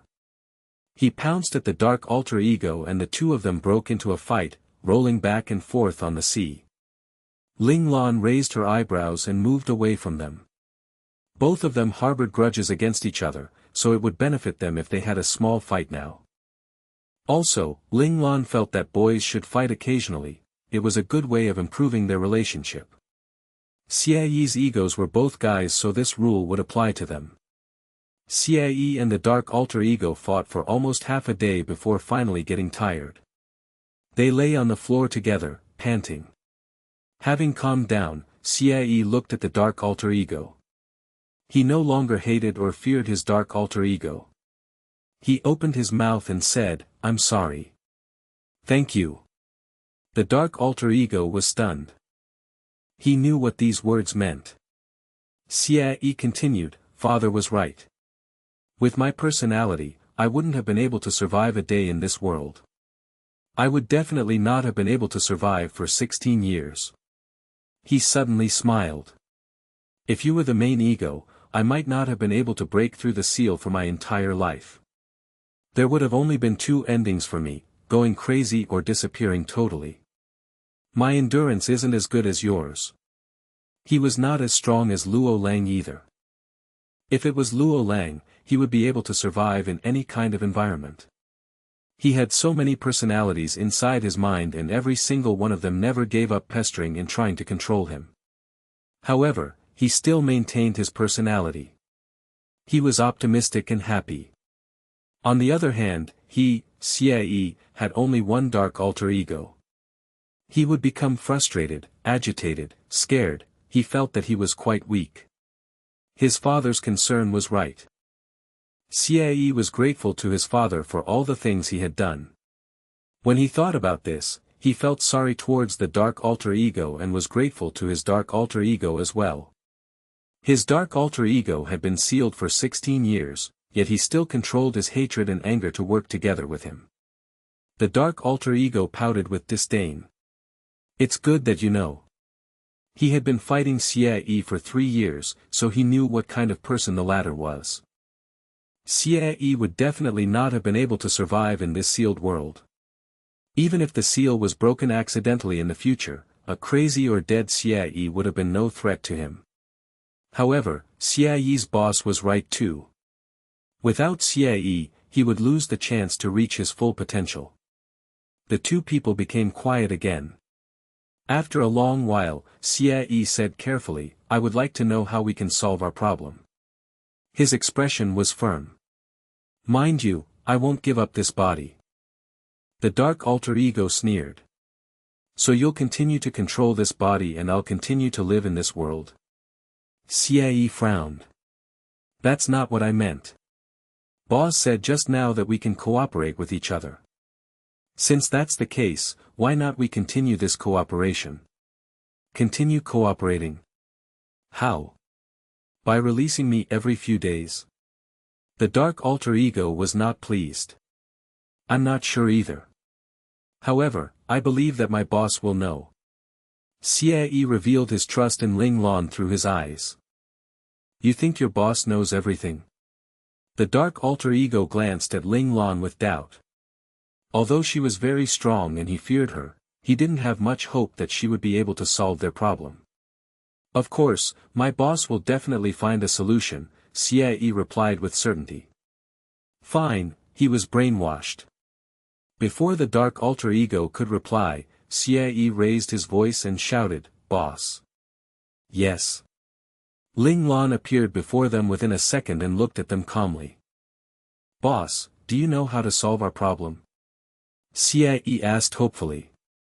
Ling Lan shook her head. "I'm not sure if my idea will work." Xie's eyes brightened. His boss had an idea, but she just didn't know if it would work. He knew that his boss was trustworthy. Xie gave the dark alter ego a pleased look, but the latter almost choked in anger. The dark alter ego sneered at Xie. "He doesn't know if his idea will work yet. What are you being so proud for?" Xie immediately turned his head towards Ling Lan. He hoped that Ling Lan's idea would be able to give a blow to this arrogant and irritating dark alter ego. Ling Lan shook her head. Xie seemed to become more stupid after he met his dark alter ego. She was starting to doubt whether merging the two of them was a good idea after all. Xie used to be a smart fellow. Ling Lan covered her mouth and coughed. She felt that she needed to believe in her comrades and not underestimate them. She said calmly, "We need to find the reason why you two appeared in order to solve the problem." The dark alter ego nodded at Ling Lan's words, feeling that Xie's boss was still quite responsible. Xie nodded his head furiously, too. As expected of his boss, he was always so thorough. "From what I see, the spiritual fusion between the two of you will create an extremely strong spiritual power. This spiritual power can cause harm to the body and hence, the body's self-defense mechanism kicked in and split your spiritual power into two before you gained consciousness. That's why you have a split personality. This should be the special ability of the Xie family's bloodline. A lot of babies with strong spiritual power tend to die the moment they're born, while those that manage to survive will have to be bedridden for their entire life." Ling Lan recalled how she was sick for the entirety of her previous life and she remembered how Li Lanfeng had poor health, too. The reason behind both cases was that they had overly powerful spiritual power. The Xie family's bloodline was actually quite nature-defying, enabling babies with strong spiritual power to survive and have a healthy body. Due to their strong spiritual power, these children would learn things faster, too. However, you need to pay for what you get. If the descendants of the Xie family wanted to become strong, they needed to face the so-called devil in their hearts, which was their sealed alter ego. This process was very ingenious. The awakening of your alter ego proves that your body was strong enough to hold your other personality, Ling Lan explained seriously to Xie. Your body had the extra energy to handle the sealed ego, which was why your dark alter ego appeared. In other words, there is no such thing as a devil in your heart. Ling Lan's analysis was so shocking to Xie that he gaped widely. Of course this is true. How could he be the devil in your heart? You didn't know of his existence before this, did you? I don't believe that you never made mistakes or felt regret in your childhood. Why did he only appear now? Devil in the heart. What lie was this? Ling Lan didn't believe in such things at all. Xie smiled bitterly and then opened his mouth to speak. The elders say that the negative feelings in us would accumulate and force the devil in our heart out at a certain point. Good explanation. Do you believe that? Ling Lan asked indifferently. Xie pondered over it seriously before replying in a helpless tone. If you hadn't told me all this, I would have. The elder's explanation was never doubted at all. No one had ever analyzed the explanation carefully. The members of their family all thought that since the elders had plenty of experience, whatever they said had to be right. Xie looked at Ling Lan with a firm expression. He trusted his boss. But I think what you say makes more sense. He turned to look at his dark alter ego, who was deep in thought. What do you think? The dark alter ego raised his head to nod at Ling Lan. I thought about it. What you said should be the truth. He agreed with Ling Lan's analysis. Since you two belong together, why not merge together again? There shouldn't be any problem with that, Ling Lan suggested. There will still be a main ego. I'm not willing to bow down to him. The dark alter ego raised his objection first. His arrogance did not allow him to bow down to anyone, not even his other self. Ling Lan smirked. I didn't say that Xie would be the main ego after the merging. She herself was not sure what would happen after they merged. The dark alter ego looked at Ling Lan with a puzzled expression. I looked into Xie's memory and there's a person called Luo Lang. His personality is the main ego while his alter egos listen to him. Ling Lan replied calmly, in Luo Lang's case, he awakened his innate talent. Those aren't his alter egos. He uses a summoning technique, spiritual possession. Your case is completely different from his. The dark alter ego was smart and immediately understood. You mean that since Xie and I belonged as a whole, you're not sure who'll become the main ego after we merge. Ling Lan nodded her head. Yes. This is why I don't know whether it'll work or not. I don't know what will happen after the merging. They might not even be able to have their own thoughts anymore, but this was something Ling Lan would never tell them. Xie and the dark alter ego fell deep into their thoughts. Ling Lan's method had its risk, no one knew what the outcome would be. It could fail, or it could succeed. They could even end up becoming a completely different person. Xie was the first to look up from his thoughts. He said to Ling Lan, "Boss, I'm willing to merge." If he didn't merge, he would need to suppress the dark alter ego. However, he didn't hate the dark alter ego. He had now seen the world that the dark alter ego lived in and couldn't bear to let him continue living in it. His father was right, he was too soft-hearted. The dark alter ego looked at Xie in disbelief. Your boss said you might not be the main ego in the end. Why are you still willing to merge? Xie smiled. His smile was bright and vibrant just as before. If you become the main ego, it must be because you are stronger than me. I can accept that. Xie was speaking the truth. If he couldn't even win against his dark alter ego, who had only held his body for a few minutes, he felt that he would have no rights to be the main ego.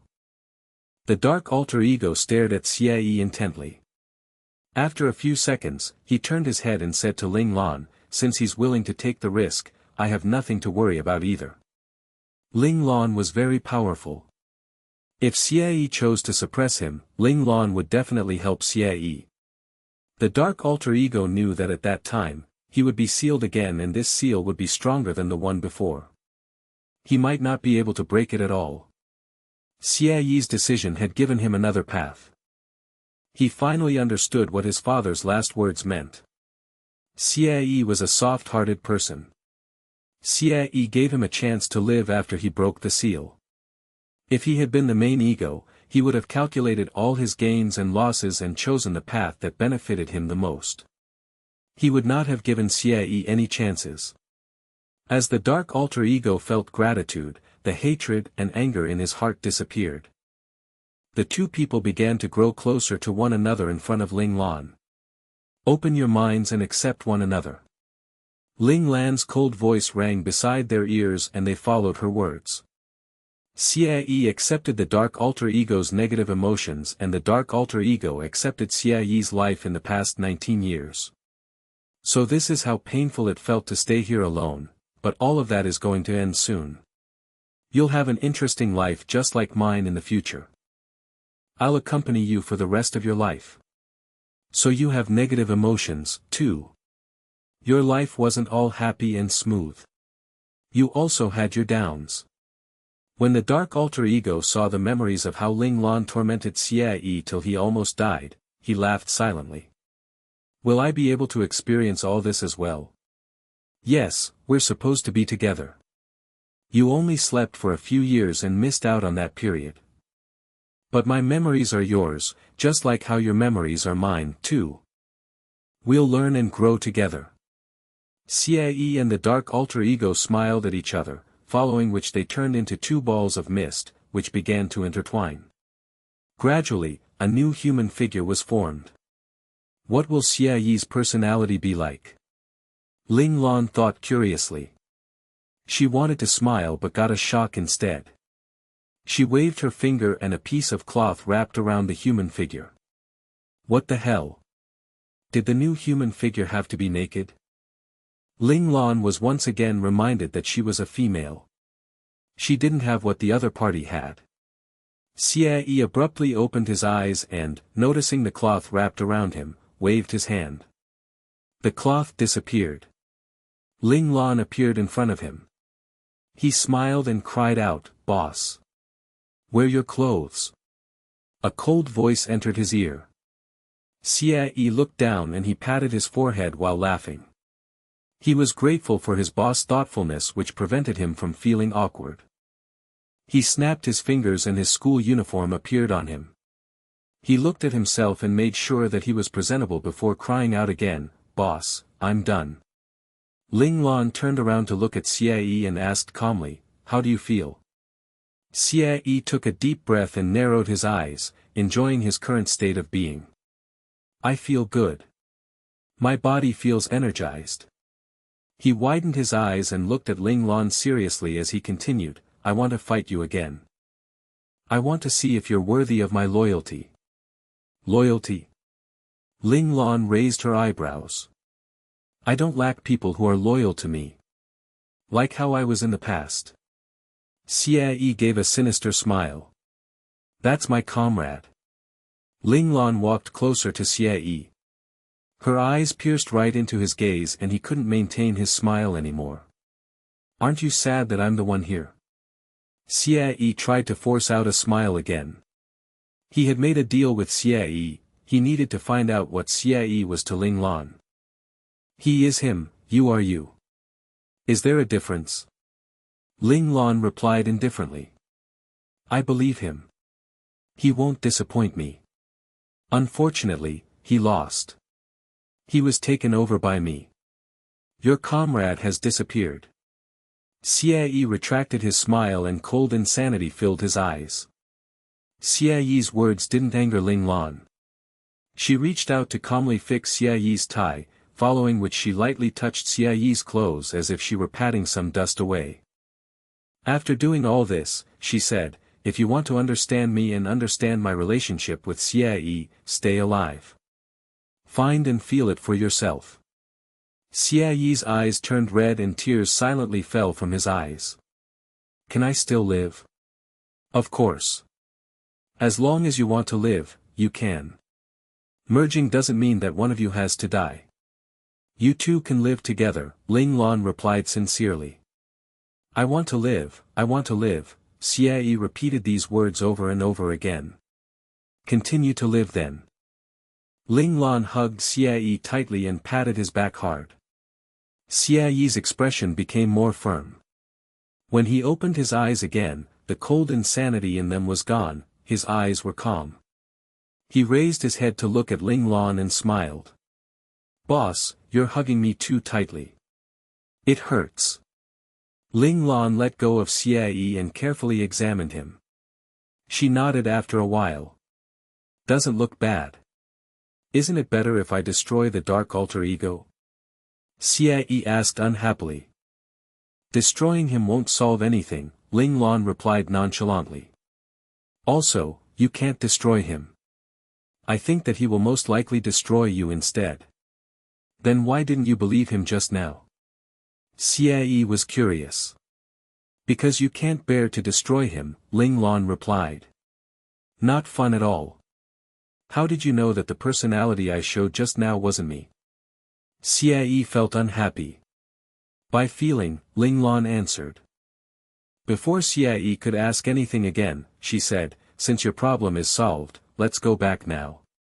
She snapped her fingers and the both of them disappeared from Xie's mindscape. In the cockpit of his mecha, Xie's eyes suddenly moved and he came back to life. "We're back again. Your world is very uncomfortable," Xie complained. "Ling Lan is very powerful." "Of course he's powerful. He's my boss." "He's not my boss yet, wait."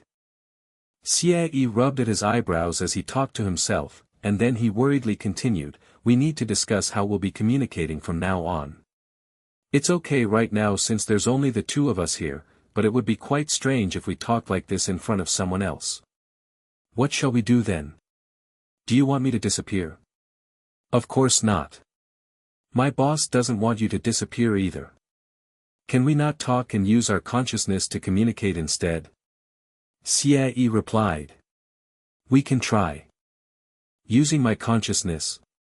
I always did that in the sealed world. It's good that you don't have a problem, but I do. Let me try to use my consciousness to talk." "My consciousness, consciousness." Xie started hypnotizing himself. "Pfft," Xie laughed. "I said to use the consciousness to talk. Why are you laughing out loud?" "I know you're laughing at me." Xie got angry. "I get it. I'll laugh at you in my consciousness." Xie rolled his eyes. The next second, the cockpit fell into silence. I'm extremely curious as to whether Luo Lang and his alter egos are also as lively when they talk to each other. Hey, why aren't you speaking? Hey, why are you so quiet? Don't tell me you disappeared. This isn't funny at all. Xie got anxious. You were the one who asked me to stop talking. I asked you to stop talking verbally, not to stop talking through your mind. Is it fun to scare me like this? Xie was furious. The dark alter ego was not fun at all. He admired Luo Lang. He admired that face that he could subdue all his alter egos while he himself could only be played around by his other personality. Xie started to respect Luo Lang even more. He decided to learn from Luo Lang and not let the dark alter ego bully him anymore. Luo Lang. He had to go and understand this person whom Xie respected so much, the other Xie thought secretly. Doesn't the other Xie know that he would know what he is thinking? It should be the same the other way round as well. The two different Xie were confused. They had just merged and so Xie was not able to grasp the switching of the two personalities yet. Hence, this would always happen. This was one of the hidden treasures of Ling Lan's battle team in the future and something that every new member wanted to see. Lin Zhongqing made this into a reward which could be redeemed with battle points. Because of this, Xie became a legend in the battle clan. Beep, beep. Ling Tian number 8 has lost and is out of the battle. All the participants in the competition received this announcement. Lei Tang didn't have any reaction, but the members of Ling Tian were astounded. Ling Tian number 8 was the mecha controlled by their boss, Ling Lan. Tang Yu also realized this and was shocked, he couldn't believe what had happened. In actual fact, they hadn't even witnessed the scene of Ling Tian number 8 fighting. Did Ling Lan accidentally log out of Mecha World?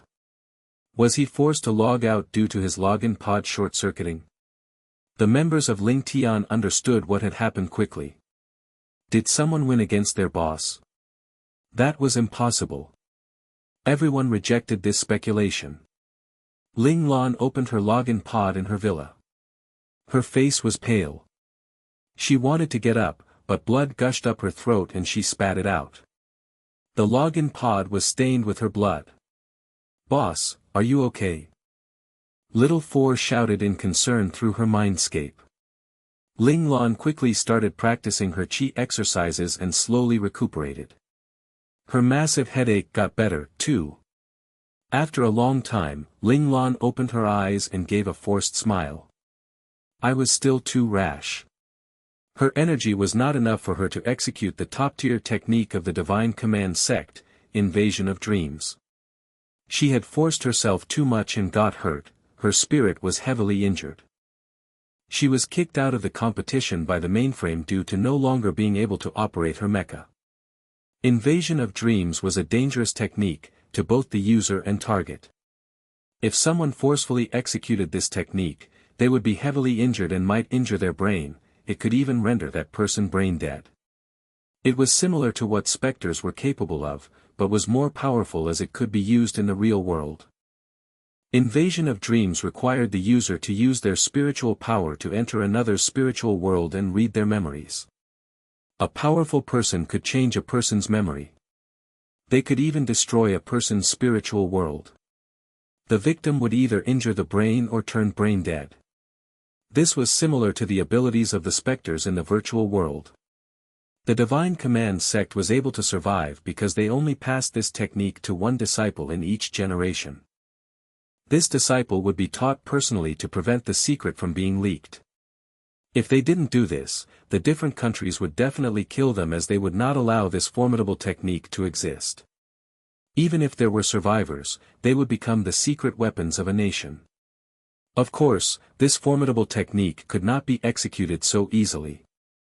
According to the requirements set by the Divine Command sect, it was necessary to reach the peak realm, which was half-step to God realm, in order to execute this technique. Otherwise, the user would be seriously injured.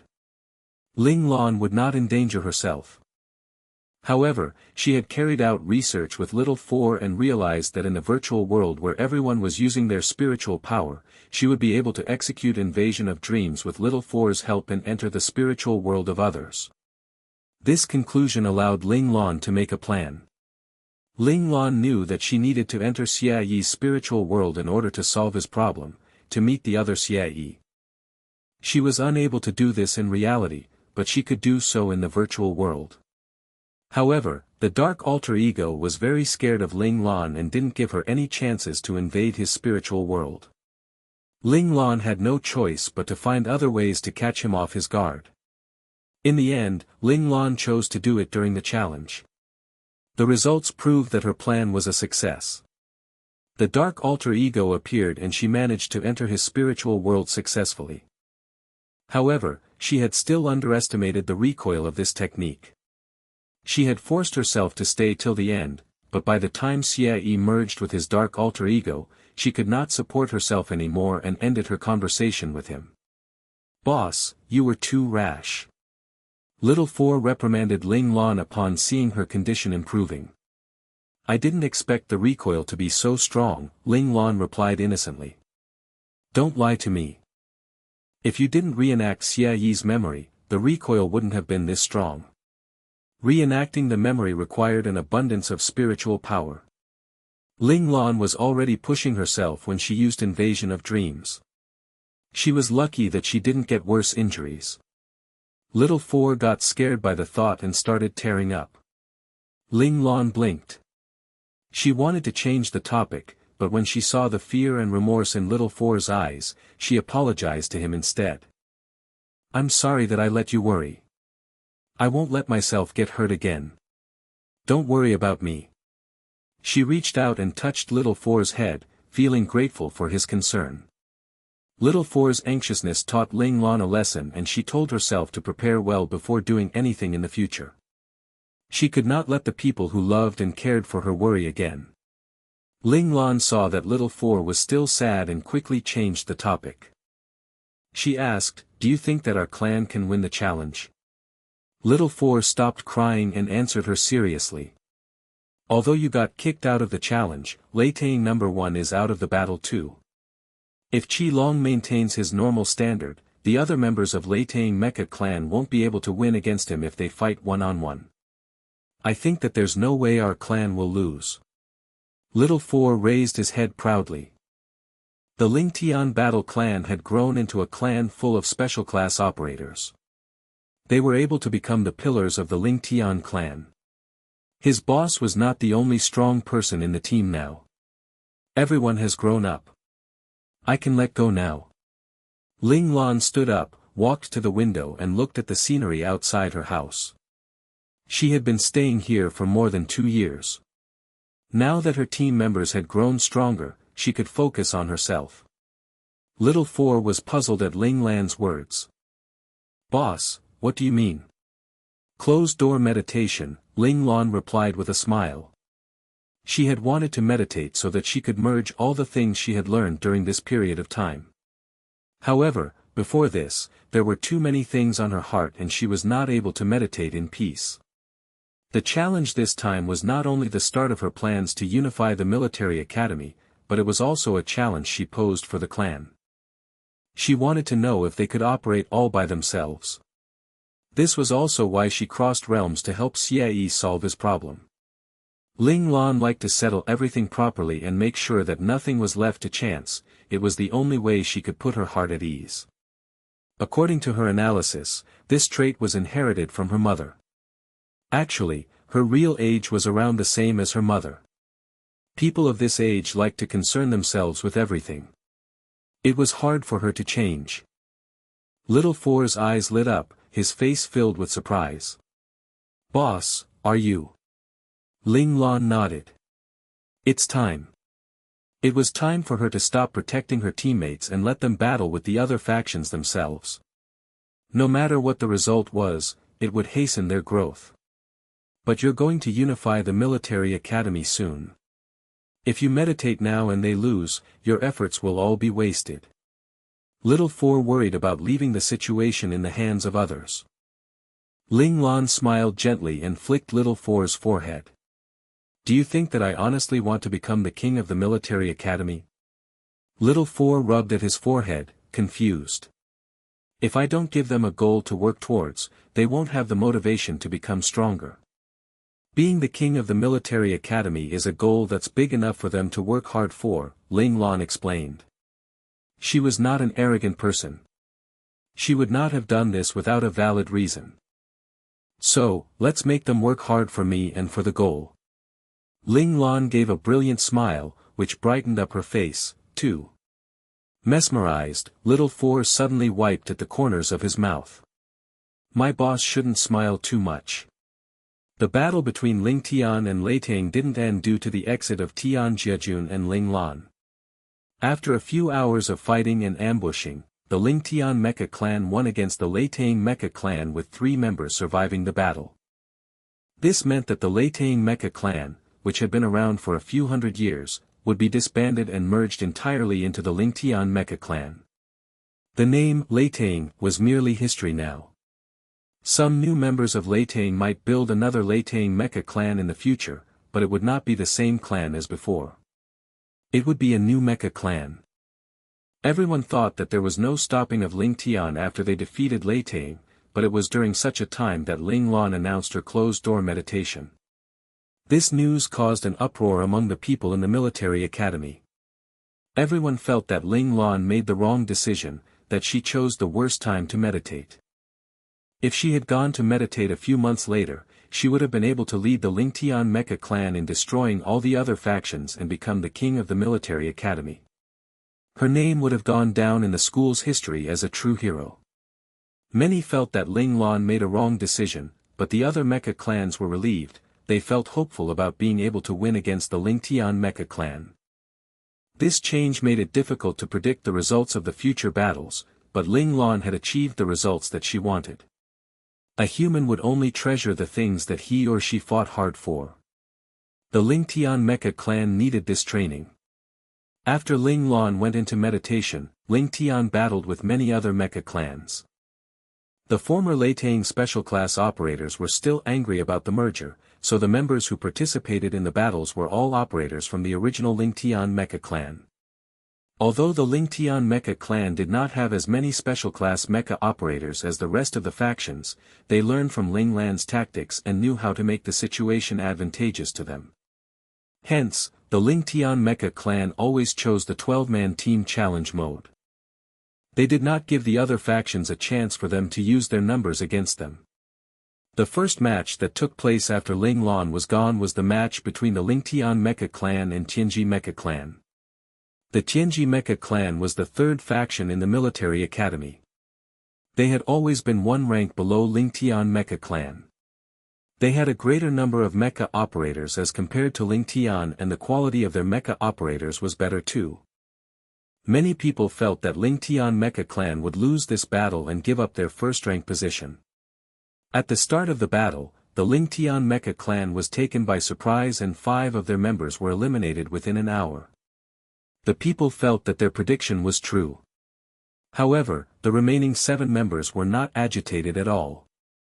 Their mentality stayed strong and they remained calm. They used all the methods that could think of to kill their opponent. They told themselves that killing 1 was their mission and killing 2 was a bonus.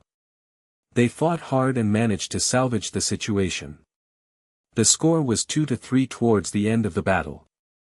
2 Ling Tian mechas and 3 Tianji mechas were left. The 3 Tianji mecha operators left were the strongest of the cohort, while Qi Long and Luo Lang were the ones who survived. Ling Tian No. 1. Qi Long was the strongest special class operator in Ling Tian, second only to Ling Lan, but he had only advanced recently. Ling Tian No. 4 had also advanced less than half a year ago, so no one thought that they would be able to defeat the 3 Tianji special class operators who had been at this level for 3 years. However, the Ling Tian Mecha clan left everyone in shock once again. Ling Tian No. 1, Qi Long, rose up because of this match. His close combat skills were amazing and frightening. The combined attack of Tianji No. 1 and Tianji No. 2 was not able to defeat him. He managed to last till Ling Tian No. 4 killed Tianji No. 3. Although Ling Tian No. 4 also performed well, he did not get as much recognition as Qilong. His excellence, calmness, and perfect operation were buried under the hype about Qilong's close combat skills. Qilong didn't lose when facing two mechas and even defeated Tianji No. 1 easily after Luo Lang came to support him. In the end, the two of them killed the last mecha from Tianji and won the competition. The rumors of Ling Tian mecha clan being a third-rate mecha clan without Ling Lan was broken. Qilong's invincible and domineering close combat skills allowed him to gain the approval of the cadets who loved close combat. Some first years and second years even made Qilong their idol. Before this, a huge portion of the cadets had fallen in love with balanced mecha after seeing Ling Lan's performance in the Grand Mecha Tournament. When they saw Qilong's performance, they started hesitating and wondered what mecha they truly liked. The cadets took this chance to seriously ponder about their decision and find the right path for themselves.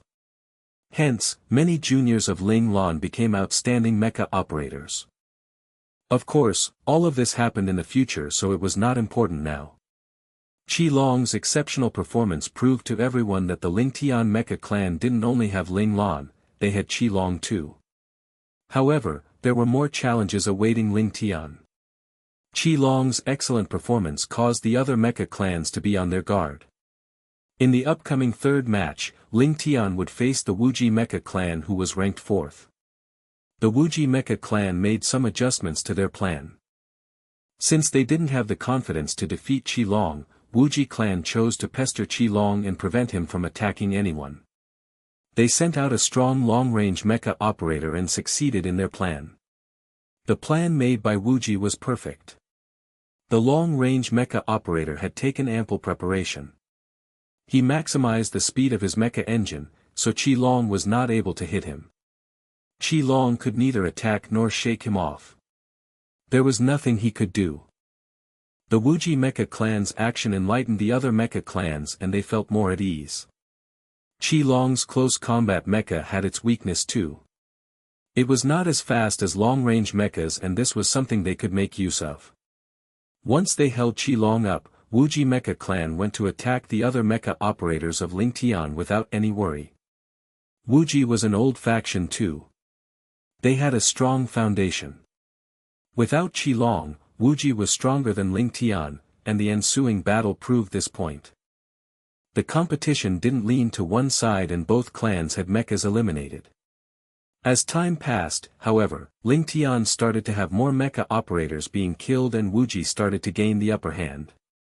When the score was at 4-2, Qilong was still being held back by the long-range mecha, while the other three mecha operators from Wuji went to attack the remaining Ling Tian mecha.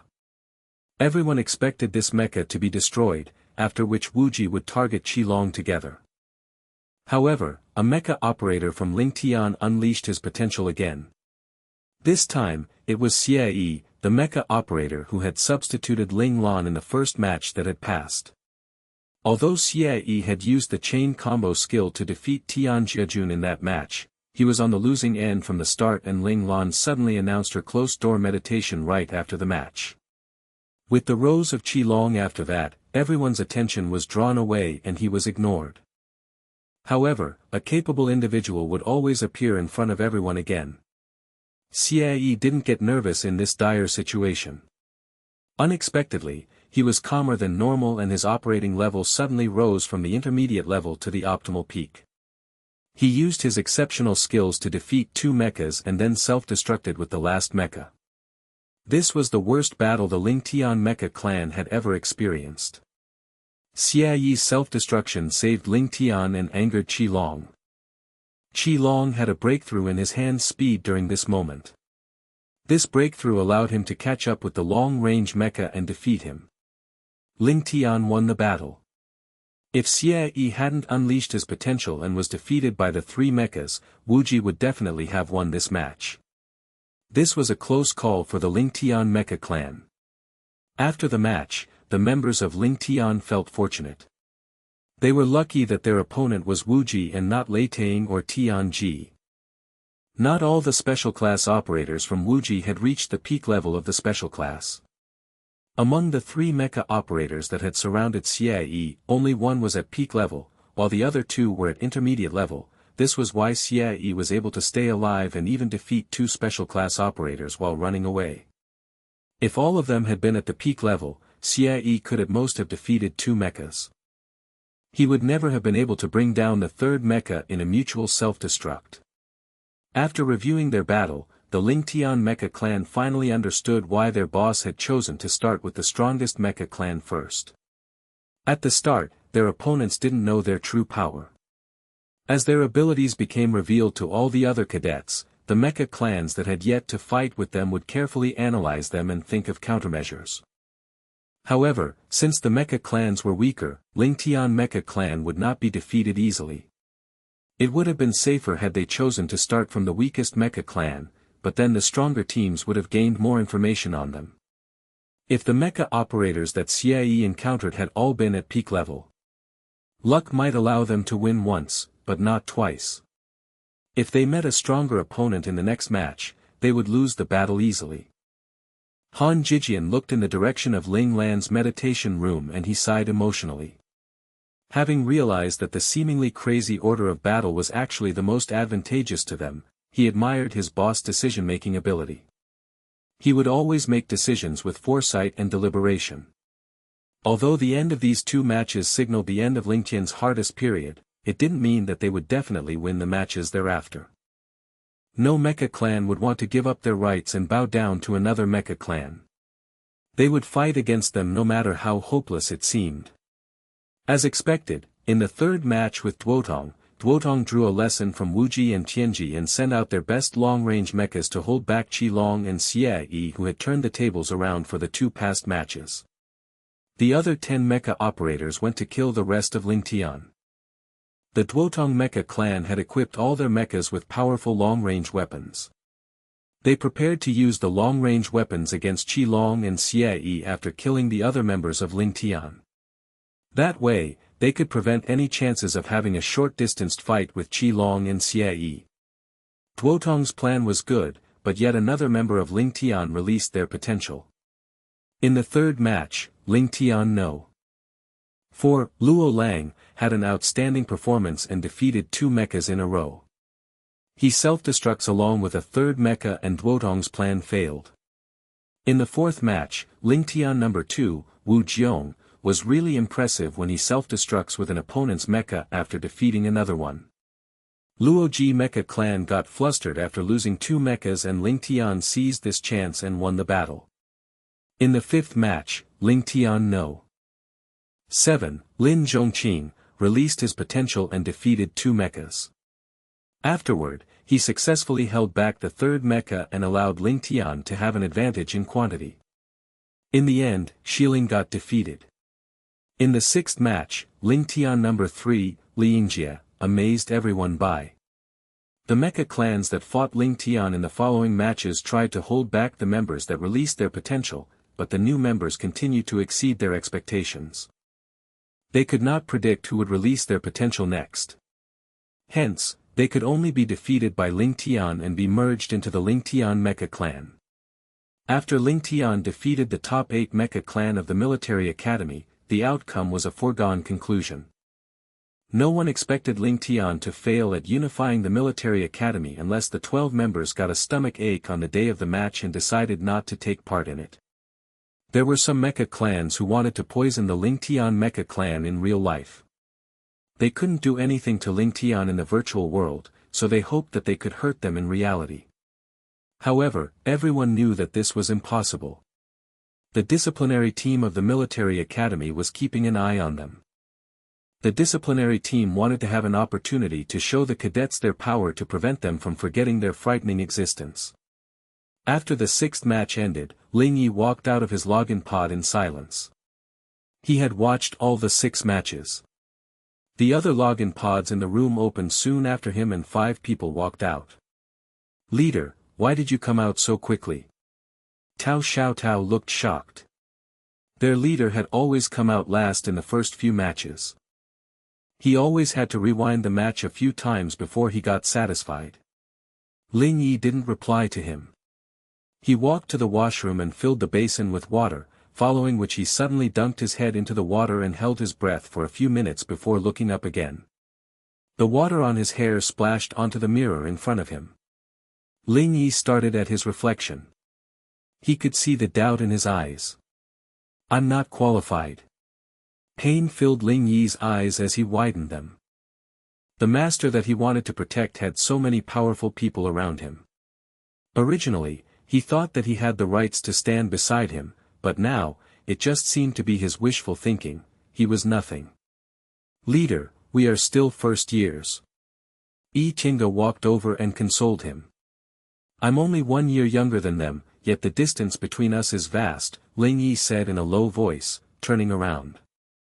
Leader, no one can reach the highest level in just one step.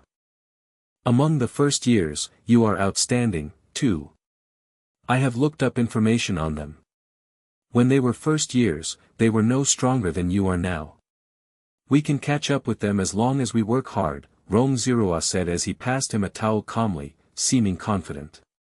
Yes. When you said that you wanted to bring us into the first men's military academy, everyone laughed and said that you are dreaming. Even we didn't have confidence. However, you did it.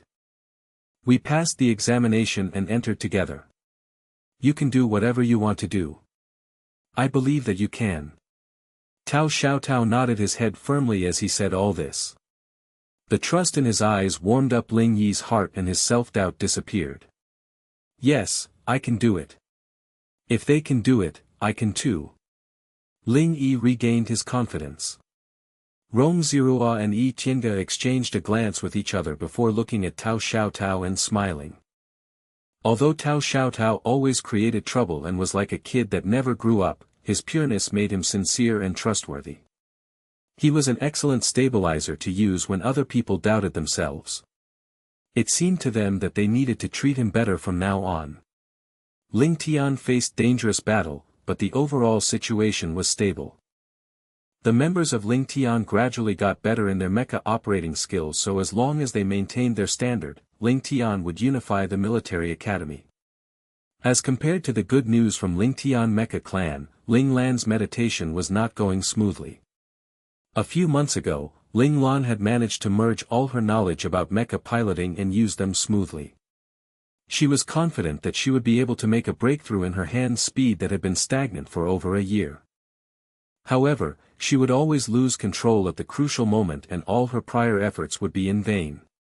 She was just a slight distance away from the requirements to advance to an imperial operator. Ling Lan failed many times and grew slightly frustrated. Why couldn't she make a breakthrough? She was proficient in the basic controls that her father, her instructors, and instructor number 3 of the learning space taught her. She had satisfied all their requirements, so she didn't know what she needed to work on now. After Ling Lan failed again, she took a deep breath and entered careful contemplation regarding this matter. She knew that she lacked something to achieve her breakthrough, lacked something to become an imperial operator. I have nothing that I can practice on anymore, and I have completed many dangerous missions in Mecha World. I believe that my temperament has met the requirements as well after so many years of practicing in the learning space. What on earth do I lack? Ling Lan rubbed her temples and went deep in thought, but she still couldn't figure out what she was lacking. Boss, don't be anxious. Why not ask number 3? Little 4 couldn't bear to see Ling Lan facing any trouble, so he quickly shared his opinion, hoping that it would help Ling Lan. Ling Lan's eyes lit up. Little 4, you're right. Maybe instructor number 3 will know what my problem is. Her mecha piloting was mostly taught by instructor number 3, thus, if she had any problems, number 3 would definitely know. Ling Lan controlled her consciousness and entered the learning space. She opened the door to number 3's room without hesitation and saw number 3 smiling amiably at her. He said, I thought that you didn't need me anymore. Ling Lan was speechless. What was her teacher trying to say? He made her sound like an ungrateful person. Fine, she was in the wrong anyway. She hadn't thought about seeking help from instructor number 3 before she meditated herself. so it was understandable that instructor number 3 would tease her. She deserved it. Ever since she had finished her lessons with instructor number 3 when she was 16 years old, she had been figuring things out all by herself for the past 2 years. This habit made her forget about her instructor number 3. She had wasted 1 month. Ling Lan knew that she made a mistake, but she didn't feel remorse or regret. One would definitely make some mistakes or do some stupid things in the process of growing up. There was nothing wrong with this. One just needed to learn from it and listen to other people's experiences so as to not make the same mistake again. Ling Lan's mentality was good. She knew how to criticize herself, hence, she only felt awkward for a moment. Afterward, she asked, instructor number 3, if you can't bear your loneliness, I recommend instructor number 5. He'll find a solution for you. Number 3's smile froze at her words as he remembered how crazy number 5 was and a chill ran down his spine. He knew that Ling Lan had a good relationship with number 5. Number 5 was extremely satisfied with Ling Lan, so he would not reject her most of the time. If Ling Lan had a chat with number 5, the latter would definitely come and find him. He didn't want to offend the scary number 5. Number 3 changed the topic quickly. Ling Lan, why did you come and find me? He had been observing Ling Lan, so he knew of her current situation. I feel that I'm ready. Yet I can't increase my hand speed for 0.1 seconds. I want to ask whether you know what I am lacking, Ling Lan asked seriously. Number 3 pondered the matter for a while before replying, you have to understand the reason for yourself. I can't just tell you directly. Let me bring you to experience it. The moment he finished speaking, number 3 waved his hand and a great force struck Ling Lan, who fell backward and suddenly dropped down. Ling Lan received a shock upon being hit, but she believed that number 3 would not harm her. She quickly steadied herself and waited for her consciousness to recover. Boom! Ling Lan felt herself being slammed into something, and then her body was in so much pain it felt as though she was run over by a car. She got the wrong impression that she was back in her past life, the life where she had to endure unbearable pain all day long. Hello. Hey, wake up. She felt someone slapping her face lightly. Ling Lan opened her eyes and saw a young man with sharp ears, blue eyes, golden hair, and some wrinkles on his face. The man was looking at her worriedly. Elf? Ling Lan was stunned for a moment. Did she transmigrate again? Before she could think any further, the explosion beside her shocked her. Lan Si, you are finally awake. This is great, the young man exclaimed happily upon seeing Ling Lan opening her eyes. Who are you? Ling Lan regained her calmness. She knew that this was probably an illusion that the learning space had created. She had been through many missions in the learning space and seen many different people. They were all human beings that took the form of people she saw in real life. However, this world looked like that of Greek mythology. The explosions and smoke in the air reminded her that she was not in a world of myth, it was a modern battlefield. I am Ji Sheng. Did you hurt your head when you flew away due to the explosion just now? Shouted the young man called Ji Sheng. Ah, Lan Si, this is bad. Shut up. My head is hurting. It'll get worse if you scream any more. Tell me what's happening here. Ling Lan shot a cold glance at Ji Sheng, who became frightened. Ji Sheng covered his mouth immediately and shook his head. What is this place? What year is this? What are we doing? Why did I faint? Ling Lan threw a series of questions at Ji Sheng and asked him to reply. Ji Sheng replied honestly. He wanted to help his friend regain his memory faster, so he put down the hands covering his mouth and said quickly, "This is the Mandora star system, planet number 113. We are in the Mandora star calendar, year 44443-7327. We are fighting against the T-21 division. We collided with 2 enemy planes just now, but we managed to parachute out. Just as we were planning to go back to our base, a missile landed right beside us and you were thrown off by the force. You landed on your head and fainted afterward. I called out to you for a long time before you woke up. Mandora? King Mecha learning device? Ling Lan was shocked. Wasn't Mandora the place where Little Four came from? Was this Little Four's world? Ah, Lan Si, are you starting to remember everything? You are right. After birth, we would be equipped with the King Mecha learning device. We would then wait for the learning device to be activated, Ji Xing replied to her happily. I have some impression now. However, there are still some gaps in my memory, Ling Lan replied calmly with a frown. Ji Xing, on the other hand, was very happy. Lan Si was getting better. He didn't recall much, but it was better than nothing. The activation of the learning system depends on our innate talent. The stronger your innate talent, the earlier the system will activate. The fastest time recorded was 15 months after childbirth. Of course, that child is an anomaly and will definitely become one of the most powerful King Mecha operators in the future, Ji Xing continued. He was envious of that child. His own innate talent was merely normal and so he had activated the learning system when he was 8 years old. He had just become an intermediate mecha warrior. I remember this. I want to know who our enemies are and where they come from. Ling Lan stopped Ji Xing from continuing this topic. Ling Lan remembered Little Four mentioning how powerful the Mandora star system was. The star systems around them were not their match at all. However, without the experiences on the battlefield, the military strength of a nation would deteriorate. In order to maintain their strength and continue producing outstanding warriors, the Mandora star system combined all their technology and invented the learning system. It allowed the people of the Mandora star system to experience battles in the learning system and henceforth become a mecha expert. Some might even become a king mecha operator. However, the Mandora star system was experiencing an attack now. There was something amiss going on. Ji Xing's expression dimmed at Ling Lan's question. The King Mecha learning device is very cruel.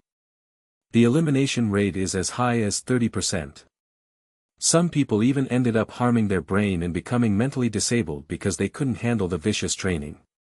Because of this, a portion of the people protested. They felt that this was a scheme by the intelligence entities who wanted to control the humans and build their own nation. Intelligence entity? Was he referring to Little Four and her instructors in the learning space? Yes.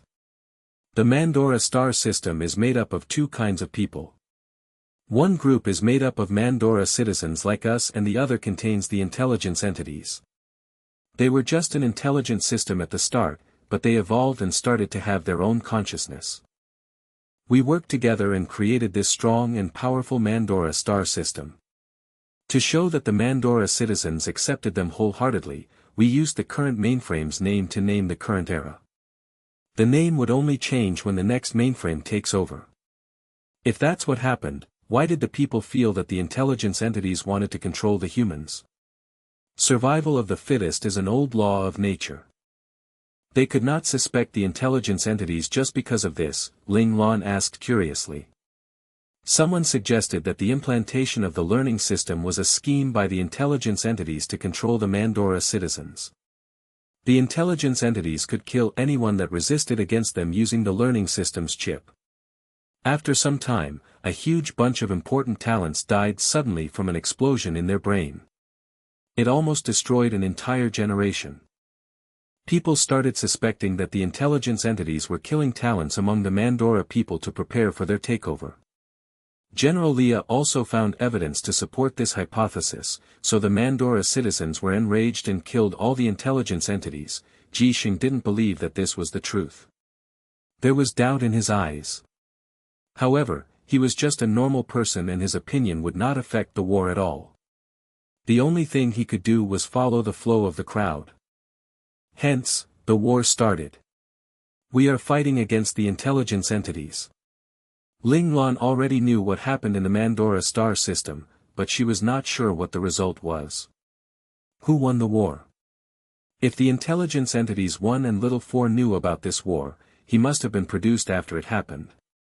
If that was the case, why did the intelligence entities continue implanting learning systems in humans?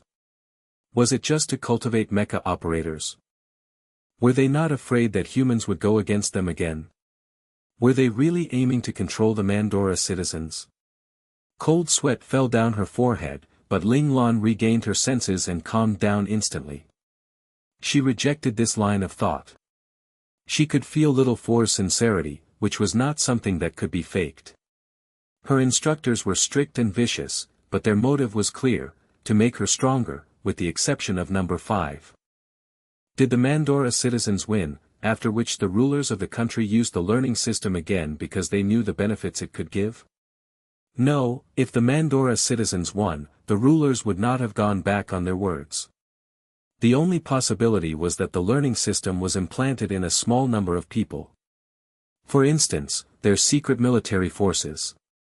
Ling Lan felt that she had correctly guessed the sequence of events. She felt that the Mandora citizens were stupid, but she was one of them now. She had no choice but to fight with the Mandora citizens. Having gotten the information she wanted, Ling Lan returned to the base camp with Ji Sheng. They returned to their mecha clan. After resting for 2 days, they received a new order. There were 6 people in each mecha clan. Ling Lan was in the same clan as Ji Sheng. There were 4 other mecha operators and they were all intermediate mecha warriors. They were only brought into the army because there were too many warriors on the intelligence team. Almost all the Mandora citizens were mobilized for this war. Ling Lan got onto her mecha. She was familiar with the Mandora star systems mechas. Number 3 had asked her to research about Mandora star systems mechas to understand the difference between a good and bad mecha. Ling Lan fiddled with the machine for a few minutes and familiarized herself with the control. Ji Sheng was shocked when he saw Lan Si operating the mecha so smoothly. Lan Si, when did your piloting become so good? They were only able to complete some simple actions and were not able to move their mecha as though it was part of their body. Ling Lan replied calmly, isn't this very simple? Ji Sheng turned around and teared up silently. Was his talent in mecha piloting so bad? He wasn't even as good as the quiet Lan Si. Lan Si had been a quiet student in school and his results were always behind Ji Sheng, which was why the latter thought that his mecha piloting skill was slightly better than Lan Si. However, this was apparently just his imagination. After a short period of preparation, Ling Lan's team went onto the battlefield. Their opponents were not very strong either, so the Mandora army let lower-leveled mecha operators like them fight, too. Ling Lan had found out from Ji Sheng that intelligence entity mechas also needed time to become more powerful, even they could not advance straight into the level of Ace Mecha Master after having just gained sentience. They needed to start from a lower mecha as well. Their practices came from the battlefield, too.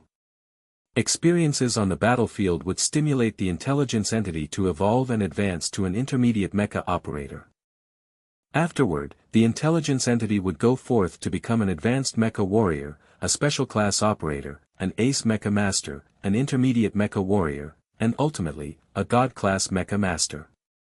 Of course, this was not how the Mandora star system's mecha operators named their ranks, but Ling Lan used the Federation's ranking system so that she could understand better.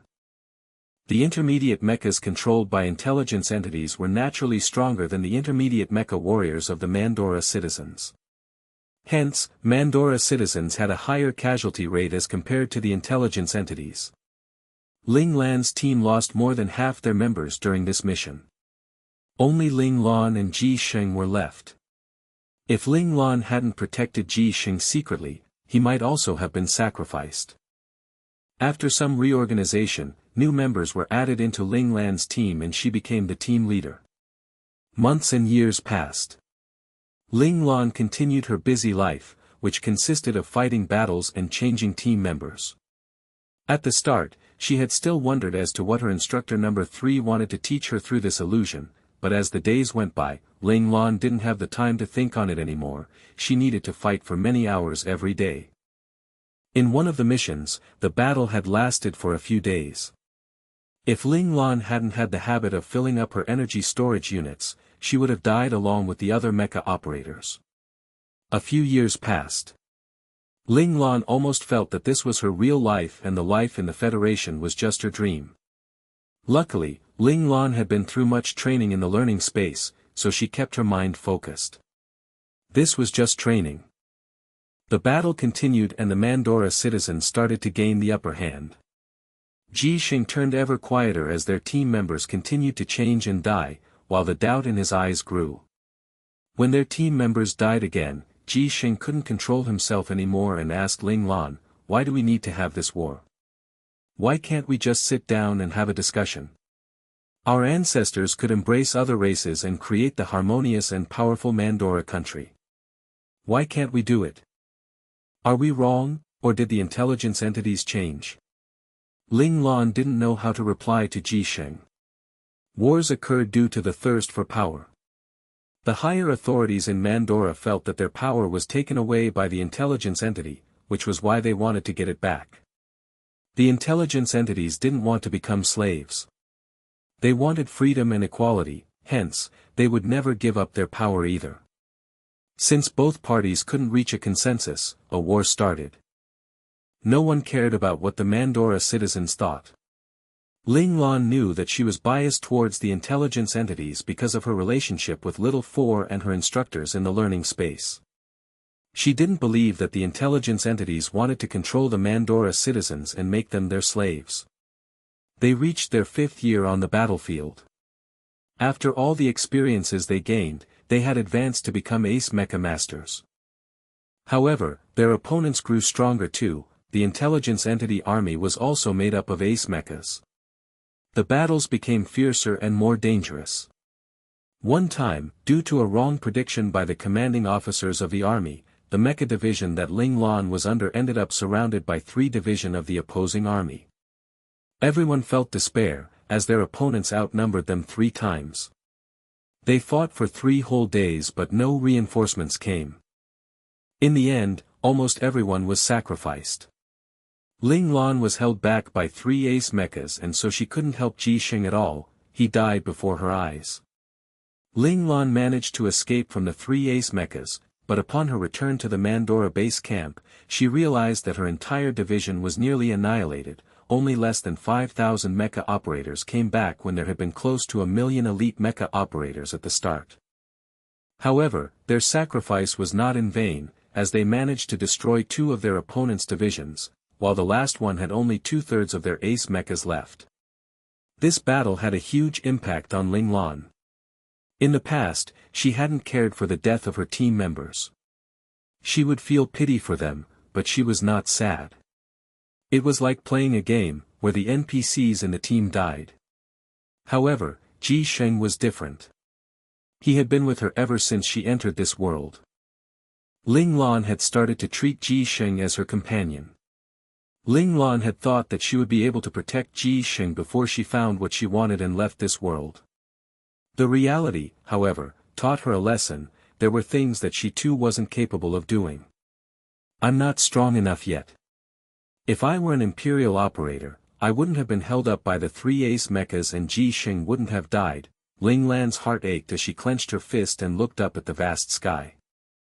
"Instructor number 3, what do you want me to understand?" "If you want me to understand how small and weak I am, I've already understood it. Why am I still here?" Ling Lan didn't like this war that was fought without knowing its purpose. She felt that she was merely a tool being used to kill people. It made her feel unimportant and she hated this feeling.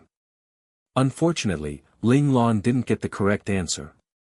She continued to stay in this world and fight as an ace mecha master. Day after day, Ling Lan continued to fight in the war and she started to turn numb. She became one of the quietest members and turned reclusive.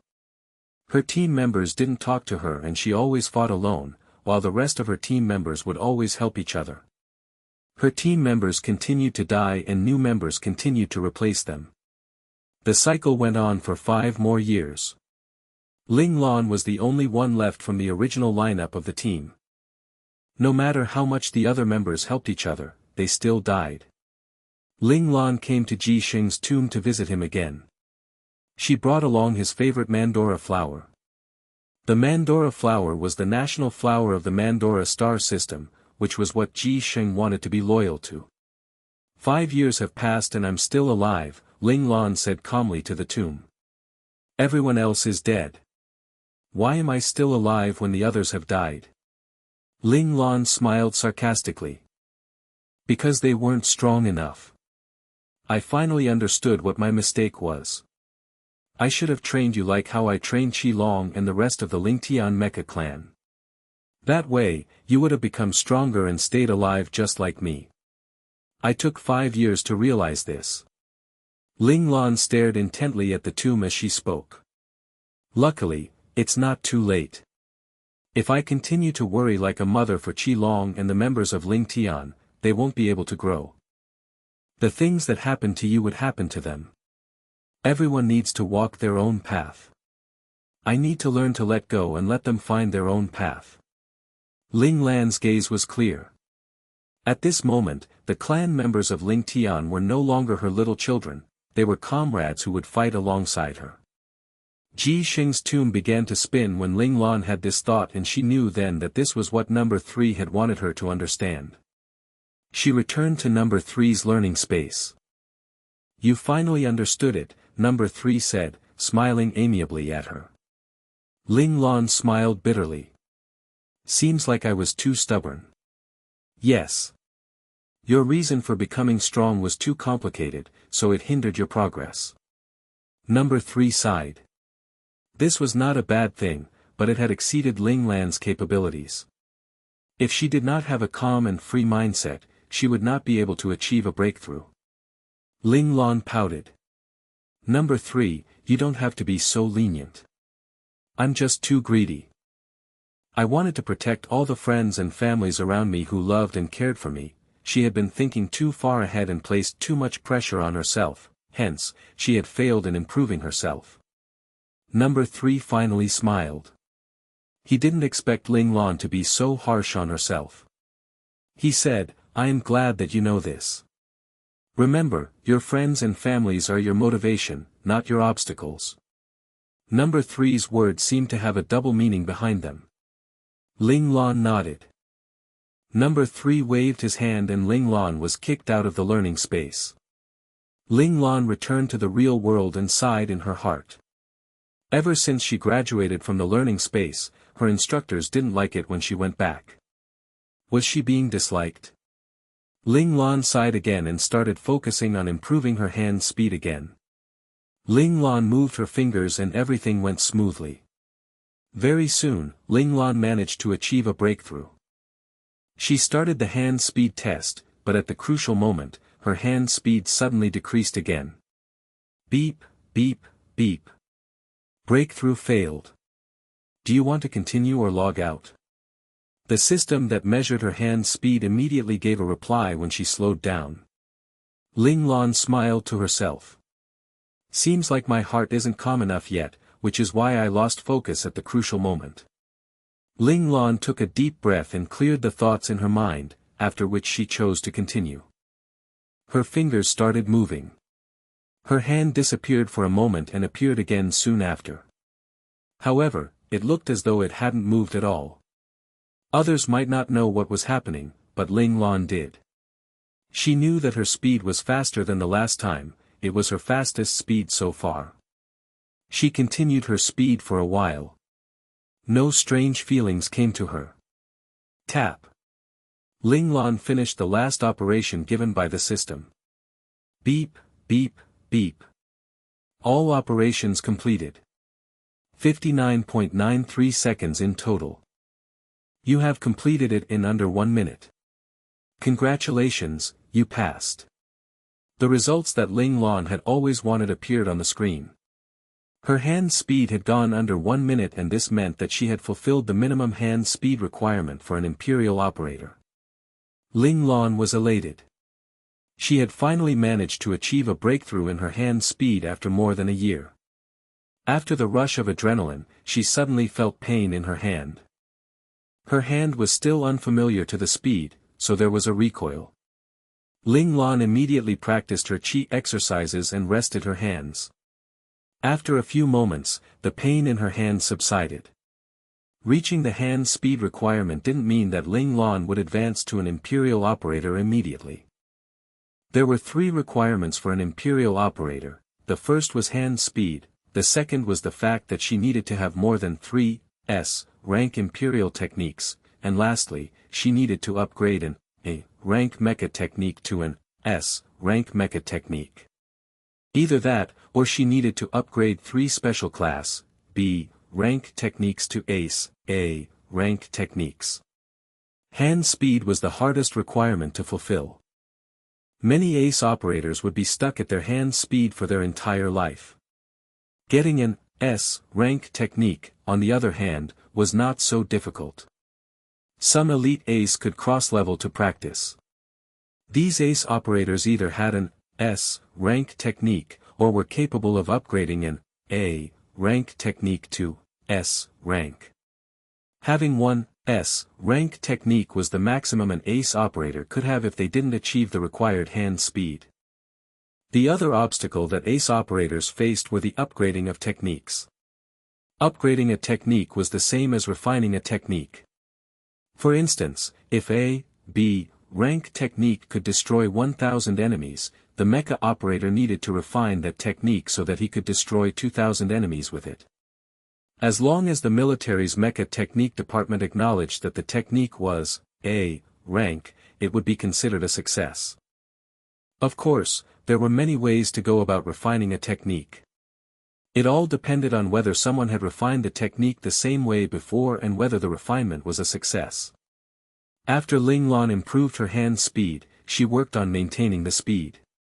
By the time she ended her meditation, her speed was stabilized at around 59.93 seconds to 59.98 seconds, which proved that her results were not based on luck. However, if she wanted to go lower than 59.90 seconds, it would still require some time. Ling Lan was not dejected, as she had never expected herself to advance to imperial rank while she was still a third-year student. Now that she had overcome the hardest obstacle, she merely needed to practice her hand speed and find a suitable S-rank technique for herself. If everything went smoothly, she would be able to become an imperial operator before she graduated. Ling Lan was not worried about the upgrading of her techniques, as she had Little 4 and Instructor Number 3, they could help her analyze and guide her whenever she needed them. By the time Ling Lan came out of her mediation, Ling Tian had almost completed all their battles. After Ling Tian defeated the original 8 powerful mecha clans, most of the other smaller mecha clans chose to avoid battle. Only a few of the mecha clans didn't want to give up and fought against them. The clans that avoided battle were given a 3 months grace period. After the 3 months passed, they would not be able to avoid battling Ling Tian again. The members of the Ling Tian mecha clan were very happy at their decision, as the participants in the weekly battles had never managed to get any rest at all. The several months of battle had tired them out mentally. If all the mecha clans collaborated with one another and battled with them continuously for a few months, Ling Tian might be defeated. However, no one wanted to be the object of sacrifice. Ling Tian had gotten the chance to stop fighting for a while, and by the time the other mecha clans realized this, it was too late. Ling Lan had already come out of her meditation, and this meant that they had no chances at all now. By the end of the year, Ling Tian had unified the mecha clans of the military academy. All the mecha clans merged into the Ling Tian mecha clan, and it became the only mecha clan in the military academy. As the 1st Regiment commander, Ling Lan became the king of the military academy, and the achievements of Ling Tian were written into the school's history. Ling Lan became the first king of the military academy that received an acknowledgement by the school personally. 1 year ago, the higher authorities of the school had thought of ways and means to create a god, but they had never expected that 1 year later, someone would become a god without their effort. The school's authorities had mixed emotions, while the principal and Tang Yu, on the other hand, were elated. Ling Lan belonged to their faction. However, in order to protect Ling Lan, they could not show their happiness on their face. Even after becoming king, there were still challenges for Ling Lan. When the new year started, the second years could apply to start a new mecha clan, and a new round of battles would begin again. As a super mecha clan, Ling Tian suffered from many internal conflicts. The members that became merged into the clan didn't listen to the leaders of Ling Tian, while the original leaders of the merged clans allowed their members to create troubles. They would always quarrel with the original Ling Tian members. Many people even chose to leave Ling Tian to become lone wolves. The Ling Tian Mecha clan chose to kick out those leaders and members that created trouble for them, as there was no need for so many people to stay in Ling Tian. To Ling Lan, her ideal mecha clan consisted of elite individuals. And even if these individuals sincerely wanted to join them, she would arrange tests for them. Only those who passed the test could enter their clan. However, Ling Lan was not so heartless. For those who didn't want to pledge their allegiance to them but never provoked the members of Ling Tian, Ling Lan placed them into subclans built especially for them so that they could govern themselves. In actual fact, Ling Lan also didn't like to use members who came from other mecha clans. She always thought that the Ling Tian mecha clan's elite members had to be brought up by herself. She liked to recruit freshmen and guide them personally. These members would have a sense of belonging to the Ling Tian mecha clan. Based on this set of criteria, Ling Yi was spotted very quickly. He was outstanding in all areas, so Wu Jiong admired his talent and focused on training him. Ling Yi worked even harder. He knew that he was getting closer to his master Lan. Ling Lan became a fourth year. That year, only a few freshmen set up new mecha clans. Ling Lan didn't send them a letter of challenge the moment they formed their clans, as that would be an action unbecoming of a powerful individual. Most of the freshmen entered Ling Tian, which became a real super mecha clan. Ling Tian built a perfect upgrading system for its freshmen. In order to enter the elite team, they needed to go through many tests and missions, as this was the only way to achieve their dream position and have the king of the military academy guide them personally. The Ling Tian mecha clan grew very fast and operated efficiently. Ling Lan let go of the reins of the Ling Tian mecha clan after the new upgrading system was put in place. Her main focus now was to train her comrades. She put all the things that she learned during her closed-door meditation to good use. Ling Lan didn't ask her comrades to practice their mecha piloting. Instead, she resumed the physical training that they went through when they were first years. Her training was harder and fiercer than the military academy's training. All of her comrades had a hard time. This was the special training grounds of the military academy, which was a few thousands of meters wide and had all kinds of physical training equipment present. There were also running tracks and obstacle courses. At this moment, a person was sitting on a chair in the middle of the training grounds. The person placed her hand on her chin and looked at the people diagonally in front of her who were doing the obstacle course. The people in front looked fine despite panting heavily, but the three people at the end of the group didn't seem good. They staggered and looked as if they would faint at any moment. One of them couldn't lift his leg anymore and lost his balance when he kicked a small stone on the ground. He fell forward and slammed into the person in front of him, who couldn't dodge in time and also fell. "I am going to die here today." Chang Xinyuan laid on the ground and stared hopelessly at Han Jijian, who had fallen because of him. His face was filled with tears and nasal mucus, and he didn't look anything like a mecha engineer.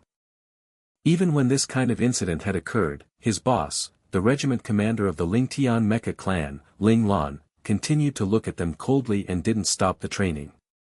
"If you don't get up now, you'll die immediately." "You don't have to wait till the day ends," Han Jijian said, glancing at their boss who was looking at them from the corner of her eyes. He gritted his teeth and dragged himself up from the floor. He understood his boss' personality. If he didn't continue running now, something bad would happen. Chang Xinyuan also wanted to get up, but he didn't have any energy left in him. He couldn't get up no matter what he did. The people in front heard the commotion at the back and stopped running. They glanced backward and felt pity for them. After some discussion, Qi Long ran back towards Chang Xinyuan and tried to help him up, but it was at this moment that Qi Long heard Ling Lan say, "Qi Long, seems like you still have energy." She took 2 items from beside her and threw them over. The items slammed onto the ground beside Qi Long and dust flew in the air. Qi Long got a shock. Tie these around your legs and continue running, Ling Lan said coldly. Qi Long's face changed as he bent down to take the things. These two items definitely weighed more than 500 kilograms. Last time, Ling Lan had only tormented them while they were fighting. She had never used such cruel methods to torture them and make them use up every ounce of their strength. Qi Long knew that he had angered his boss when he tried to help Chang Xinyuan, and he also knew that if he pleaded for help, his boss would be even harsher on him, hence, he silently tied the two weights to his legs and ran back. Chang Xinyuan was depressed.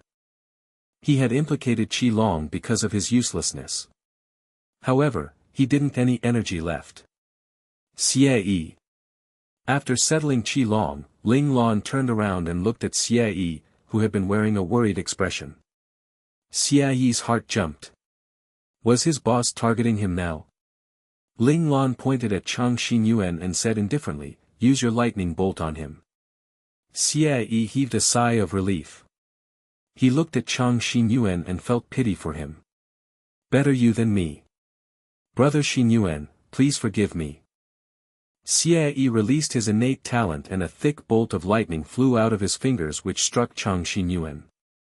Xie Yi used the smallest bolt of lightning that he could produce. He showed Chang Xinyuan some mercy, but the lightning bolt still caused Chang Xinyuan to shiver in pain for a while. Are you still not getting up? Ling Lan shot a sideways glance at Chang Xinyuan, who saw the killing intent in his boss' eyes. Sob, he didn't want to die. He sprung up in fear and dashed to the front, overtaking everyone else and becoming the leader of the pack. See? The potential is still present. It's just that the torture isn't enough yet, Ling Lan remarked with a gentle smile, looking satisfied with herself. In her mindscape, Little Four shivered in fear when he heard this sentence. Ever since his boss came back from finding number 3, she had gotten scarier. I have to work hard and be obedient. I don't want to get struck by lightning. Little Four started crying secretly.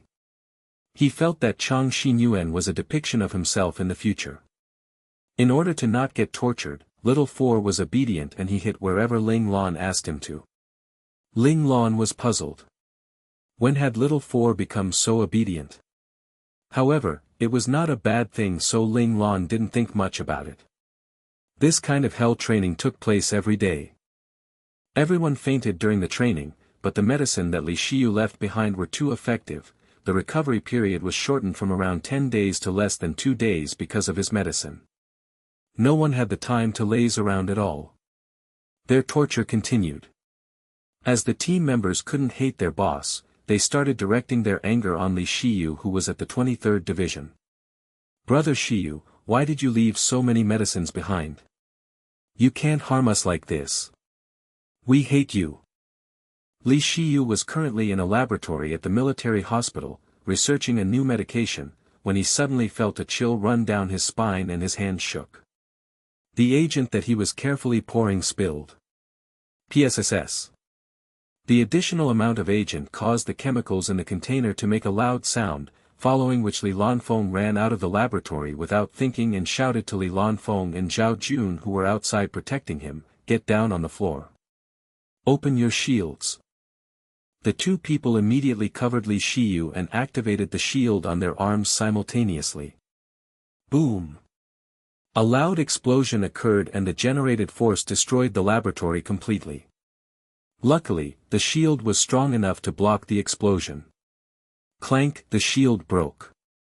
The shield activating device on Li Lanfeng and Zhao Jun's arms broke as well. The two of them looked up only after they confirmed that the danger was over.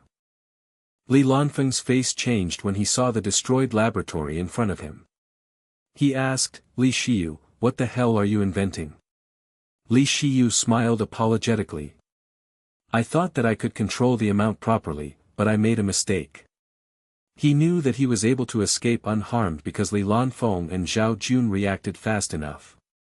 Zhao Jun got up and looked at the ruins, then he looked at his broken activation device and got a fright. He said, "Luckily, we have the shield that Chang Xinyuan invented, or else we would have been heavily injured even if we managed to stay alive. It's a pity that we brought only one with us." No worries. I will send a message to Chang Xinyuan and ask him to send us a few more, Li Shiyu said indifferently. He wasn't aware that Ling Lan's team hated him now. Chang Xinyuan would not satisfy his request so easily. Li Shiyu got up and remembered something. Let me go in and see what interesting things were produced because of this explosion. Although most of the medicine was destroyed in the explosion, there should be something left behind. This was what he was researching on. Hence, Li Shiyu went into the ruins excitedly and started looking for his container. Someone is coming. Zhao Jun heard the sounds of mecha engines far away. Li Shiyu was not surprised at all. It would have been strange if no one came to investigate after such a huge commotion was caused. He rubbed his forehead. I am thinking of how to explain this to the leaders of the 23rd Division. He had merely wanted to borrow the laboratory, yet caused such a huge explosion in the end. Also, it was forbidden to bring powerful energy weapons into the hospital. Tell them the truth, Zhao Jun said nonchalantly. Do you think they will believe me? Will they believe that a few harmless agents could produce such a huge explosion? Li Lanfeng continued frowning. Although the reorganization had resulted in a change in the leaders of the 23rd Division, Li Lanfeng was not certain if the people that wanted to harm them were all kicked out. If one of them were still present, he would definitely make an issue out of this and then they would be in trouble. Didn't our boss tell us to call that number if we face some real trouble? Zhao Jun didn't have as many reservations as Li Lanfeng, as his boss was the heir of the 23rd Division. As long as he was in the right, he was not afraid of them. Li Lanfeng sighed heavily when he saw Li Shiyu's happy face. Li Shiyu had found what he wanted. Li Lanfeng didn't want to use the protection that the rabbit had given them. He didn't want the rabbit to feel that he was useless. However, he would not give up this protection just to save his face. The safety of his friends was more important. At the mention of his boss, Zhao Jun recalled how Ling Tian had unified the military academy in the previous year. He said excitedly, I didn't expect the boss to unify the military academy last year and become the king of the academy. I knew that our boss would make a better king than Xiao Ting. Li Lanfeng's heart stopped. Looked more like a king than Xiao Ting. However, after a while, he smiled. The rabbit was his benefactor. The latter had helped him with his poor health and granted him the chance to become a strong person. Although he had a cold attitude, Li Lanfeng could still feel the concern in his heart. He was not concerned about Li Yinfei's looks either. Li Lanfeng's smile grew wider at this thought. It was not him. He believed the rabbit. Li Lanfeng and his friends started dealing with the investigation by the investigation team from the 23rd Division. On the other side of things, Ling Lan's comrades managed to improve their physique tremendously after enduring Ling Lan's hell training. Satisfied, Ling Lan began to torture them with her mecha. Ling Lan's mecha piloting skills had reached a new height and so her team members got to experience what it was like to be at the brink of death. Under such a stressful environment, Qilong managed to advance to become an ace operator. Of course, before Qilong advanced, Ling Lan announced her ace operator status first. Although she didn't break the record left by Ling Xiao and Xiao Ting for the fastest advancement to ace rank, she was already considered outstanding to be able to become an ace operator in the second half of the year. No one would belittle Ling Lan just because she didn't break the record. Qilong's advancement took away some attention from Ling Lan, but this was what she wanted. She didn't want to have too much attention to herself. By the time their fourth year ended, Luo Lang and Xie Yi had managed to advance, while Wu Jiong advanced in the first half of their fifth year. The first men's military academy had 5 ace mecha masters now and the higher authorities of the school were elated. The new Grand Mecha tournament had started, so with 5 ace mecha masters in their hands and thus the first men's military academy was confident that they would get first place. However, when the school personnel saw the candidates list sent to them by Ling Tian, they were shocked. The team leader was not Ling Lan, it was Qilong. The assistant leader was Wu Jiong and Li Yingjie. Ling Lan was not in the list at all. They wanted to find Ling Lan to question her about why she was not participating, but she went into closed-door meditation again. The higher authorities of the school couldn't do anything to her. Closed-door meditation was a crucial process for the advancement of the cadets. Nothing was more important than this, not even the Grand Mecha Tournament. Hence, Wu Jiong and Qi Long led the elites from all the different specializations to participate in the Grand Mecha Tournament. This was the first time they led so many people without Ling Lan. Everyone performed very well, especially Li Yingjie. He managed to enter the top 8 in a single mecha combat event and fought an opponent of the first co-ed military academy who had just advanced to ace level. Although he lost in the end, Li Yingjie managed to become an ace mecha operator after this match. From that day onwards, the Grand Mecha Tournament became the stage for the first men's military academy to perform on. The top 4 were all from the first men's military academy. However, this was not the end. In the group mecha combat event that started thereafter, Li Yingjie got onto the ace-balanced mecha which belonged to Ling Lan, who had planned for this mecha to be transported to the site of the competition before she started her closed-door mediation. Thus, the first men's military academy became the only team in the Grand Mecha Tournament to have 5 ace mecha masters in their team, and they caused a huge uproar among the crowd. The team went through the competition without facing any difficulties. No one could cause any trouble to the first men's military academy. They easily obtained first place in the group mecha combat event. THS competition destroyed the morale of all the other military academies. Han Jijian's plan was to let the 5 ace mecha masters lead a team each and destroy all the military academies that posed a threat to them. However, as the base camp location could be changed, the first men's military academy only took down the third men's military academy. The second men's military academy and the first co-ed military academy managed to run away. These two schools maintained the lowest score required and didn't get kicked out of the match. They were already very happy with these results. After all, the first men's military academy was too powerful this year and were not on the same level at all. They admitted their defeat. However, the overall points that they achieved were still lesser than Ling Lan's team last time. It was not easy to get the 10,000 points for discovering the secret of the movement of the base camp. They might have been able to break Ling Lan's record if they had eliminated the second men's military academy and the first co-ed military academy, but there was no second chance. Everyone knew that it would be difficult for anyone to break the record in the next 100 years. Han Jijian felt the need to commend Ling Yi's performance, as his team was the one that eliminated the third men's military academy's base camp. As the only third-year team leader, his abilities were as good as those older leaders and he had an all-round team.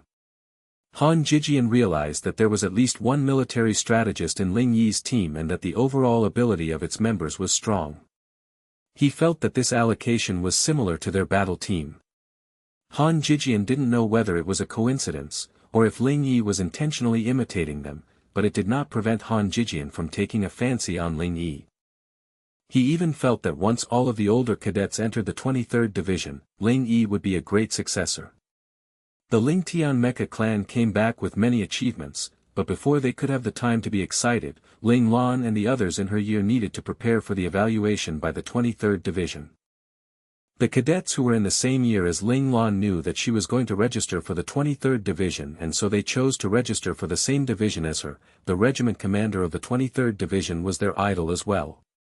Besides those cadets who needed to go to a certain division due to their family or faction, almost everyone registered for the 23rd Division. The examiners for the 23rd Division were delighted. Although Ling Xiao had managed to build up the reputation of the 23rd Division and the military had given them priority in filling up their members, the division lacked middle-rank officers to lead their soldiers. They needed outstanding cadets to fill up these positions. For a division to operate smoothly, the most important factor was these middle-rank officers. These officers needed to have a vast amount of knowledge, powerful abilities, and a good personality. The cadets that the military academy trained for more than 4 years were the best candidates for these positions. Ling Xiao heaved a sigh of relief when he knew that the most important problem of the 23rd Division was solved. He knew that these cadets registered for the 23rd Division because of his daughter. His daughter is indeed an amazing person. He Shuyang looked at the proud expression on General Ling Zhao's face and knew that his general was thinking of Master Lan again. They had been feeling frustration regarding this issue, when Master Lan gave them so many outstanding cadets to solve their problem. Master Lan was absolutely impressive. If Master Lan was his child, he might have had an even more exaggerated expression than General Ling Xiao. He would most likely have flashed happy smiles at others and told everyone that Master Lan was his child. He Shuyang suddenly felt that he should not reject his mother when she arranged a blind date for him next time. If he could have a cute baby and nurtured the baby into a talent, it would be a happy thing, too. Hence, the head chief of staff started looking for love. Due to the influence of Ling Lan, this batch of cadets were all quite strong. Very few of them got kicked out. When it was time to leave, everyone was filled with reluctance. Those who were going to enter the 23rd Division didn't have many emotions, but for those that had to go to other divisions, they felt depressed. Wu Jiong was one of them. The Wu family had always supported the 15th Division. As the direct descendant of the Wu family, Wu Jiong had to go to the 15th Division. He had known from the start that the 15th Division was his future and he was ready for it. He had thought that he would be able to bid farewell to Ling Lan with a smile, but when he stood at Ling Lan's living room and saw Ling Lan, who was wearing the 23rd Division uniform and drinking a cup of hot tea, Wu Jiong suddenly didn't want to say goodbye anymore. Wu Jiong wished that he could have entered the 23rd Division with Ling Lan, if he had the choice. He believed that with Ling Lan around, the journey in the 23rd Division would be exciting. They would have many achievements and he wanted to experience all these. However, the 15th Division needed him. He had to go over and take control of the 15th Division. When a family reached this stage, they didn't have any room for retreat. Once they retreated, their whole family might be gone. Wu Jiong was the most outstanding direct descendant and his grandfather had high hopes for him. He couldn't disappoint his family. Wu Jiong knew that he had too many people in his heart and so he couldn't be as willful as Li Yingjie. The Li family had influence in both the 4th Division and 5th Division. Li Yingjie's grandfather had previously had plans to send him to the 4th Division, which was the strongest army division among the 19 divisions that the Federation had. The Li family definitely hoped that one of their direct descendants could enter the division and grow to become a high-rank officer. However, Li Yingjie was an arrogant, willful and disobedient child. He registered for the 23rd Division without informing his family. According to what he said, if his second oldest brother could go to the 23rd Division, why couldn't he? Li Shiyu became implicated for no reason, but the Li family couldn't do anything to Li Shiyu. He was a highly recognized military doctor in the 23rd Division now and even General Ling Xiao commended him personally. The Li family could not force him to do anything. The Li family thought about pulling some tricks to get Li Yingjie into the 4th Division, but when they remembered how stubborn he was, they gave up on this idea. They had no choice but to accept the fact that their two most outstanding direct descendants were snatched away by Ling Zhao's 23rd Division. As for Li Mulan, he would continue resting at Planet Azure. The Li family could afford to raise this disabled person. Ling Lan looked carefree. She had packed all her things. Her backpack was still the same. She took whatever things she brought in last time. The only thing different was the white color of her uniform which represented a valedictorian. Ling Lan saw Wu Jiong standing at the entrance and nodded slightly at him. "You're here." Ling Lan knew that he would come to bid her farewell. After all, they were from the same special class A. "Boss. I am going to the 15th Division." Wu Jiong paused after calling out to his boss and only managed to say this sentence. Qi Long smiled at his words. The moment Wu Jiong registered, they knew that he would go to the 15th Division. Besides, he was wearing the recruit uniform of the 15th Division. Qi Long's smile caused Wu Jiong to blush. He knew that it was a stupid thing to say. The 15th Division is where people of the Wu family always go. "I knew that you would be going there," Ling Lan said, calmly placing the teacup in her hand onto the table. She rubbed her hands before continuing, "This is good, too. When you become a high-ranking officer in your division, we'll be able to work together again. Wu Jiong's eyes lit up. His boss was right. Separating now didn't mean that there would be no chance to work with his boss anymore. Work hard to rise up in rank. I hope that when I become an officer with my own team, I'll be able to find someone to work with. Ling Lan looked at Wu Jiong with a composed expression, but her eyes were still sharp. Wu Jiong felt stress. He felt an oppressive aura coming towards him and knew that his boss had become stronger. His sorrow at having to leave was gone and he only felt the urge to complete the promise between him and Ling Lan. I understand. Boss, when you need me, I will be there for you, Wu Jiong replied firmly, standing up straight. This was his reply. He wanted to tell Ling Lan that even without her guidance, he would continue to have a goal and work hard towards it. It's a promise then. Ling Lan smiled. The oppressive aura around her disappeared and she reached out her hand. Wu Jiong heaved a sigh of relief secretly and clapped Ling Lan's hand. Promise. They had formed an alliance even before they officially became part of their respective divisions. This signified that they would be trustworthy brothers-in-arms for the rest of their life. The military vessels that came to pick them up all arrived at the same time. When they officially stepped onto the military vessel, they would not be able to see each other for a long time. Wu Jiong controlled the tears in his eyes and turned around. Boss, thank you for the 14 years of companionship.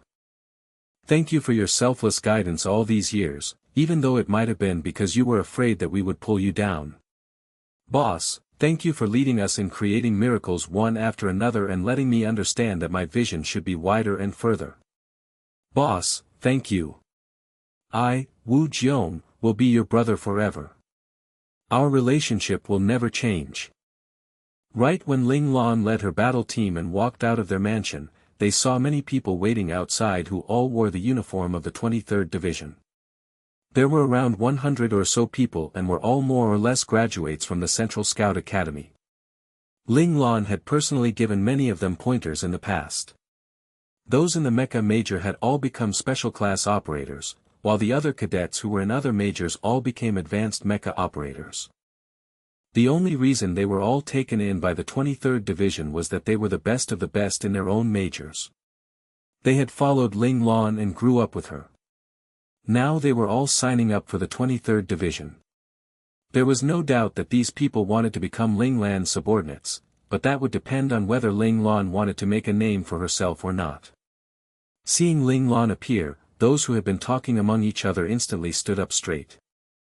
Their eyes were shining bright and filled with a longing for the future. At the same time, their gazes couldn't hide their admiration and respect for Ling Lan. Everyone shouted respectfully, "Boss." Everyone knew clearly that it was all the boss's teachings and strictness that allowed them be able to get into a military division in their 5th year and get past the evaluations for the 23rd Division. They also knew that there were still many people who were not successful in the assessments and had no choice but to participate in the Intergalactic Adventure Division to get more battle experience, after which they would wait until their 6th year to do one last evaluation. If they weren't successful after the last evaluation, they would just be like any other commoner and sign up for military service. Afterward, their starting point would be the same as those who got into a division. After completing the training for new recruits, they would acquire the rank of second lieutenant or just corporal. The rank could even be the rank of private. It was the difference between day and night. However, all this they had in front of them, in the end, was given by this cold and seemingly heartless boss.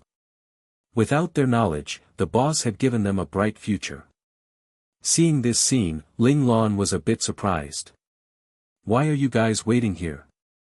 Ling Lan had told them that they could move around freely as long as they were present on the warship when it left the dock. "If we follow boss, we have confidence," said one of Ling Tian's captains, smiling. In the past few years, every decision Ling Lan had made brought about countless merits. They didn't want to be too far from the boss and miss out on exciting experiences. Gao Jinyun also said with excitement, "Boss, no matter what, we're following you to the end." Gao Jinyun's team members all nodded in unison.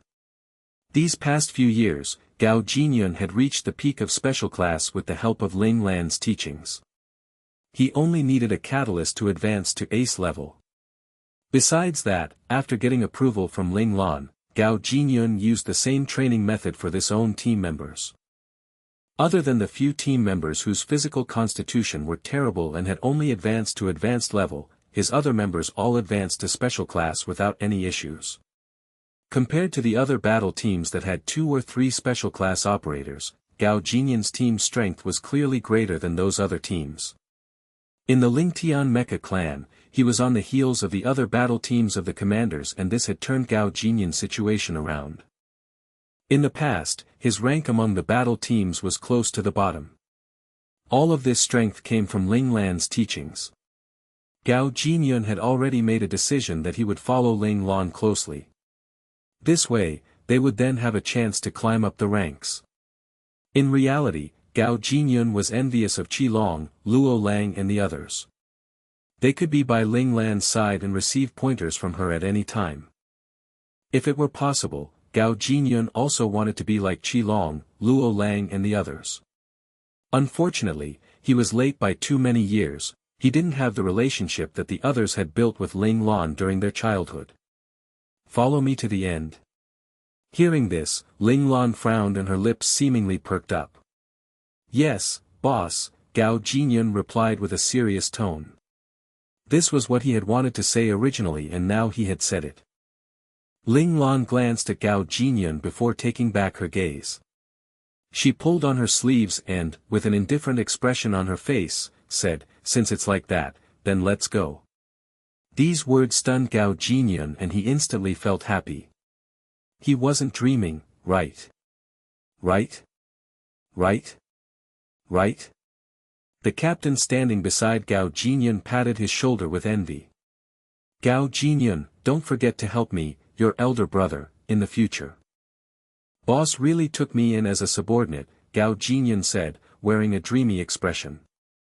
Although he had known the boss was going to take in auxiliary battle teams, he still never announced it. Could it be that he was lucky enough for his team to become the first auxiliary battle team for the boss battle team? Yes, boss has actually taken us in as an auxiliary battle team. We must work hard. Another captain steeled his shoulders to encourage himself. Gao Jinyun was taken in by Ling Lan as an auxiliary battle team. The other captains didn't become envious of him because Gao Jinyun's battle team was ranked the strongest battle team after the commander's battle teams. It was also because only battle teams like Gao Jinyun's had the qualifications to become the boss auxiliary battle team. They were now all wondering, if they were to also reach the power level of Gao Jinyun's battle team, would they have a chance to become the boss second auxiliary battle team, or the third? Thus, every captain from every battle team set their goal, which was to become the second auxiliary battle team after Gao Jinyun's battle team. Everyone moved towards the spaceport in droves. Before they reached the entrance of the 23 RD Division's warship, they saw the soldiers guarding the spaceport give them strange looks. Ling Lan thought that was it because there were so many people in their group that made the soldiers feel strange. After all, the cadets that were successful in applying to the 23rd Division this time had almost reached 200 people. It was even more than the number of cadets who were joining other divisions combined. A few days ago when Ling Lan's mother contacted her through her father's communicator, she had told her of this situation. She said that the commanders of the other divisions all sent messages to Ling Xiao, mocking and insulting him. They said that her father had used underhanded means to compete with them. Yes, what they considered to be underhanded means was the fact that her father was using his identity as the idol of the people. Using this attraction, he had taken in many prodigies and geniuses. It was indeed a despicable and shameless display. Ling Lan thought for a second and felt that the words of those division commanders weren't wrong. Her father had actually also used this type of means to take away many geniuses from other military divisions. However, Ling Lan believed that it wasn't completely her father's fault. The real culprit was God. Why couldn't he have made Ling Xiao be born a bit uglier? That would have made things better. In short, the 23rd Division was very favorable this year and acquired more than half of the geniuses from the 1st Men's Military Academy. They couldn't blame others for being green with envy. However, Ling Lan knew that her guess was wrong as she arrived at the 23RD Division's dock, which was entirely filled with people. They were all members of the Lingtian Mecha clan and their juniors. After Ling Lan took over the military academy with an iron fist, although some new cadets formed new clans here and there and hoped to recreate Ling Lan's legend as their own, most people still joined Lingtian, especially those from the Central Scout Academy, who all joined. This made the number of members from Lingtian expand and expand again. As the seniors left one year after another, time passed until Ling Lan and the others had become 5th years, at which point Lingtian had finally become a unique super mecha clan of the first men's military academy. There wasn't any mecha clan that could bring about trouble for Lingtian. Trouble only followed Lingtian if they wanted it to. Ling Lan saw this scene and her expression became livid. Even Qilong, Luo Lang and the others couldn't help but huff. This time, it was possible that the instructors of the entire military academy were going to become the kings of shouting. It was possible that half of the military academy was completely empty. With this overwhelming scene, it was no wonder that the soldiers guarding the docks would look at them with strange expressions on their faces. Even from how Ling Lan saw it, she almost thought it was a military force attacking the spaceport. "Boss!" Thousands of individuals shouted in unison. The echoing from their voices almost made Ling Lan's hair strands stand up. "Who let them call me boss in public?" Ling Lan's had a cold expression on her face as her lips moved slightly to squeeze these words out of her throat. She was joining the military, not entering the mafia. Everyone around her exchanged looks, pretending they hadn't noticed what their boss had said. With their behavior being like this, how could Ling Lan not understand? None of them were getting away with it, everyone would get their rightful punishment.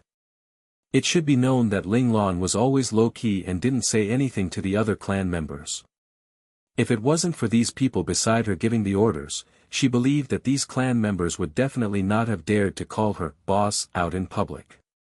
"Just wait. You guys are in big trouble," Ling Lan said begrudgingly. She had wanted to leave quietly and peacefully, but she didn't think that these guys would make it so grand and noisy. Ling Lan already felt that after she entered the division, her life would definitely not be as peaceful as her father wanted. After hearing their boss words, Qilong and the others felt their hearts freeze. They looked at each other and decided to immediately look for a scapegoat. Luo Lang spotted Ling Yi, who was standing at the very front of the crowd, and his eyes instantly gleamed. He immediately waved to Ling Yi. "Ling Yi, come here." Ling Yi held in his excitement and walked over. He looked at Ling Lan, who was beside Luo Lang. He was finally standing in front of young Master Lan. He didn't know whether or not young Master Lan still remembered him. Although Ling Yi's performance in the Lingtian Mecha clan was exceptional, Ling Lan had still not spoken with him face to face because she had given the responsibility of managing Lingtian to Wu Jiong, Qilong and Liangjie. Thus, she never meddled with rankings of members and never had face-to-face conversations with them neither. Before Ling Yi could call out to his young master Lan, Luo Lang pulled him aside and asked him softly, "Ling Yi, what's happening?" Ling Yi glanced at Ling Lan, then replied quietly, "Everyone wanted to come send boss off. This is what everyone wanted. I didn't think it was right to stop them." After Ling Yi answered, Luo Lang and others looked at Ling Lan, waiting for her reaction. They hoped that their boss could sympathize with everyone's feelings and let them off easy in the end. Ling Lan sighed internally and suddenly took a step forward. Her clear and cold voice rang through everyone's ears. "Everyone, thank you for coming to send us off. But as cadets of the military academy, you guys have to comply with all the rules of the military academy." After saying this, Ling Lan's cold eyes glared at everyone. Everyone at the dock felt that those two eyes were looking at themselves. The blame in Ling Lan's gaze made them hang their head in unplanned unison. "Attention!" Ling Lan suddenly gave an order and everyone immediately stood up straight. To the rear. Almost all 10,000 people turned around at the same time. The sudden order actually didn't create any chaos. Their movements were surprisingly orderly and stunned all those watching. "I'll be waiting for you lot in the 23rd Division. Now, forward march." Ling Lan ordered once again. Everyone knew that the send-off event had ended. Their boss didn't want them to skip class. However, the boss had also left a message for them, that he would wait for them in the 23rd Division. The boss hadn't abandoned them. Ling Tian's members were satisfied. They left the dock in an orderly fashion and quickly disappeared. Ling Yi didn't want to follow them. Although he obeyed the command to turn around, he still refused to obey the second command in the end and turned around again. "You still have something you need?" Ling Lan asked indifferently. When it came to Ling Yi, Ling Lan had a feeling of displeasure. Ling Lan remembered clearly that Ling Yi's father, Ling Hua, had died by her hand.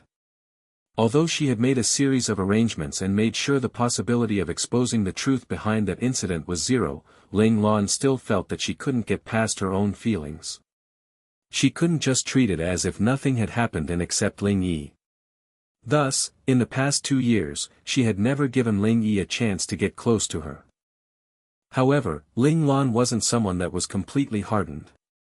When Qi Long, Wu Jiong and the others wanted to use her training method to nurture a group of strong individuals in Ling Tian, she heard Ling Yi's name in the list and just let it pass. If Ling Yi really had potential, Ling Lan didn't mind helping him along the way. "Young Master Lan." Ling Yi's lips moved a bit and finally shouted out the form of address he wanted to say all this time. Ling Yi addressing Ling Lan like this stunned Qi Long and the others. Normally, the address of young master was used by family servants. They thought of the Ling Yi's surname, Ling, and instantly understood. It was possible that Ling Yi was a family servant. Some families allowed servants to follow their young masters to apply for the same military academy and become the servant of the next family head. Of course, these family servants had to be capable. Academies such as the First Men's Military Academy were impossible to get in if the individual was not capable. Everyone quickly returned to having a calm and collected manner because they wanted to know Ling Lan's background. They thought of Ling Xiao and could then understand why Ling Yi would be this strong. Ling Lan looked at Ling Yi helplessly. She didn't think that Ling Yi still didn't have the thought of giving up on her up until now. Although Chamberlain Ling Qin had once said that Ling Yi's dream was to return to her side and become her loyalist, before even mentioning Ling Yi's special situation and her own situation after her father returned, regardless of whether or not she had publicly announced her gender, she knew it wasn't possible for her to have a male as her loyalist. Even if she approved, her father would definitely not. Ever since the beginning, the female masters of the Ling family could only have female loyalists by their side. There were no exceptions. Behind Ling Yi were his team members who had stayed behind with Ling Yi. When Rong Zirua and Yi Tiange heard Ling Yi shout out, "Young Master Lan," they subconsciously clenched their fists and their eyes focused on Ling Lan. After Ling Yi's outburst, it was as though his entire body had relaxed. No matter if his young Master Lan wanted to accept him or not, he had already shown her his thoughts. He smiled bitterly and said, "Perhaps, young Master Lan has already forgotten who I am. Looking back, it's been around 15 years since we last saw each other." Ling Lan replied indifferently, "I know. Back then, I approved of your father's wish before he died to make you return to being a commoner. That way, you wouldn't have any connections to the Ling family anymore." Hearing this, Ling Yi instantly said with concern, "You guys didn't even ask me whether I wanted to or not. Even if I was young, I still had my right to choose." Ling Lan saw the determination in Ling Yi's eyes. She thought for a moment then said, "All right. In that case, I'll give you the chance to choose." Ling Yi's eyes widened and he laughed out loud. "Thank you, young Master Lan." He had known that young Master Lan wouldn't abandon him just like that. "In your 5th year, if you want to follow me, then come to the 23rd Division." Ling Lan left these words and then walked past Ling Yi towards the warship's personnel hold. Ling Yi was full of satisfaction as he watched Ling Lan leave. With the young Master Lan's promise, he felt that the hard work he had done for 15 years had finally paid off. "Congratulations, Captain." Chinga was relieved, and still had a smile on his face. He lightly patted Ling Yi on the shoulder to show he was congratulating Ling Yi. "Captain, your dream came true," Rong Zirua also remarked. At the same time, he turned around and looked towards the silhouette of that individual who was surrounded by their seniors. That tall standing figure made him look with all the hesitation in his eyes. Ling Lan's aura was too cold and dominant. Someone like her would either successfully create their world or fall short at the halfway point. There was no third possibility. Was it a good thing or bad thing that their captain was going to follow this person? The 5 of them, including Rong Zirua, were all third-rate planet commoners. They had lacked medicinal agents, money, and opportunities to train their physical skills when they were young. It was because of Ling Yi that they were able to get into the first men's military academy. It was Ling Yi who had taught them the Ling family's basic physical skills. It was Ling Yi who used his father's pension to buy them food, sparing them from having to worry about the nutrients they needed replenish when training their physical skills. That was why they put all of their trust in Ling Yi. Even if he wanted to return to the Ling family and become a loyalist, they would not part ways but follow him instead. They had even once thought that if Ling Yi was to return to the Ling family, they would be willing to become a family servant if the Ling family needed them. The choices of Rong Zirua and the others were sacrificial. If they parted with Ling Yi, their future would become better. With their capabilities, they would definitely become at least a low-ranking officer after they entered a division. They would also have freedom and be better off than becoming a family servant of a small household. Ling Yi still hadn't told them the real background of the Ling family. In the 23 RD Division's warship's bridge, 3 people were curiously walking around the optical supercomputer that was showing the image of the dock.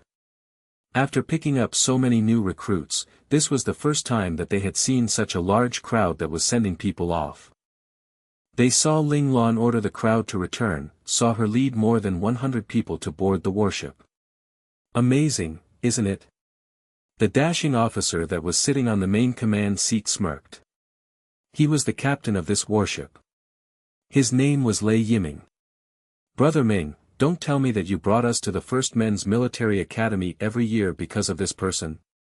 The first to speak was the officer with a somewhat feminine complexion, sitting to the left of the dashing officer.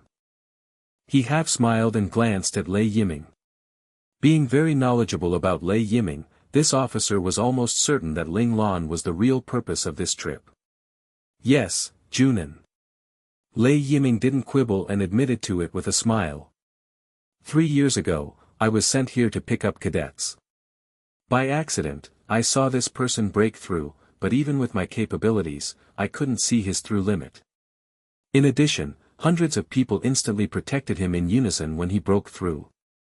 It showed that he had a place in the first men's military academy. It turned out that he was the warship commander who had come to pick up Li Lanfeng and the others, and apparently saw Ling Lan break through. The feminine officer was called Pan Junin and was Lei Yiming's vice staff officer whom he relied on very much. Lei Yiming words made Pan Junin laugh immediately. Who knew that the mission that you hated with a passion actually let you meet with such an interesting person? No wonder these past 2 years, you would nominate yourself to the staff officer department to come pick people up. Lei Yiming nodded. Of course. When it comes to someone that's this interesting and strong, I must naturally try my best to get them to come to our Juning team. If I don't do that, I have to at least make sure that Pu Jun doesn't rope him into their team. The 23rd Division was a newly formed military division. When they were building the division, all the different powers had sent people in. However, after General Ling Zhao's Iron Fist rectifications, the 23rd Division became purer. Although the roots of the different powers were there no more, the officers of the 23rd Division still created their own little groups. For example, Lei Yiming and his group were the Juning Friendship Association. In order to expand their power and influence, they would try to rope in the limitless supply of new recruits from military academies who just joined the division. Even if they didn't rope them in, they would create good relationships with them. They would try to stop the new recruits from deviating towards their opponents, such as the one they had the most competition with, the Pu-Jun Alliance Group. Only 3 years has passed and now he has thousands of people sending him off. This person should be considered an overlord at the First Men's Military Academy, remarked another officer, as if in deep thought. This officer was the commander of Lei Yiming's warship security mecha clan, ace operator Meng Ziyun. He was the strongest on the warship, Stargazer. Lei Yiming, Pan Junan and Meng Ziyun were also close friends who grew up together. The bond between them was very strong. In the 23rd Division, they were nicknamed the Stargazer's Three Musketeers because the warship they served on was called Stargazer. However, it's hard to rope in those who came out from the First Men's Military Academy. Pan Junan recalled the groups from the previous years and instantly frowned. Yeah. Hua Zhenyu and Zhao Jun's groups haven't joined any group even until now. Meng Ziyun didn't truly think that Lei Yiming's decision was a good one.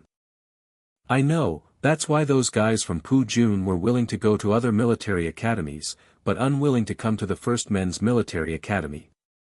How else could we have always gotten the chance to come here to pick people up so easily? Lei Yiming said mockingly. However, I never even considered that he would join us. I just want to form a good relationship with him. Lei Yiming's words stunned his two comrades. After watching for 3 years, he had finally found his target, yet after putting in so much effort, he only wanted to just form a good relationship in the end. When had Lei Yiming become this less demanding? Lei Yiming saw that the eyes of his two close friends seemed on the verge of popping out of their sockets and he immediately laughed, saying, "Ha ha ha, look at your dumb faces. How could I not have knowledge of something that Pu-Jun already knew about?" He retracted his smile and huffed coldly before continuing, "It's clear that those from the First Men's Military Academy will create their group in 23rd Division. We don't know what Hua Zhenyu is thinking because he's not in headquarters, but Zhao Jun's group is probably waiting for him." Lei Yiming then pointed at the cool young man who had already boarded their warship. Lei Yiming's words allowed Pan Junan to understand. I see. Meng Ziyun, however, still didn't understand. What are you guys talking about? Can you not make it so deep and hard to understand? Were they discriminating against soldiers like him and inferring that they were retarded? **T. Pan Junan quickly comforted him and smiled. He explained, "Ziyun, did you forget that a while back, there was a public announcement made by Zhao Jun that the entire division witnessed? As an ace operator, after 2 years of training, Zhao Jun had already made his first appearance in the division. He defeated many ace operators that had already made names for themselves for a long time.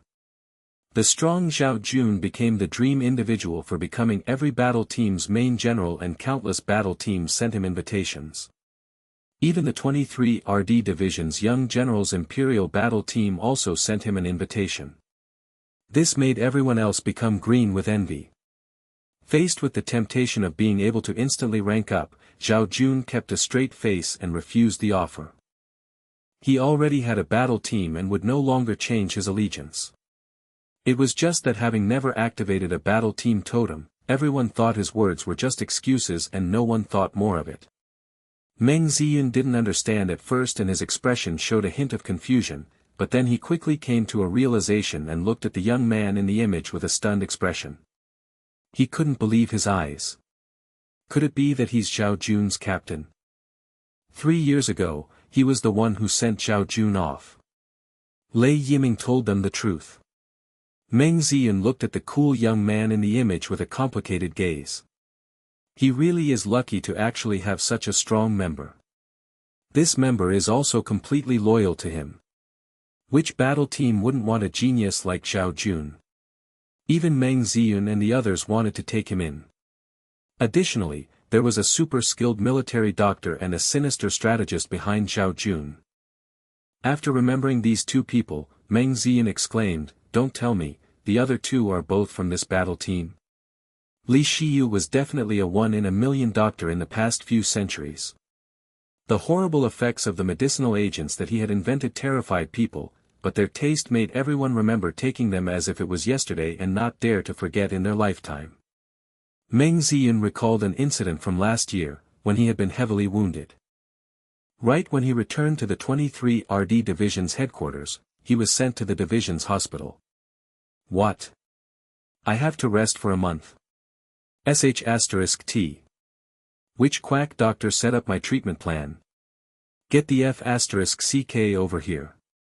Meng Ziyun, who was laying in the treatment pod, heard Pan Junin tell him about his wounds and instantly became angry, because after one more week, they had to go to another dangerously chaotic planet for a mission. If the Stargazer didn't have him, a main player, how could they make a full retreat from that dangerous planet? Of course Meng Ziyun would get annoyed. The military doctor that was standing on the side wiped his cold sweat, as the treatment plan was written by him. There were clearly no mistakes, but as luck would have it, Meng Ziyun was well known to have the worst temper within the 23rd Division. When he was being stubborn, logic wasn't something he believed in. His personality really wasted the name he was given. Pan Junin also knew of Meng Ziyun's terrible temper. He couldn't help but glare at him and say, "Why are you getting worked up? If you don't believe it, then go find another physician to take a look." Afterward, he looked at the physician beside him and apologetically asked, "Dr. Chiu, could you please let another physician come to take a look?" Dr. Chiu immediately nodded. "All right, I'll get our head physician to come take a look." Afterward, he walked out without turning back. F***ck, he actually didn't believe him. In that case, he was just going to find the head physician. In reality, if it wasn't for the head physician ordering him, he wouldn't have wanted to come treat this dumbass. Dr. Chiu left in a huff, found the head physician and told him about Meng Ziyun's situation. The head physician instantly felt he had a headache. Even before the 23rd Division had been formed for 4 years, this Meng Ziyun had already offended all the physicians in the division's hospital. Now, no one was willing to treat him. It couldn't be helped and so he had to go do it himself. He carefully checked around and said, "Lieutenant Colonel Meng, your wounds indeed need 1 month's worth of rest. Otherwise, old wounds won't heal and new wounds will appear. If we treat you then, there would be lasting side effects." The faculty head's judgment surprised Meng Ziyun. Could it really mean that he couldn't go on this mission? Seeing this, Pan Junin comforted him and said, "Ziyun, you stay and rest up. Yiming and I will be careful. In fact, Yiming and my capabilities aren't too bad. It was just because of you that we were left in the dust. Now, we finally have a chance to shine." As he was pressed for time, Pan Junin quickly left the division's hospital and returned to the warship to prepare the supplies and equipment for the journey. On the side, Meng Ziyun became more and more worried, thus he began to make a scene in the hospital. Bam! The lunch that was brought in by a military nurse was flipped over by Meng Ziyun. He angrily exclaimed, "What is this **T? This is how your hospital gives treatment to your patients." The military nurse was a new recruit who had just joined the division. Being only 18, she had never been through this before and instantly began to cry. "Cry, cry, cry. I'm not dead yet. Why the ***ck are you crying? Get your head nurse over here." Meng Ziyun yelled upon seeing the nurse crying, which made him become even angrier. The military nurse listened to him and quickly ran out of the room covering her face. She ran to the head nurse and, while sobbing with tears and snot flying everywhere, stumbled over her words as she relayed the situation to the head nurse. The head nurse bit her lip and walked into Meng Ziyun's ward, but not long after, she was sent out of the room by the man's insults. "Elder Sister Su, what should we do now?" The nurse immediately panicked when she saw the head nurse couldn't resolve the situation. She never wanted to see that unreasonable person again. That bastard. "I will definitely find a way," Elder Sister Su said begrudgingly. Li Shiyu's mood was very good on that day because he had invented a rapid regeneration medicinal agent. Naturally, as he had yet to confirm its effects, it was only just a theoretical success. The reason he had come to the division hospital on this day was to see the president of the hospital to help him find a few heavily wounded soldiers to perform some human experimentation. He ran over to the president's office, but was told that the president had gone to make a round of the wards, thus, he chased after him. Right when he entered a ward, he saw the familiar head nurse speaking with another nurse. "Elder Sister Sue, good afternoon." Li Shiyu greeted her with his usual warm smile. Right as Li Shiyu moved past her, he felt a strong force pulling him back and he turned around in surprise. He saw the head nurse wearing an obsequious expression as she said, "Little brother Shiyu, you have to help your elder sister Sue today." Where was elder sister Sue's elder sister personality? How come her mood was so low today? Li Shiyu felt a chill strike him and his body immediately shuddered. "Elder sister Sue, please speak normally. Your current expression is terrifying me." There was definitely something wrong because she seemed so odd. "Stupid punk, are you going to help or not?" Elder sister Sue immediately showed her true colors and immediately threatened him. "I'll help, of course I'll help, but what actually happened?" "Elder sister Sue, you have explained it clearly." Li Shiyu smiled bitterly as he spoke.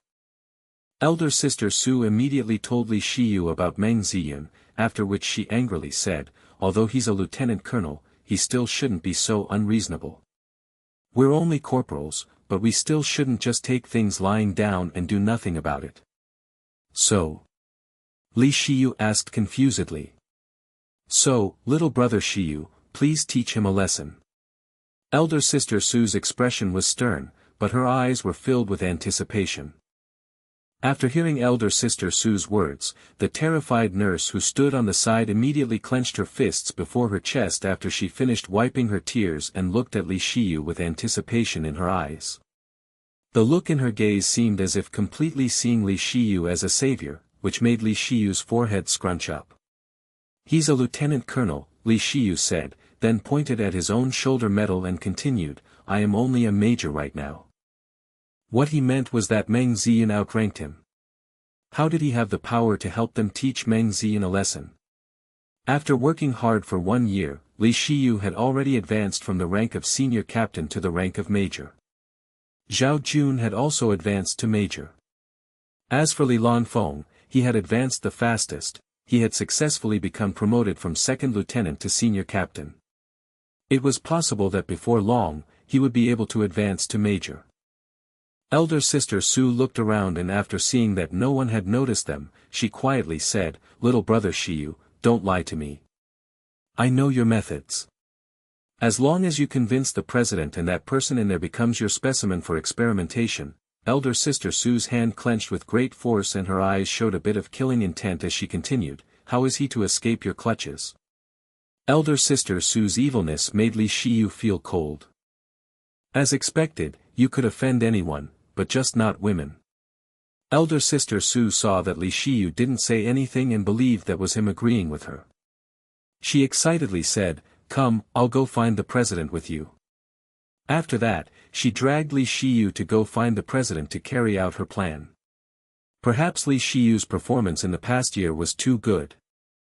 Right when elder sister Sue spoke to the president about Li Shiyu needing wounded personnel to test out his recovery agent's effects, the president waved his hand and allowed elder sister Sue to create a list and give it to him. Elder sister Sue quickly wrote up a list of names. When she handed it to the president, he didn't even take a look and merely handed it to his most trustworthy department head, who was standing beside him. Seeing this, elder sister Sue's heart skipped a beat.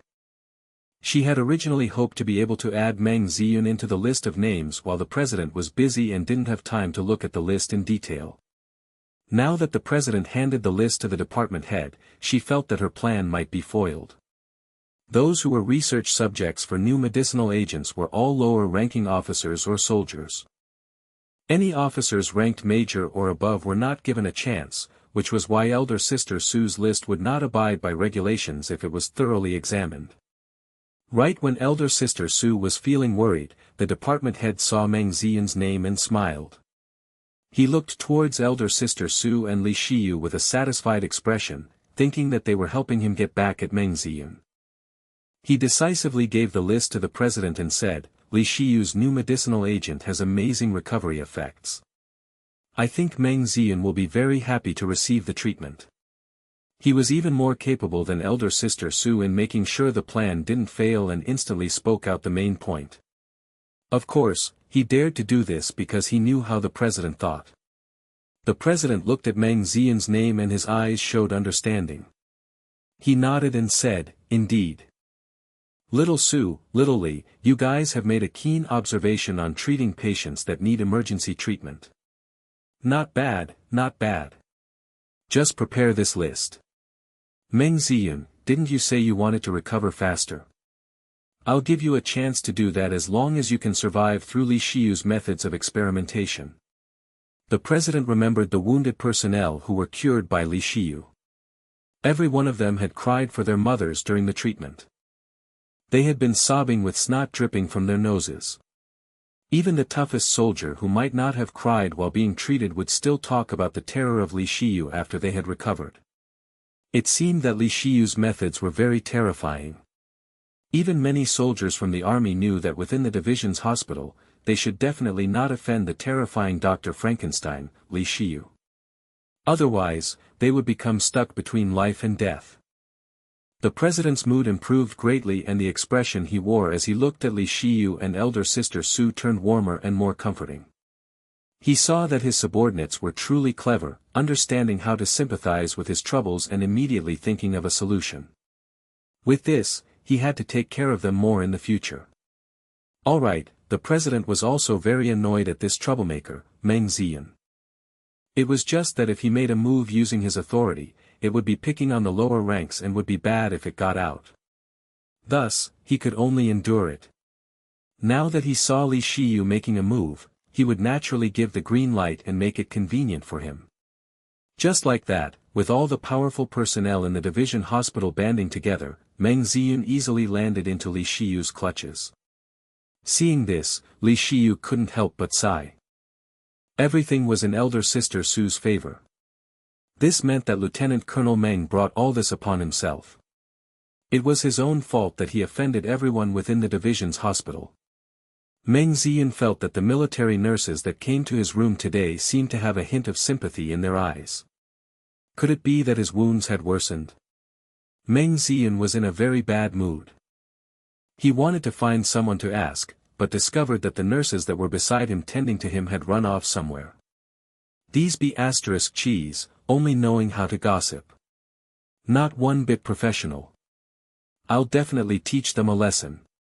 Meng Ziyan pressed hard on the intercom on the side of the treatment pod to get the nurse tending to him to come to him quickly.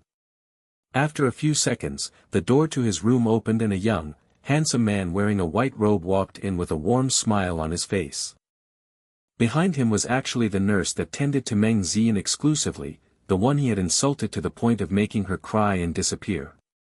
He saw the nurse peek her head out from behind the young man and glare at him viciously, following which, like a hamster, she retracted her head back behind the young man. This almost made Meng Ziyan's chest explode out of anger. The nurses at the division's hospital only have this kind of professionalism. I'm her superior. Superior. She actually doesn't know to respect me.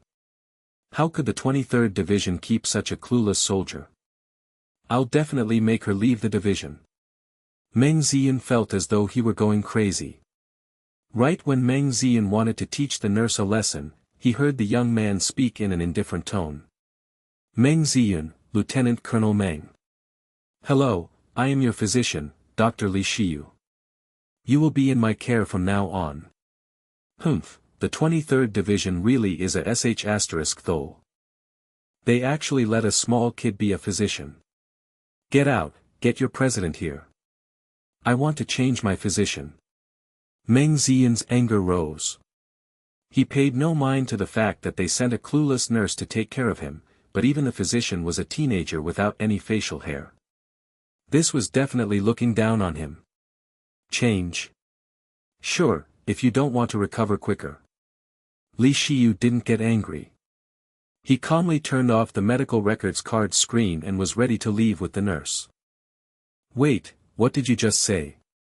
Meng Ziyan looked at Li Shiyu excitedly. He hadn't heard wrong, had he? This little physician said that he could help him recover ahead of time. I said, if you don't want to recover ahead of time, then go find the president to swap me out. Li Shiyu showed a faint smile. That smile made Meng Ziyun feel he was being attacked, but as luck would have it, other than Li Shiyu, there weren't any other physicians who dared to say something like this, not even the president of the 23 RD Division's hospital. You're joking, aren't you? Meng Ziyun immediately calmed down. He was naturally not an idiot as someone who managed to become a major. Why would I lie to you? If it doesn't work and you report me, I wouldn't be able to stay in the 23rd Division anymore. I'm not that stupid, Li Shiyu replied calmly, showing that he was confident in himself. Someone was actually questioning Dr. Li. Hearing this, the nurse, originally annoyed at Meng Ziyun, immediately poked her head out and with an expression of disdain, said, Dr. Li is the best physician in the entire 23rd Division. The medicinal agents he invented are many times more effective than normal agents. He also received a medal from the Flying Dragon Special Forces. However, Dr. Li idolizes General Ling Xiao very much, which is why he rejected the Flying Dragon Special Forces invitation and instead applied to the 23rd Division. He also received General Ling Xiao's special order of not requiring evaluations. After the nurse said all this, her face became full of pride. It was as though all of this glory was received by her. Although Li Shiyu was always carrying out missions or researching new medicines in the research lab, his legend had been gossiped about and become known by every one of the nurses in the division's hospital. Almost all of the nurses knew every detail. Additionally, Li Shiyu was handsome and friendly. He was very popular among the nurses. It could be said that he was the second person who they idolized most after General Ling Xiao. As for the point about Li Shiyu idolizing General Ling, it was indeed said by Li Shiyu himself. After all, he had wanted to perfectly explain why he refused the Flying Dragon Special Forces special offer and applied to the 23rd Division. He probably couldn't say that he went to the 23rd Division because of General Ling Xiao's son, could he? Ugh, this would also require others knowing that General Ling Xiao had a son. In the end, having no better excuse, Li Shiyu could only use General Ling Xiao. After all, General Ling Xiao was the father of Li Shiyu's captain. Having Ling Xiao bear the burden was the natural course of action. Flying Dragon Special Forces Medal. Flying Dragon Special Forces Special Offer. General Ling Xiao ordered that an evaluation wasn't needed. After hearing all this, Meng Ziyun's eyes shrunk inwards. He knew clearly what the Flying Dragon Special Forces Medal meant, what the Flying Dragon Special Forces meant and what General Ling Xiao's order meant.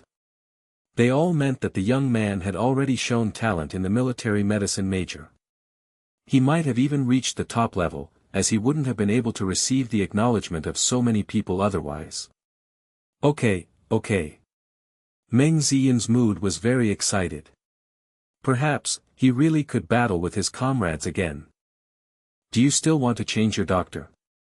Li Shiyu raised a brow and looked down at Meng Ziyun. No, I don't want to change anymore. Dr. Li, please treat me. I hope to completely recover in a week's time. Meng Ziyun didn't dare to argue with Li Shiyu, someone who had such a domineering tone. He even lowered his voice a bit. After all of his hope lay in Li Shiyu's hands. Okay, since you have acknowledged me, then I will immediately make arrangements for your treatment. Li Shiyu was also quick to act. He took out the medical records card once again. Li Shiyu turned on the virtual screen and began to confirm Meng Ziyun's condition. Physical constitution, level S. Then you could try the level S medicinal agent, Li Shiyu said after thinking for a second. The nurse instantly trembled a bit after hearing the words level S medicinal agent. She had witnessed the terror of the treatments that used this medicinal agent. She actually pitied this annoying Lieutenant Colonel Meng and hoped that he would be alive in the end. Zhu Qingqing, prepare the medicinal agent for a vein injection. Before the nurse could come back to her senses, she heard Li Shiyu begin to issue her orders. Okay, Dr.Li. The nurse, Zhu Qingqing, was a bit excited as she immediately opened the medicinal agent case she had brought with her. She took out a vial of medicinal agent labeled with an S, picked up a syringe and began preparing it. After the medicinal agent was put into the syringe, Zhu Qingqing walked beside Meng Ziyun. She smiled tenderly and warned, "Lieutenant Colonel Meng, please endure it for a second. I'm going to inject it now." Meng Ziyun didn't see that there was wickedness under Zhu Qingqing's angelic smile. He stretched out his right arm without any knowledge of it. Zhu Qingqing poked the needle of the syringe through a vein once, but then immediately pulled it out. She apologetically said, "Sorry, Lieutenant Colonel Meng. I didn't get the right spot." The little devil inside of Zhu Qingqing began to bare its fangs and claws. "This is what you get for insulting people. Now that you're in my hands, don't blame me for taking revenge." Right when Meng Ziyun wanted to glare at the nurse, he saw Li Shiyu's expression with one brow raised. His face clearly said that if Meng Ziyun had any complaints, he wasn't going to get treatment, and so he didn't dare to get angry. If Li Shiyu really stopped treating him and he missed the time of his team's departure, he would feel terrible regret if his close friends ended up wounded or dead due to not having his protection. It was just a few pokes of needles, wasn't it? All of his muscles had been torn once and it hadn't been painful enough to kill him. How could he be afraid of such minor sensations of pain? After stabbing the needle in 5 or 6 times, Zhu Qingqing could no longer continue. After all, she had only been yelled at and the man hadn't really hurt her. She had already vented her grievance. After she calmed down, she felt that she had gone overboard and thus, she softly said, "Lieutenant Colonel Meng, thank you for your patience. I will finish injecting quickly." After saying that, she accurately stabbed into the correct vein and injected the medicinal agent. In order to show her sincerity, she split the injections into parts in order to lower the pressure induced on the vein. After all, level S medicinal agents had strong effects. The veins and blood vessels wouldn't be able to get used it right away. Zhu Qingqing's sudden thoughtfulness made Meng Ziyun look at her in disbelief for a second. After all, Zhu Qingqing was only just a new recruit who had graduated from the Nursing Major Academy. She still didn't know how to hide her emotions and her actions of revenge had been very obvious. Being a veteran, Meng Ziyun could naturally easily see through what she was doing. It was just that he didn't think that after 5 or 6 times, the little girl would hold back and feel regret. Meng Ziyun had thought he was going to be poked 20 to 30 times before this nurse would be satisfied. As expected of a new recruit, her pureness was a bit cute. After thinking about all this, Meng Ziyun felt that he had gone overboard as well when he previously insulted this girl due to his terrible mood. In an apologetic tone, he softly said, "I'm sorry. I lost control of my emotions during lunchtime." Hearing this, Zhu Qingqing immediately wore a big smile on her face, which signified that she had forgiven him. After injecting the agent, Meng Ziyun suddenly felt extremely itchy and painful all over. This feeling wasn't just normal pain, it was itchy to his bones and also painful to the bone. It almost made him want to die. "Endure it, otherwise the agent will not be completely effective and your wounds will not be able to heal within 5 days, Li Shiyu warned Meng Ziyun, looking at him with an unchanged expression. Seeing this, Zhu Qingqing turned around and looked elsewhere. She was afraid that she would not be able to control herself and tell Lieutenant Colonel Meng that the agent also worked even if he fainted and wouldn't lose effectiveness. This was just Dr. Li's way of torturing people. Li Shiyu's words scared Meng Ziyun. He naturally wouldn't allow himself to faint and so he bit his lip to endure it. He barely managed to get past the first wave of the pain, but right when he felt a bit better, another wave of pain went through his body. If he hadn't felt that his body's condition was really becoming better, he would have suspected that Li Shiyu was screwing with him. Although Meng Ziyun was happy that his body was indeed getting better, the pain of the treatment was still continuously challenging his endurance. Despite being one of the toughest people in the division, he still couldn't help but cry and sob. It wasn't because he wanted to cry, but because he couldn't control this subconscious reaction of his body. Then he saw Zhu Qingqing's stunned expression and became angry. He had actually lost his dignity in front of this little girl. Ah, let me die. Alright, he didn't die in the end. However, after the treatment, he was like an ostrich digging into the ground, curled up in the treatment pod and didn't dare to raise his head. He was afraid to see the contempt in the nurse's eyes. He was a lieutenant colonel. He actually let a private see him in such a state. Ah, let me die. Just like that, for all 5 days, every time Meng Ziyan was treated, he couldn't keep his cool. He had lost all of his dignity. Every time, he felt that he was being tormented to his death and yet returned from the underworld at the crucial moment. After the treatment on the 5th day had ended, Meng Ziyan clearly felt that his body had recovered by around 70 to 80%. There were only some small parts that had small issues, but it didn't affect him from piloting a mecha into battle. That time, he really wanted to leave the hospital and didn't want to continue losing his dignity. In reality, he didn't have any dignity anymore with the 23 RD Division's hospital.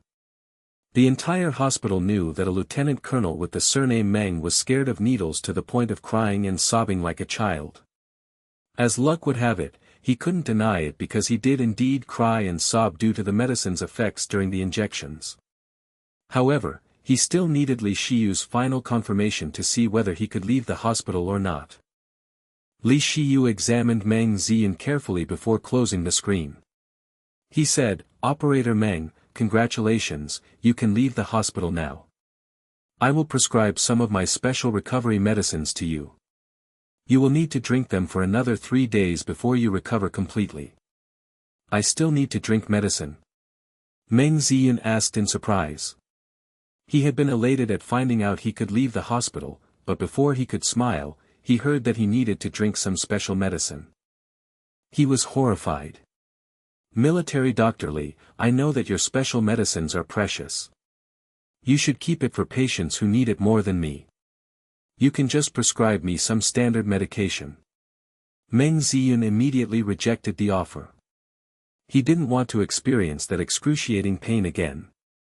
Li Shiyu raised his eyebrows at Meng Ziyan's words. "Are you sure? You will need to drink the standard medication for 1 month. Also, you cannot get injured within this month.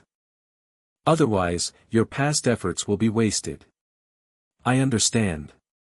Military Doctor Li, I promise that I'll protect myself this month and not let myself get injured again. Please just give me some standard medication." Meng Ziyan instantly made a promise. He was afraid that Li Shiyu would give him the special medicines if he replied any slower.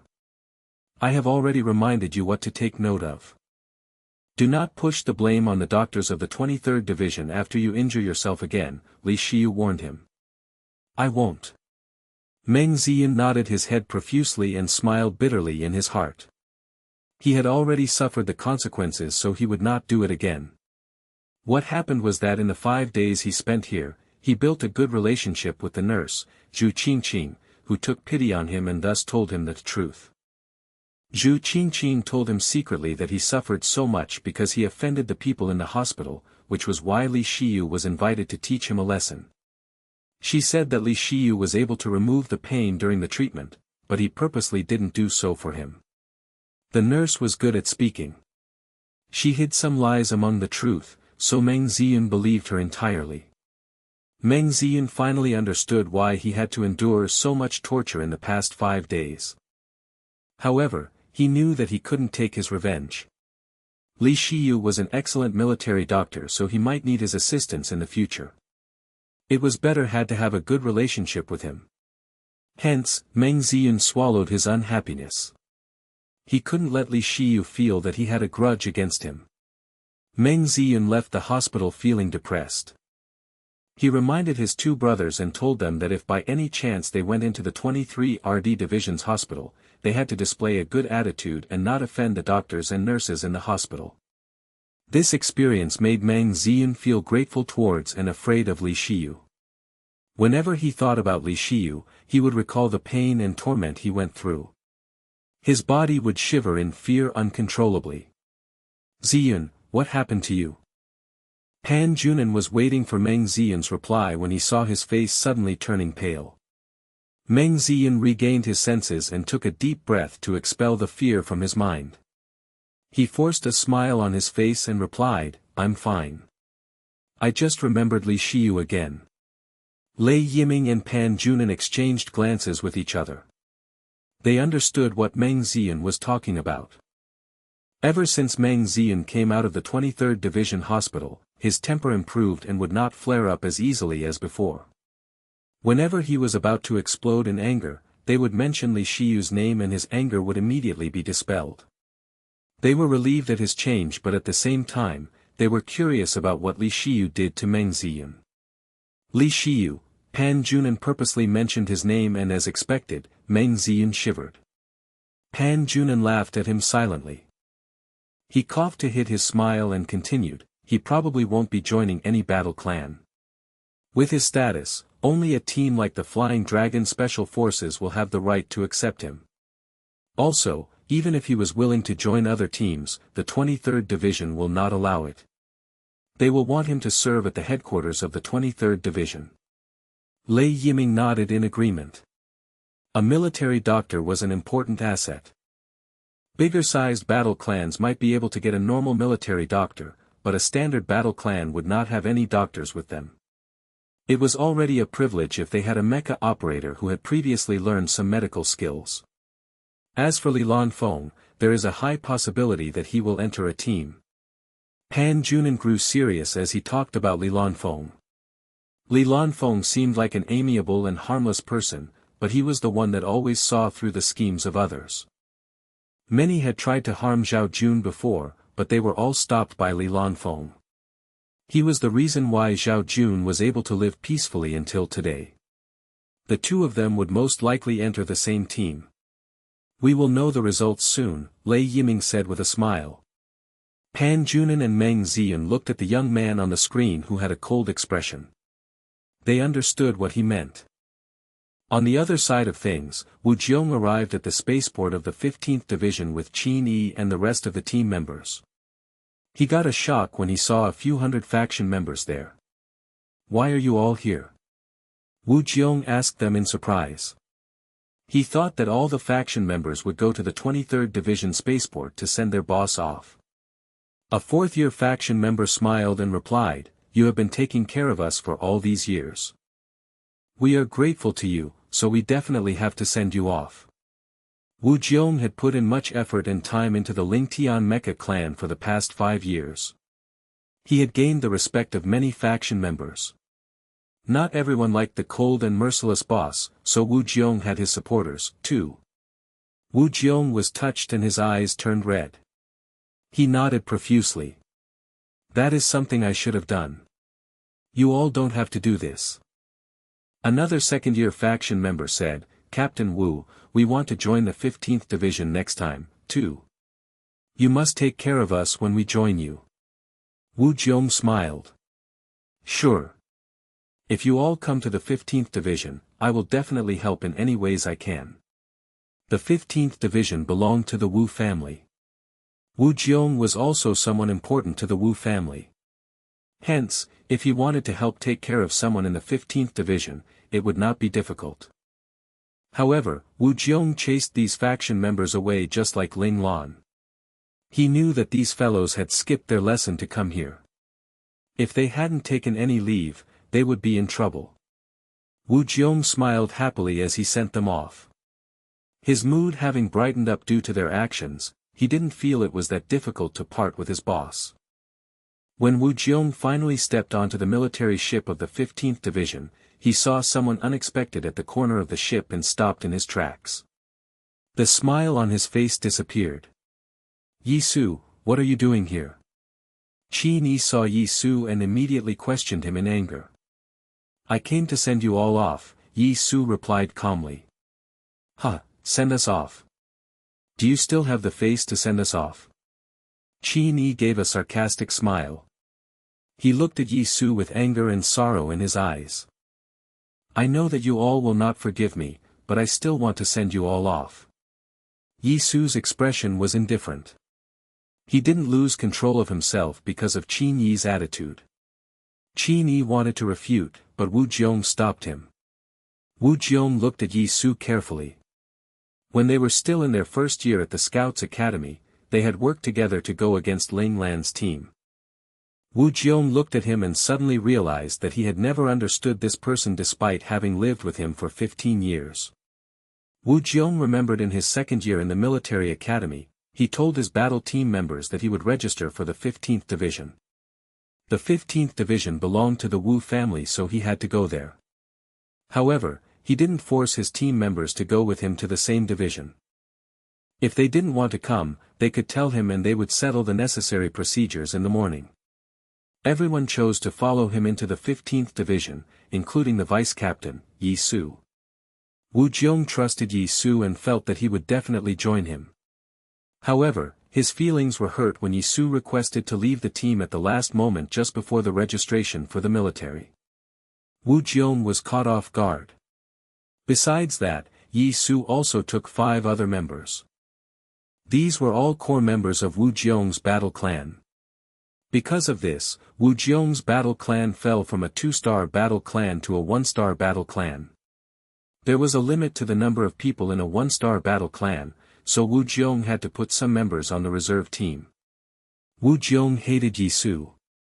If he had submitted his request earlier, he would have had the time to fill up the empty slots and let the battle clan remain as a 2-star battle clan.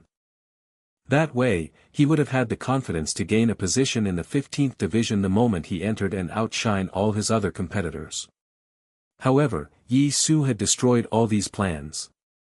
He made it more difficult for Wu Jiong, who knew that his other relatives were waiting in the 15th Division to take him down a notch. His father couldn't do anything about this. He could only rely on himself. Wu Jiong looked at the comrade whom he had worked closely with for 15 years. He retracted the sadness in his eyes and asked in a low voice, "Why?" Yi Su remained silent and merely stared at Wu Jiong. "Yi Su, it has been 15 years. We started off with a collaboration, but after all those years, I treated you as my real brother-in-arms. Please tell me honestly why you did this." Wu Jiong shouted, pouring out all the emotions that he suppressed. No one knew about Yi Su's betrayal except for his own battle clan. He had stopped the other team members from revealing the matter to the rest of the people. Even his boss didn't know about this. Wu Jiong didn't want to make his boss worry. After all, it was an internal affair. Yi Su's betrayal just showed how incapable he was. "We have different goals." Yi Su looked at Wu Jiong with a complicated expression. Wu Jiong felt hurt by the reason. "Different goals? What different goals?" Wu Jiong laughed. "Is this all you can tell me after we worked together for 15 years? What goals do you have?"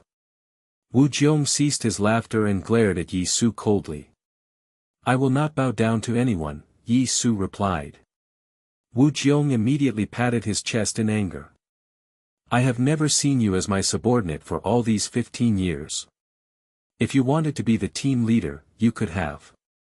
When they established the battle clan, he had asked Yi Su if he wanted to be the team leader. Yi Su rejected the offer and said that he was not interested in the position.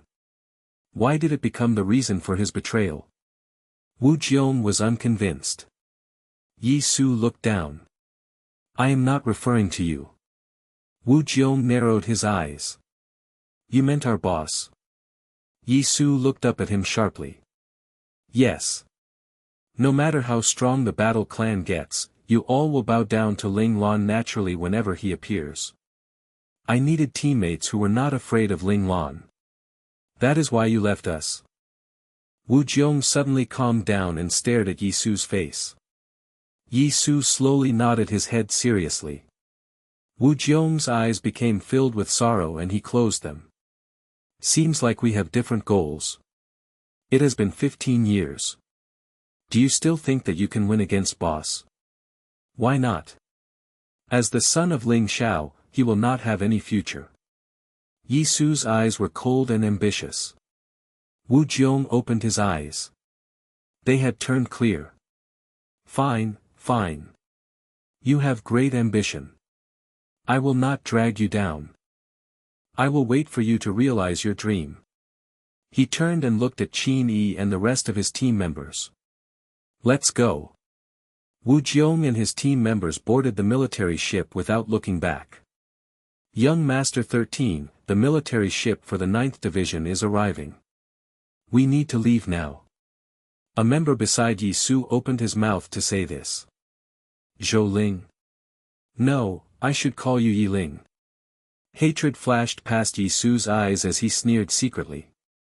The Yi family was too strong. He was too weak to go against them and could only do what he didn't like. However, Yi Su looked in the direction Wu Jiong left and felt pain in his heart. Since he had fallen out with them, they would not be affected by him, would they? Since young Master 13 is willing to listen to the Yi family and go to the 9th Division, I am able to use my real surname now, Yi Ling said with a smile. He was a descendant of one of the Yi family servants. He showed great potential, which was why the Yi family changed his identity and sent him into the 1st Men's Military Academy to watch over young Master 13. He had spent 3 years with young Master 13 before gaining his trust, after which he realized that young Master 13 had been hiding his true capabilities all this while. Yi Ling belonged to the Yi family and would only be loyal to the Yi family. Hence, he told the Yi family about young Master 13's capabilities. This was why Yi Su was forced to change his application and enter the Yi family's faction, the 9th Division. This resulted in a falling out between young Master 13 and the Wu family. Young Master 13 could only rely on the Yi family now. Yi Su looked at Yi Ling once more, then said, "Let's go." He stopped speaking to Yi Ling and immediately took the rest of the people towards the 9th Division. Yi Ling didn't get angry and followed them with a smile. After arriving at the 9th Division, young Master 13 would realize that even geniuses would become useless without the help of family. Not long after, all the warships had left their ports.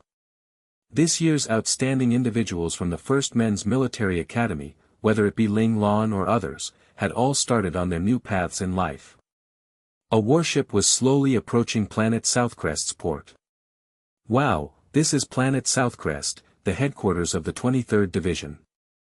It's beautiful, like a blue feather in space. A young, enthusiastic and beautiful woman in the warship remarked in awe, wearing an extremely exaggerated expression. Planet Southcrest wasn't like the other planets that had a round shape. It instead was closer to an oval shape. The planet itself emitted a bright light. From afar, it looked like the shape of a feather. This was how Planet Southcrest had gotten its name. Oh! The stunned expression on the young woman's face made the others who were on the same warship laugh out loud. One of them, a bronze-skinned and muscular young man, smiled and said, "Han Shuya, have you not looked through the information on the 23rd Division? Humph, as expected, you're just a simple-minded fool acting like a human. Luo Xiaoyun, what are you laughing about? What's wrong with me being simple-minded? But you're not so much better than me. Let's not make fools out of ourselves." Han Shuya glared at him angrily. Her words were sharp and counterattacked fiercely. Han Shuya's words made many of the people beside her laugh. Luo Xiaoyun could only rub his nose in embarrassment to show that he wanted to make peace with her. He had forgotten that this girl actually didn't care about his image in front of others and had no moral compass when she counterattacked. Seeing that Luo Xiaoyun had given in, Han Shuya lifted her head proudly. Right when she was about to throw a few more insults his way, Luo Chao, who was beside her, silently pulled on her to tell her to not go overboard. Han Shuya then merely shot a ruthless glare at Luo Xiaoyun, following which she continued to look at the large screen in the room, fully looking forward to their time in the division in the near future. It turned out that this warship was picking up the cadets from the 1st Co-ed Military Academy. There were a few familiar faces in this warship. They were He Chaoyang, Luo Chao, Luo Xiaoyun, Yuan Yuyun, Li Jinghong and He Chaoyang. In the past, they weren't able to get into the 1st Military Academy, but still successfully got into the 1st Co-ed Military Academy. After 5 years of hard work, they didn't fall behind this time and successfully got into the 23rd Division, becoming a member. Not long after, the warship docked at the spaceport and the cadets from the first co-ed military academy all walked out. They listened to the orders of the soldiers who were on guard at the spaceport and walked into an atrium. There were already many people in the atrium. They were probably from other military academies. Han Shuya's group found a spot where there was no one else and sat down, waiting for their next orders. The third men's military academy is over there, I think. He Chaoyang hinted at Luo Xiaoyun to look in the indicated direction. At one of the corners of the atrium, 10 or so people were sitting together. One of them looked very familiar. Hearing this, Han Shuya turned around and curled her lips. That's right, it's them. In this year's Grand Mecha Tournament, as a special class mecha operator, she had participated in the group match competition. She fought one match with the third men's military academy when they were trying to determine who could go to the finals. Although female special class operators were scarce, there were still hundreds of thousands of them. However, the fact that Han Shuya managed to advance to special class in her 4th year was enough evidence that her talent in mecha piloting was very exceptional. However, Han Shuya was almost certain that her hopes of advancing to ace operator was 1 out of 100. It should be known that the number of female ace operators in the Federation at the moment was less than 10,000. Compared to the millions of male ace operators, this number wasn't even mentioning. It seemed that in terms of mecha operating, females had a natural difference. Even with their current technology and medicine, it was something the Federation could not resolve. Afterward, their group recognized a few more military academies that were ranked in the top 10. There were also some people that they couldn't identify, but they saw that these people were sitting by themselves. They were probably from the military academies that had low rankings. The number of people that could get into the division was actually heavily connected to the ranking of the military academy, as it represented the excellence of the cadets. Take their first co-ed military academy for example, they only managed to get 30 people to join. I don't see boss. Not sure when boss and the others will arrive. Having looked through the entire atrium, Yuan Yuyun was immediately discouraged at not finding Ling Lan and the others. Hearing this, Li Jinghong laughed softly. If boss were present, the aura here wouldn't be this easygoing. We would have been able to feel it right when we walked in. Everyone agreed with his words and this made the other comrades they had met in their military academy become curious. Li Jinghong, is this boss who you guys are talking about your captain? Although these fellows weren't the best at mecha piloting, they weren't weak either. Many mecha clans needed these type of members who wouldn't hinder the clan. The other clans had tried to get them to join, but these fellows all refused to tell the other clans that they already had a battle team. However, during the 5 years in the military academy, they had always been nomads within the academy and never activated a battle team's totem. This made many people suspect that this was all an excuse because they were going to find a strong battle team to protect them once they joined a military division. Although that person asked this question, he had already known the answer. It was probably because Li Jinghong and the others would answer vaguely like they always did and not actually answer the question. He didn't expect for Li Jinghong to actually immediately reply with a nod and a smile. Yes, our boss is our captain. Li Jinghong's answer made these people become excited. One of them shouted with even more excitement, Li Jinghong, quick, tell us, who is actually your boss? Seeing the surprised expression on their comrades' faces, Han Shuya and the others had proud smiles on their faces. In the past, they were afraid that they would be alienated by their classmates if they told them the truth because the 2 military academies were competitors. Now that they had joined the 23rd Division, they no longer had this concern. It was time to publicly announce the truth. Also, there were some capable comrades, who also didn't have a battle team, whom they wanted to introduce to their boss to join their battle team. Li Jinghong proudly hinted at the others and then coughed. Right when he was about to speak the truth, he heard a sneering voice. New recruits these days are really arrogant and actually dare to be so noisy here. This voice made the expressions of everyone from the first co-ed military academy change slightly. They turned around and saw 10 or so soldiers, who had appeared in the atrium without their knowledge. They all gave off a slight malevolent aura. The smell of blood on the leader of these soldiers was so thick that even if someone was tens of meters away, they would be able to smell it clearly. The appearance of these individuals caused the entire atmosphere in the atrium to become dark and cold.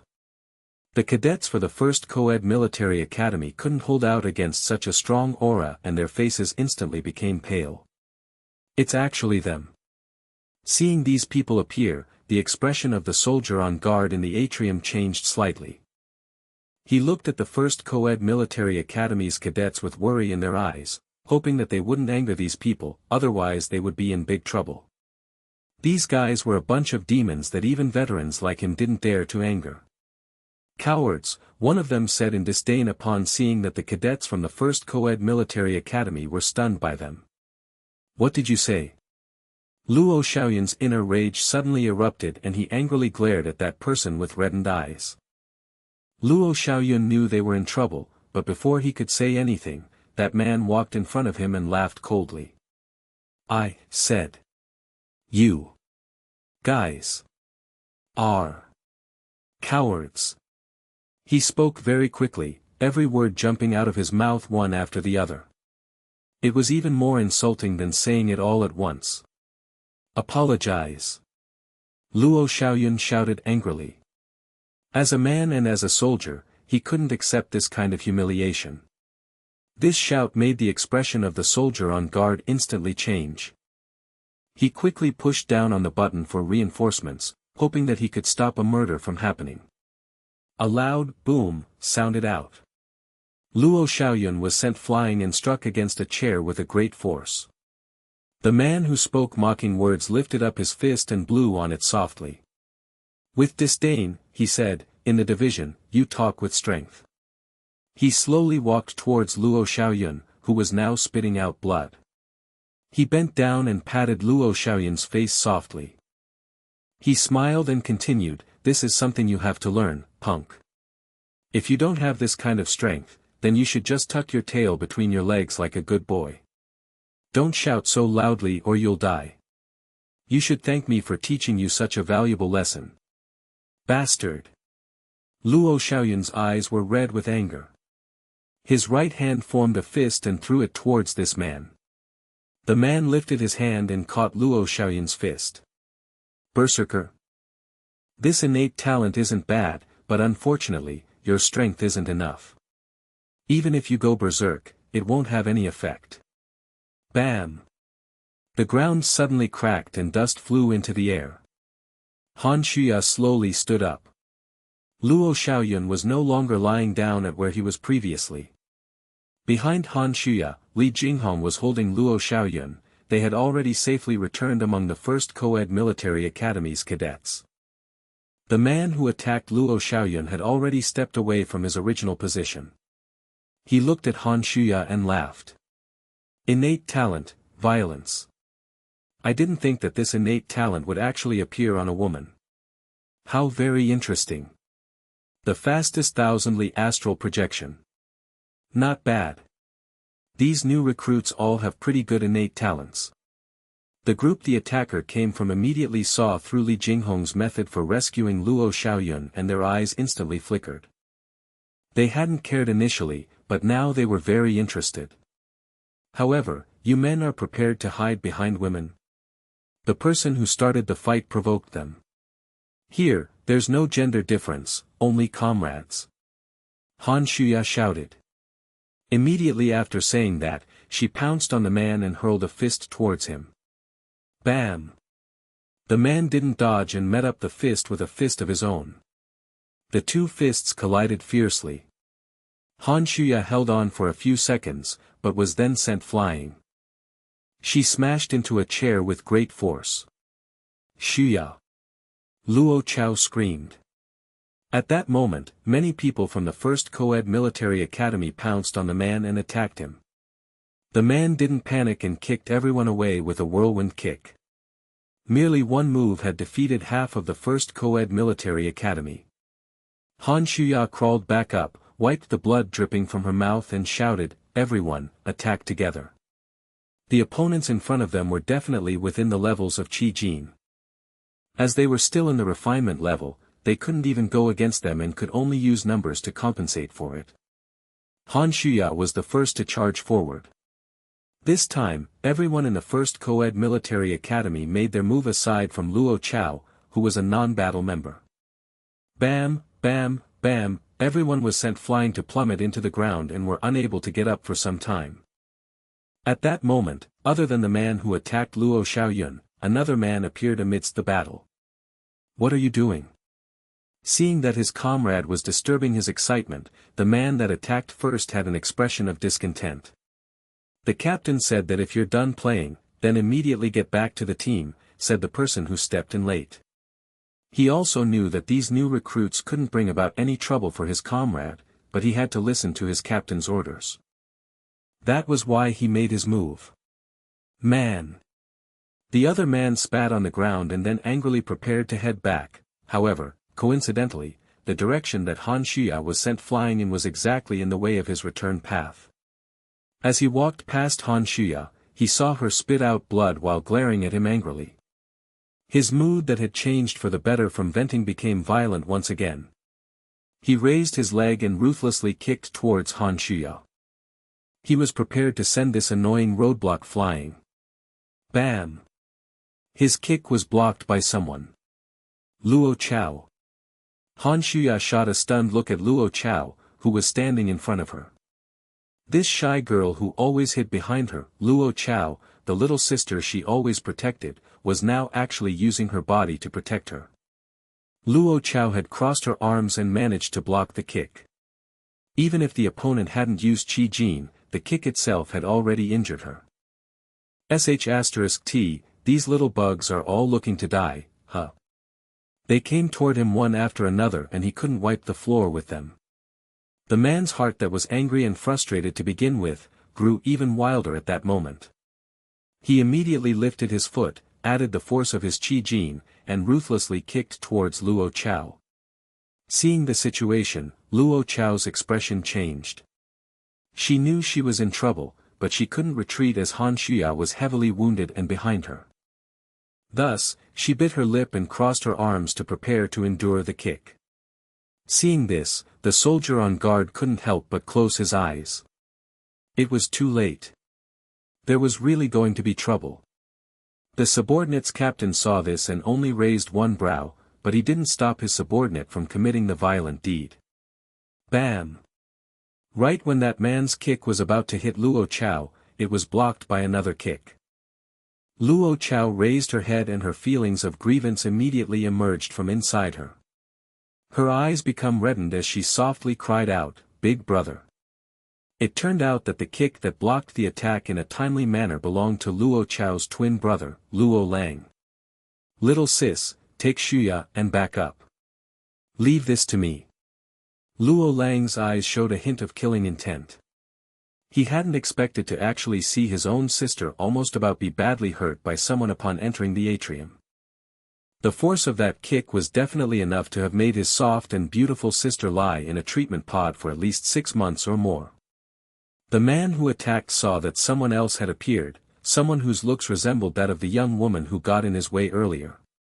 As he was unable to successfully let out his anger, he became even more livid. He didn't even hesitate and threw a punch at his opponent. This punch almost used all of his strength. At that moment, he had gone full throttle, unlike in the beginning when he had kept some strength in reserve. Bam! Luo Lang met that man's punch with his own fist and intercepted his opponent's attack. The Qi Jin within the two punches caused the chairs around them to topple, creating an empty circle with a radius of 30 meters with nothing in sight. Qi Jin. I didn't expect that I would be able to play with such an interesting toy right after returning to the 23rd Division. The soldier who crossed fists with Luo Lang licked his own lips in excitement as his eyes gleamed with bloodthirst. Having been provoked, he felt as if he had returned to the bloody battlefields and the killing intent in his heart became thicker and thicker. Luo Lang's level was exposed in the blow he exchanged with his opponent. The soldiers watching, who all had malevolent auras, couldn't help but wear solemn expressions on their faces. They hadn't expected for there to actually be experts of Qi Jin among these cadets that had just gotten into the division. Normally, cadets who became experts of Qi Jin during their years in the academy would then become people whom the division would focus on nurturing. Knowing this, they knew they couldn't go overboard unless they wanted to anger the division's main commander-in-chief's department. Right when they wanted to stop all this, one of them saw that their comrade had blood in his eyes. They immediately yelled, "Captain, it's not looking good. Lu Wei may be going berserk." They were killing machines of the division. Once they moved out, they would spare a single soul. The result of killing too many people made them somewhat all have psychological issues. For example, every time they came back from a mission, their moods would be extremely violent and everything would seem annoying to them. If they didn't find something to let loose, they wouldn't be able to recover. The veterans of the division all knew about this type of situation. Even if they happened to be unlucky and was met with them looking for a fight, they would just endure it. Otherwise, if they really angered them, they would be looking to get harmed. This was also why the soldier standing on guard didn't say anything when they came looking for trouble. He wouldn't be able to reason with them, and even the division commander-in-chief's department would turn a blind eye to what they did. After all, this was all caused by the post-traumatic stress from the mission. As long as there weren't any severe outcomes, the higher-ups would just allow it. Now because of this, these fellows were considered a dominant group within the division and normal veterans would not even dare to provoke them. It was just that these soldiers met up with a group of new recruits. Never having felt frustration, they would naturally not endure this kind of humiliation and insult. The result of them lashing out was that they would be beaten up ruthlessly. If it was that kind of result, then everything would just pass, but after being stopped over and over again, it would provoke these soldiers who had mood swings. Once they went berserk, they would not listen to anyone and could even commit murder. This was also why that soldier that spoke earlier felt that the situation was becoming worse. If Lu Wei really went berserk, the handsome young man that stopped him might disappear from this world. Right when that soldier wanted to move in to stop the fight, their captain put out his hand to stop him. "Liang Qiao, wait." But concern showed on Liang Qiao's face. He was afraid that Lu Wei would lose control and do something that he would regret. "It's all right. That new recruit won't be so easily defeated," said his captain breezily. At that moment, the cadets from all the military academies were all very angry. When they saw Luo Lang, they were overjoyed. They knew that they weren't on the same level as these soldiers. No matter how angry they were on the inside, they still had to endure it. However, they saw that only Luo Lang appeared by himself and immediately began to worry. They were hoping that others from the First Men's Military Academy would quickly come out, as Luo Lang alone would definitely not be able to go against these bastards. Those of the Third Men's Military Academy were also very anxious. One of them quietly asked their leader, Elder Brother Wu, he might have some trouble if it's just himself. "Are we going to make a move afterward?" The expression of the leader, Elder Brother Wu, changed immediately. In the end, he bit his lip and said, "Watch and see how the situation plays out. If the guys from the First Men's Military Academy don't get here on time, we'll fight for a bit." As cadets from the same military academy and as fellow new recruits, they all needed to stand on the same side and not let these veterans humiliate them. "Got it, Elder Brother Wu." Those from the Third Men's Military Academy prepared themselves in silence. If the others from the First Men's Military Academy didn't make it on time, they were going to move in and assist Luo Lang.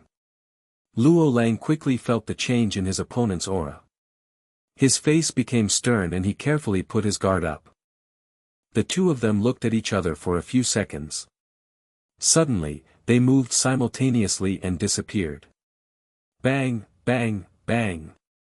The two of them clashed many times in midair. Their fight was extremely fast. Those who had poor eyesight couldn't see their movements clearly.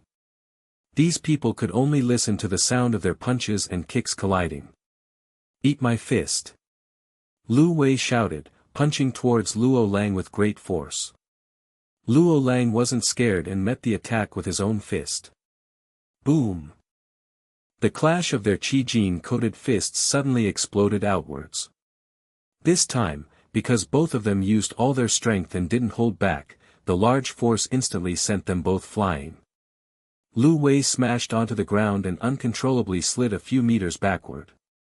He stood right up after doing a handspring. At that moment, his appearance wasn't as handsome as before. Other than the dust on his face, there was also a small trail of blood coming out of his mouth. The clash just now had dealt him internal damage.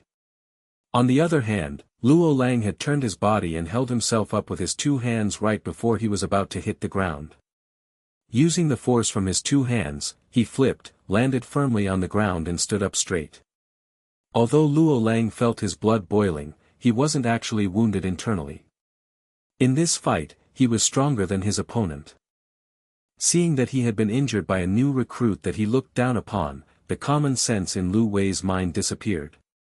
His eyes showed the colors of a berserker. He angrily shouted, "Bastard, die." After saying that, the muscles in his right arm suddenly expanded and his sleeve was instantly ripped. Before anyone could say anything, he had already vanished. In the next second, he appeared in front of Luo Lang. He swung his large right arm ruthlessly towards Luo Lang. "Stop!" Shocked, Liang Qiao immediately leaped forward. He hadn't expected that Lu Wei would actually become berserk to the point that he would use their special forces battle team's ultimate technique. If this attack didn't kill the opponent, it would at least render them half dead. However, another figure suddenly appeared in mid-air and stopped him from interfering. "Bastard, move!" Liang Qiao grew angry and punched with great force at the figure. Bang! Two fists clashed. Liang Qiao couldn't control himself and took a few steps backward before managing to stand firm on the ground. He looked at his opponent with a stunned expression. The punch that he had angrily thrown out had 80% of his qi gene behind it. He didn't expect the opponent to take all of it and even send him staggering backward. While Liang Qiao was stopped, Luo Lang saw that his opponent's attack was coming his way. He still kept a straight face and took in a deep breath as his right hand trembled a little. His Shirkill technique, level 4 1-inch punch, silently took all of his body's qi gene and met with the ruthless attack from his opponent. Bang! The loud sound almost broke the eardrums of those who were present. After the shockwave from the clashing between the two qi gene hits erupted, the large force made everyone who was watching the battle uncontrollably take a few steps back. The only people who could stand firmly within the qi gene were those tough soldiers, including Liang Qiao who was stopped earlier. After the qi gene dissipated, the person in front of Liang Qiao finally spoke. "See, the two of them are just getting to the fun part. If you make a move, they will be angry." The person was wearing the 23 RD Division's uniform for new recruits. His smile was very happy-go-lucky, as though him making a move was actually because he was afraid that Liang Qiao would try to do some good that would actually lead to a bad outcome. Liang Qiao wasn't fooled by the other's smile and narrowed his eyes. Qi Jin. Although Liang Qiao looked like he was calm, he was actually quite surprised. There being one recruit with Qi Jin was already very rare. He didn't expect another person with Qi Jin would appear. It seemed that there were many monstrous individuals among this year's new recruits, otherwise, how could one or two of them all have Qi Jin? Following the clash between Luo Lang and Lu Wei's fists, the two of them did not seem to have been hurt. Right when Liang Qiao wanted Lu Wei to stop, he saw the latter suddenly fly backward in midair. Lu Wei spat out some blood uncontrollably onto the ground. Right after, his body smashed onto the ground and because of the force he hit the ground with, he stopped after rolling uncontrollably for a few seconds. This time, Lu Wei didn't stand up. Luo Lang slowly lowered his fist and stood up straight, a trickle of blood dripping from the corner of his mouth. Although he had heavily wounded his opponent, the opponent's ultimate technique was also very impressive. It had actually directly injured all of his organs. Fortunately, his situation was much better than his opponent's. At least he could still stand and could still fight. In comparison, the opponent had dropped to the ground and no longer had any ability to fight. Luo Lang used his hand to wipe off the blood on the corner of his mouth, then slowly walked towards Lu Wei and bent down. He looked at him teeming with anger and asked, "Which leg did you use to hurt my little sister earlier?" Lu Wei didn't answer. He merely looked at Luo Lang with his bloodshot red eyes. He was like a ferocious beast, wanting to rip off the flesh from his opponent. However, being heavily wounded, he couldn't move an inch. "Was it your right leg?" Luo Lang asked coldly. "I'll break it." Luo Lang's little sister is no easy target to bully. After saying that, Luo Lang raised his right leg and ruthlessly kicked towards Lu Wei's right calf. Impudent. Lu Wei's captain's eyes flashed red for 1 second. He instantly disappeared and reappeared beside Luo Lang, following which he kicked to meet with Luo Lang's kick. Luo Lang's expression instantly changed. This man's aura exceeded the level Luo Lang could endure. It was not possible for him to take it on directly. However, Luo Lang didn't give up on his revenge and continued to kick towards Lu Wei's calf without any care about the repercussions it might bring. Bam! Suddenly, another muscular leg appeared and blocked the captain's kick.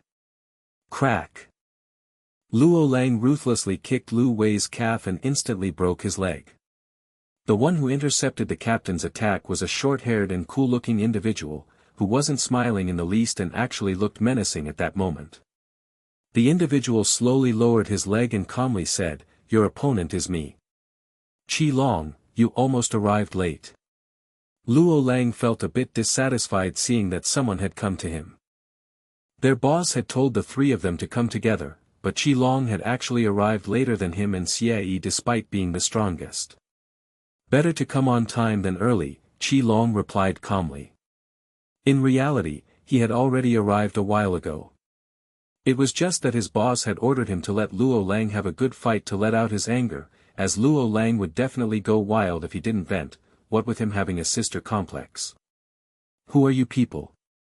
The captain saw through Qi Long's capabilities and his eyes couldn't help but narrow. The other was at the peak stage of Qi Jin, only lower by himself by a small fraction. He was so young yet his physical skills had actually reached this level. It seemed that he was the strongest in this group of new recruits. "I'm a former cadet of the 1st Men's Military Academy, now a new recruit of the 23rd Division, Qi Long answered calmly. "And you?" The captain looked towards the new recruit who had intercepted Liang Qiao. "I'm a former cadet of the 1st Men's Military Academy, now a new recruit of the 23rd Division, Xie answered with a smile on his face. The captain looked towards Luo Lang. This seemingly soft and weak youngster was actually as merciless as them veterans. Who had developed and nurtured these recruits into such monsters? "I'm a former cadet of the 1st Men's Military Academy, now a new recruit of the 23rd Division, Luo Lang." Luo Lang glared at the captain angrily while introducing himself. If possible, he would have wanted this captain to pay a price as well. After all, he had let his subordinate act freely and made his little sister and comrades get hurt. "I am the captain of the Sting Special Forces, Lian Xiaojing," Lian Xiaojing introduced himself proudly. "You injured my team member, so you must pay a similar price." Killing intent flashed through his eyes for a moment. In reality, he had been provoked by the continuous fighting of his members. Being somewhat berserk, he wanted to get some blood of these youngsters on his own hands, which would fill him with joy. Holy sh*T, he's the captain of the Sting Special Forces. We're in trouble now. After hearing Lian Xiaojing's self-introduction, all of the new recruits all knew that they were in trouble. Every division had its own team of special forces. There were many official battle teams in the Special Forces team, but the ones who had their names known to the public were a total of 8 battle teams. The rest was very mysterious that even those in the 23rd Division weren't certain how many official battle team their own division Special Forces team had. Furthermore, the Special Forces had 12 substitute battle teams. Once these substitute battle teams met the demands of the Special Forces, they would level up and become an official battle team. Compared to the mysteriousness of official battle teams, the information on the 12 substitute battle teams was more well known. There were names of 8 battle teams. The veterans of the 23rd Division all knew that all this information wasn't considered a secret for people who were interested in the 23rd Division. However, even if they were substitute special forces battle teams, they were still the division's extremely merciless killing machines. They were people that normal battle teams looked up to. The Sting Special Forces was one of the 12 substitute battle teams, and they were also ranked third best battle team. In the past 2 years, they had gone on many dangerous missions and killed countless enemies. Many people predicted that sometime afterward, they would become one of the official battle teams. Even these military academy cadets had heard of Sting's legacy. Offending them meant that the cadets would be unable to move freely in the 23rd Division. Everyone was concerned for those of the 1st Men's Military Academy. Luo Lang and Xie exchanged a look. Right when they wanted to get closer to Qi Long and face Lian Xiaojing together, they were intercepted by Lian Xiaojing's team members. Right at that moment, a young man clumsily ran into the atrium. He saw Luo Lang and Xie become surrounded by people from the Sting Special Forces and immediately yelled out angrily. "Shameless! You guys want to gang up and attack?" He looked around and quickly picked up a broken chair leg from the ground. He swung it a few times with great force and yelled, "I'll join too. Chang Xinyuan, fighting isn't your thing." As a cool voice rang from behind him, Lin Zhongqing and Han Jijian slowly walked in from the front door. After they walked in, 200 or so people also flooded into the atrium. They were the recruits from the 1st Men's Military Academy. Not long after, the 200 or so people had surrounded those from the Sting Special Forces. Seeing this, the captain sneered at them. All these recruits who had only reached the level of refinement would not be able to go against his battle team, no matter how many of them there were.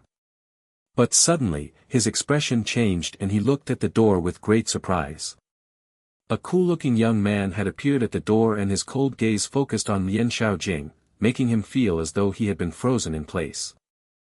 As this young man appeared, the entire atrium turned as cold as ice and those whose physical skills were at low levels began to shiver. The cool young man slowly walked closer towards the center of the atrium. With every step he took, Lian Xiaojing could feel the pressure in his heart increase by onefold. He was surprised and terrified because he discovered that he couldn't see through the young man's power level. Who is he? Why does he make me feel afraid? On the side of Lian Xiaojing's forehead, droplets of sweats were trickling down to his face. It didn't drip to the collar of his uniform, but he didn't wipe it because his intuition told him that if he moved, danger would be upon him. Ling Lan walked past Luo Chao and Han Shuya with her eyes focused on them.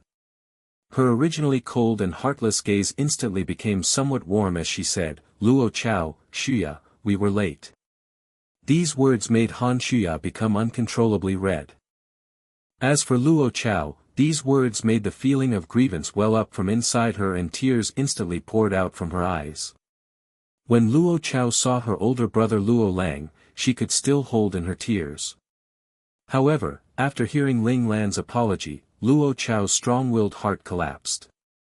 "Boss, they bullied us." She decisively relayed the situation to her boss in the midst of tears. As long as their boss was here, no one would dare to bully them. Even if some dared to bully them, they would be ruthlessly taught a lesson by their boss. From when they were very young, Luo Chao had believed that Ling Lan could do anything. A warm hand patted on her head softly. Ling Lan naturally knew the truth of the situation. Actually, right as they were approaching planet Southcrest, Little Four had already connected with the mainframe of the planet spaceport and immediately found Luo Chao, Han Shuya and the others. This was also why Qi Long, Luo Lang and Xie were able to arrive at the most dangerous moment. Ling Lan turned around and looked at Lian Xiaojing. Her eyes were cold as she said, "Don't worry, I'll teach them a lesson. You'd better watch closely." Luo Chao wiped her tears with her hands and nodded. "Okay, boss." Ling Lan walked towards Lian Xiaojing, one step at a time. Although the one who had injured the others had his leg broken by Luo Lang and they had taken revenge already, Ling Lan still felt that it wasn't enough. If it wasn't for the person in front of her allowing it, how could her comrades have become injured and wronged? Once Ling Lan left their side, Han Shuya quietly poked Luo Chao. She narrowed her eyes and said softly, "Boss is going to take revenge for you." Hearing this, Luo Chao jumped and her entire face became bright red. She suddenly realized that she had been acting cutely towards their boss. This was too embarrassing for her. Luo Chao felt deeply embarrassed and didn't dare to raise her head, while Qi Long, on the other hand, immediately moved back to make space for Ling Lan after seeing her walk towards him. He bowed slightly and shouted, "Boss." This shout made Lien Xiaojing's expression change slightly. He didn't expect that the youngster who was at the peak of Qi Jin wasn't their strongest member. This other person was definitely stronger to have been able to become that youngster's boss. Could it be that this boss of theirs had reached the late stages of Qi Jin, just like himself? Or was he perhaps a domain master? Right when this thought flashed through his head, it was overruled by Lien Xiaojing himself. The record for the youngest domain master in the Federation was never broken by anyone. It seemed that the other party wasn't a domain master. He was, at most, likely in the late stages of Qi Jin, the great perfection level. It was around the same level as Lien Xiaojing himself. Lien Xiaojing had never thought that someone would advance without registering. He believed that breaking records represented the glory of every soldier in the alliance and that this sort of joyful information had to be told to the public. He would never have thought that Ling Lan maintained her neutral behavior because of her gender. Ling Lan didn't allow herself to behave too over the top, cause everyone to notice and expose her real gender. Also, liking to keep her trump cards, Ling Lan wanted herself to have as many trump cards as possible. Thus, there was no way she would actively expose her real level. She always pretended to be the prey and prey on the predators. Of course, she couldn't pretend to be the prey this time. There were too many underlings around, thus she could only upgrade and become a large predator. Even so, Ling Lan still had to pretend to be a normal predator's pet and make all others forever unable to know her true power. Lien Xiaojing's mistake in estimating Ling Lan made him understand a bit. The fear he had when he first saw Ling Lan had dissipated by quite a bit. Staring at Ling Lan, he laughed coldly and asked, "You're the boss of this lot?" Ling Lan calmly answered, "Indeed." Lien Xiaojing pointed at Luo Lang and said, "He broke my team member's leg. What are you going to do about it?" If the other knew how to behave, he would be willing to break one of their legs and then let them go. Hearing this, the corner of Ling Lan's mouth showed a hint of disdain. She calmly pulled on her sleeves with an expression that showed no care for Lien Xiaojing and asked, "What about it?" Ling Lan's attitude immediately provoked Lien Xiaojing and anger erupted from inside him. He angrily smiled and stated, "You guys must pay it back in blood." "Pay it back in blood? Heh. You let your team member loose and injured my men. What do you say to that?" The killing intent in Ling Lan's eyes flashed for a moment. Lien Xiaojing smiled slyly. "Well, who told them to annoy my men? Since you guys have entered the division, you all need to know how to survive in the division. Everything is based on strength." Ling Lan raised a brow. She remembered that this was something Luo Xiaoyun, the person who attacked first, had said. "That's right. As long as you're strong enough, you have the right to teach lessons to others." Right as Lien Xiaojing stopped talking, he threw out a strong punch that he had prepared beforehand. Bam! Two fists collided and all the others stepped back due to the ensuing shapeless shockwave once again. A clash between individuals in the late stages of Qi Jin was much more powerful than that of the mid-stage level. Luo Lang and Xie had also taken one step back due to this force. Qi Long was proactive and retreated beside Luo Lang and the others. He didn't want to stay too close and accidentally get harmed by his own boss. Late-stage Qi Jin, great perfection. Lien Xiaojing's expression changed slightly after he felt the energy from the clash between Ling Lan and himself. As expected, the opponent's level was the same as his own. He even felt that the opponent's energy was thicker and purer than his own.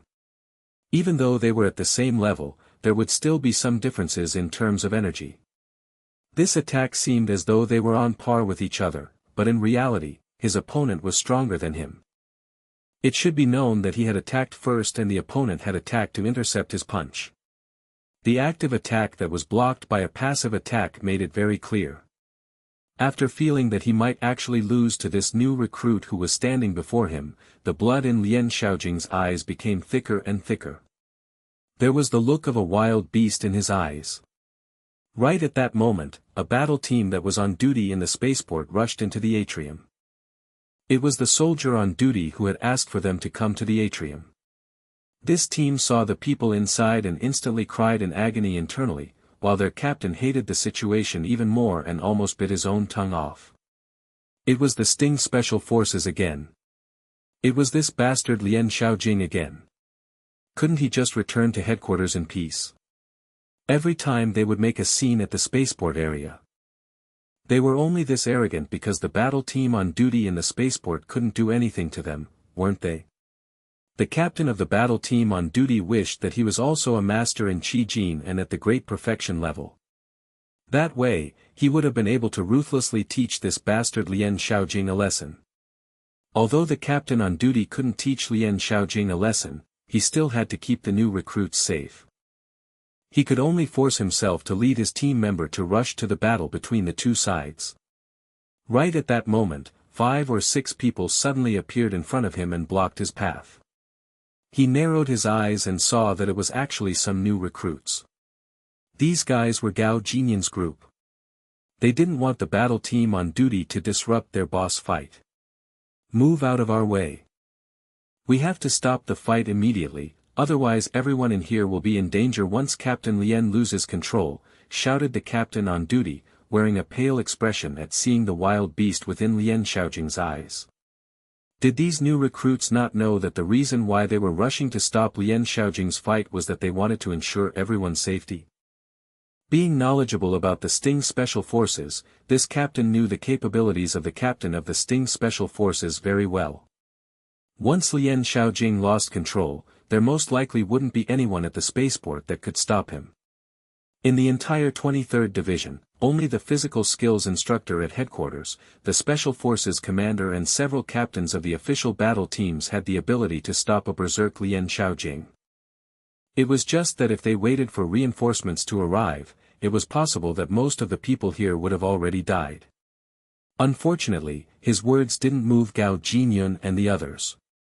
Gao Jinyun firmly replied, "Please wait a moment, senior officer. What are you waiting for? If we wait any longer, that new recruit is going to die." How many blows had been exchanged? He hoped that Lien Xiaojing would be merciful and not kill someone. Die. Gao Jinyun's expression became odd, as he had actually never witnessed anyone hurt his boss before. He pointed to the center of the atrium to indicate to the captain on duty to watch the fight. The captain on duty couldn't help it and just watched. He was immediately dumbfounded by what he was seeing because the situation was very different from what he thought. That new recruit wasn't being completely destroyed by Lien Xiaojing. Instead, it was Lien Xiaojing, who the captain on duty thought that no one could defeat, who was at a disadvantage. What was happening? There was actually someone among the new recruits that could go against Lien Xiaojing. The captain on duty was in disbelief. He turned around and looked towards the new recruits, who were all standing calmly. It was as though this scene was very normal for them. It seemed that they knew what they were doing when they stopped the captain from going in to stop the fight. It wasn't just the new recruits being impulsive and wanting to be heroes or something. The captain on duty thought about it, calmed down and was no longer in a hurry to stop the fight. The captain on duty was very happy that he was able to see Lien Xiaojing make a fool out of himself and even take it up the ass. He was very willing to give this new recruit a chance to do that. Lien Xiaojing's situation was going from bad to worse.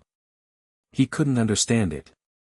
Even if the quality of his opponent's energy was better than his by a small degree, it was impossible that his opponent was capable of rendering him helpless to do anything.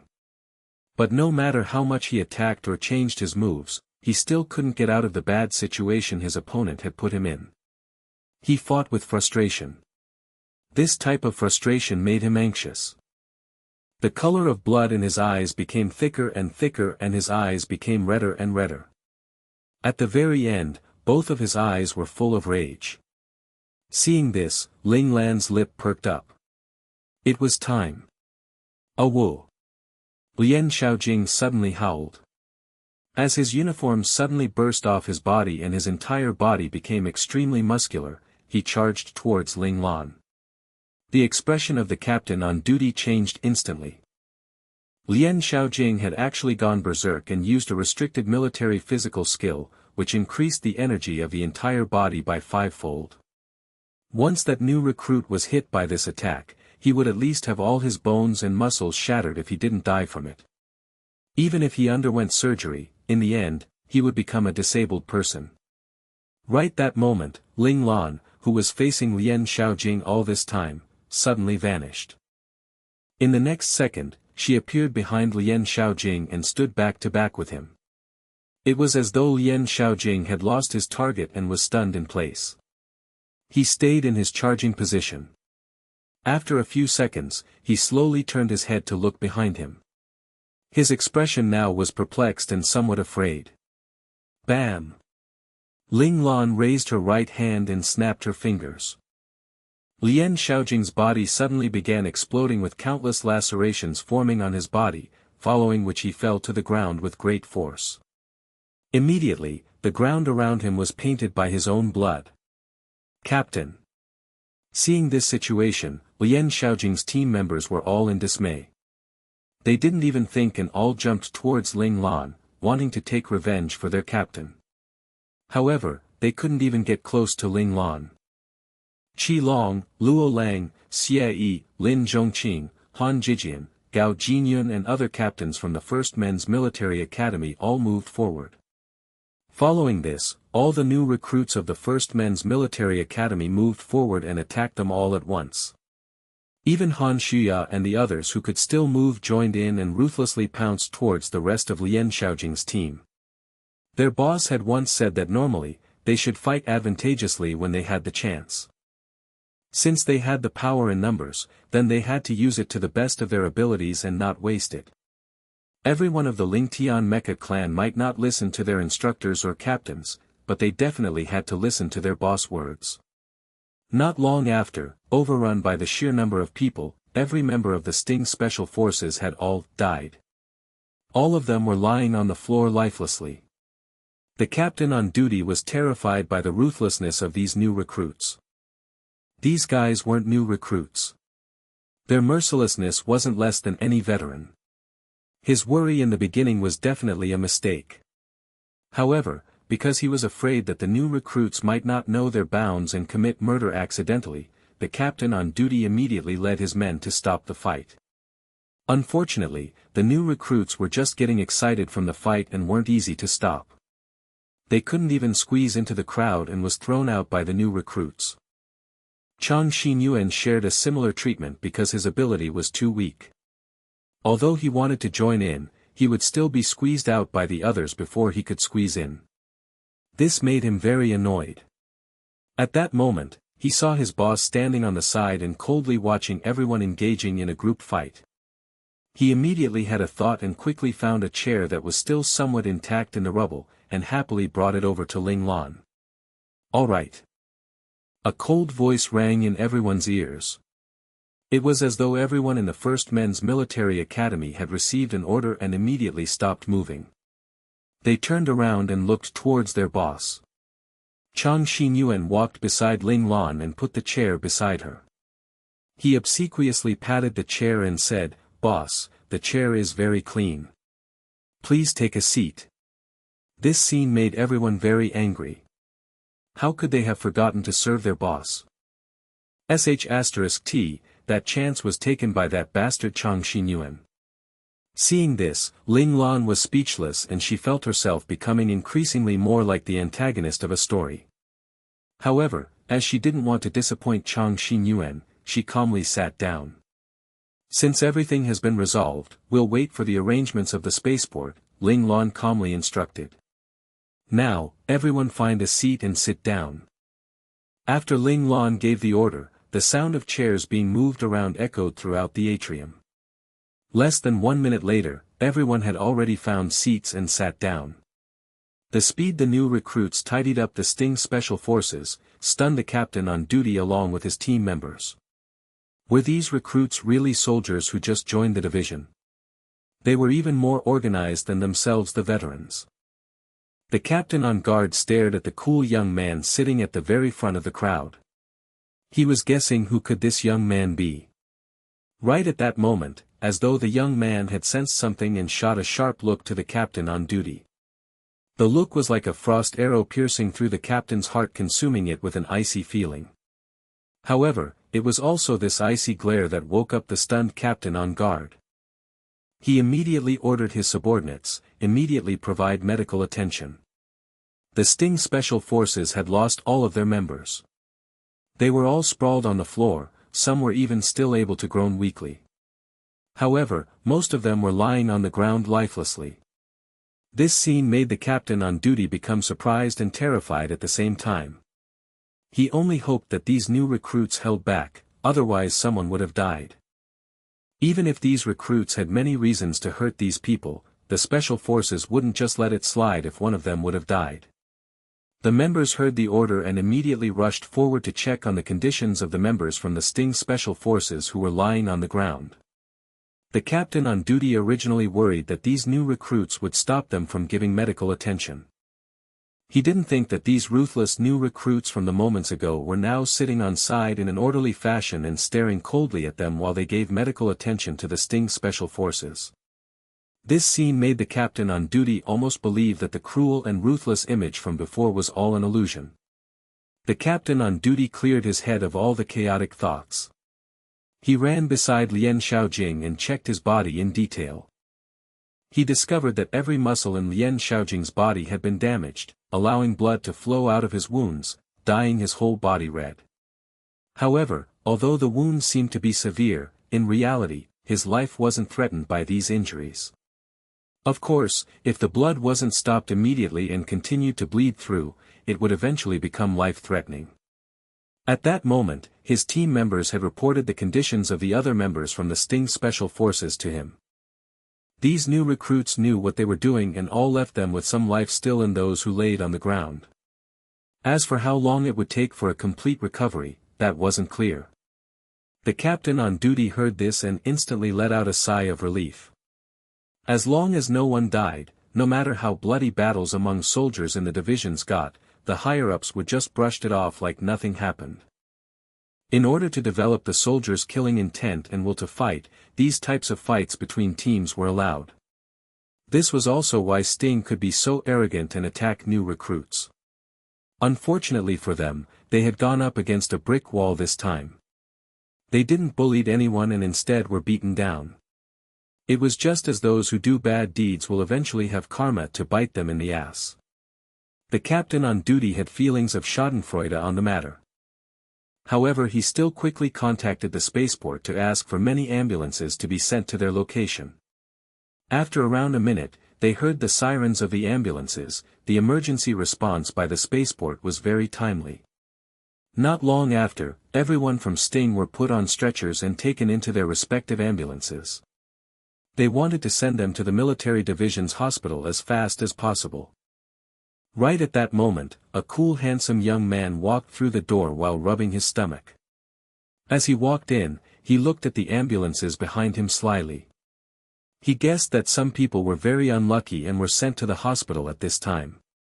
Out of the way, out of the way.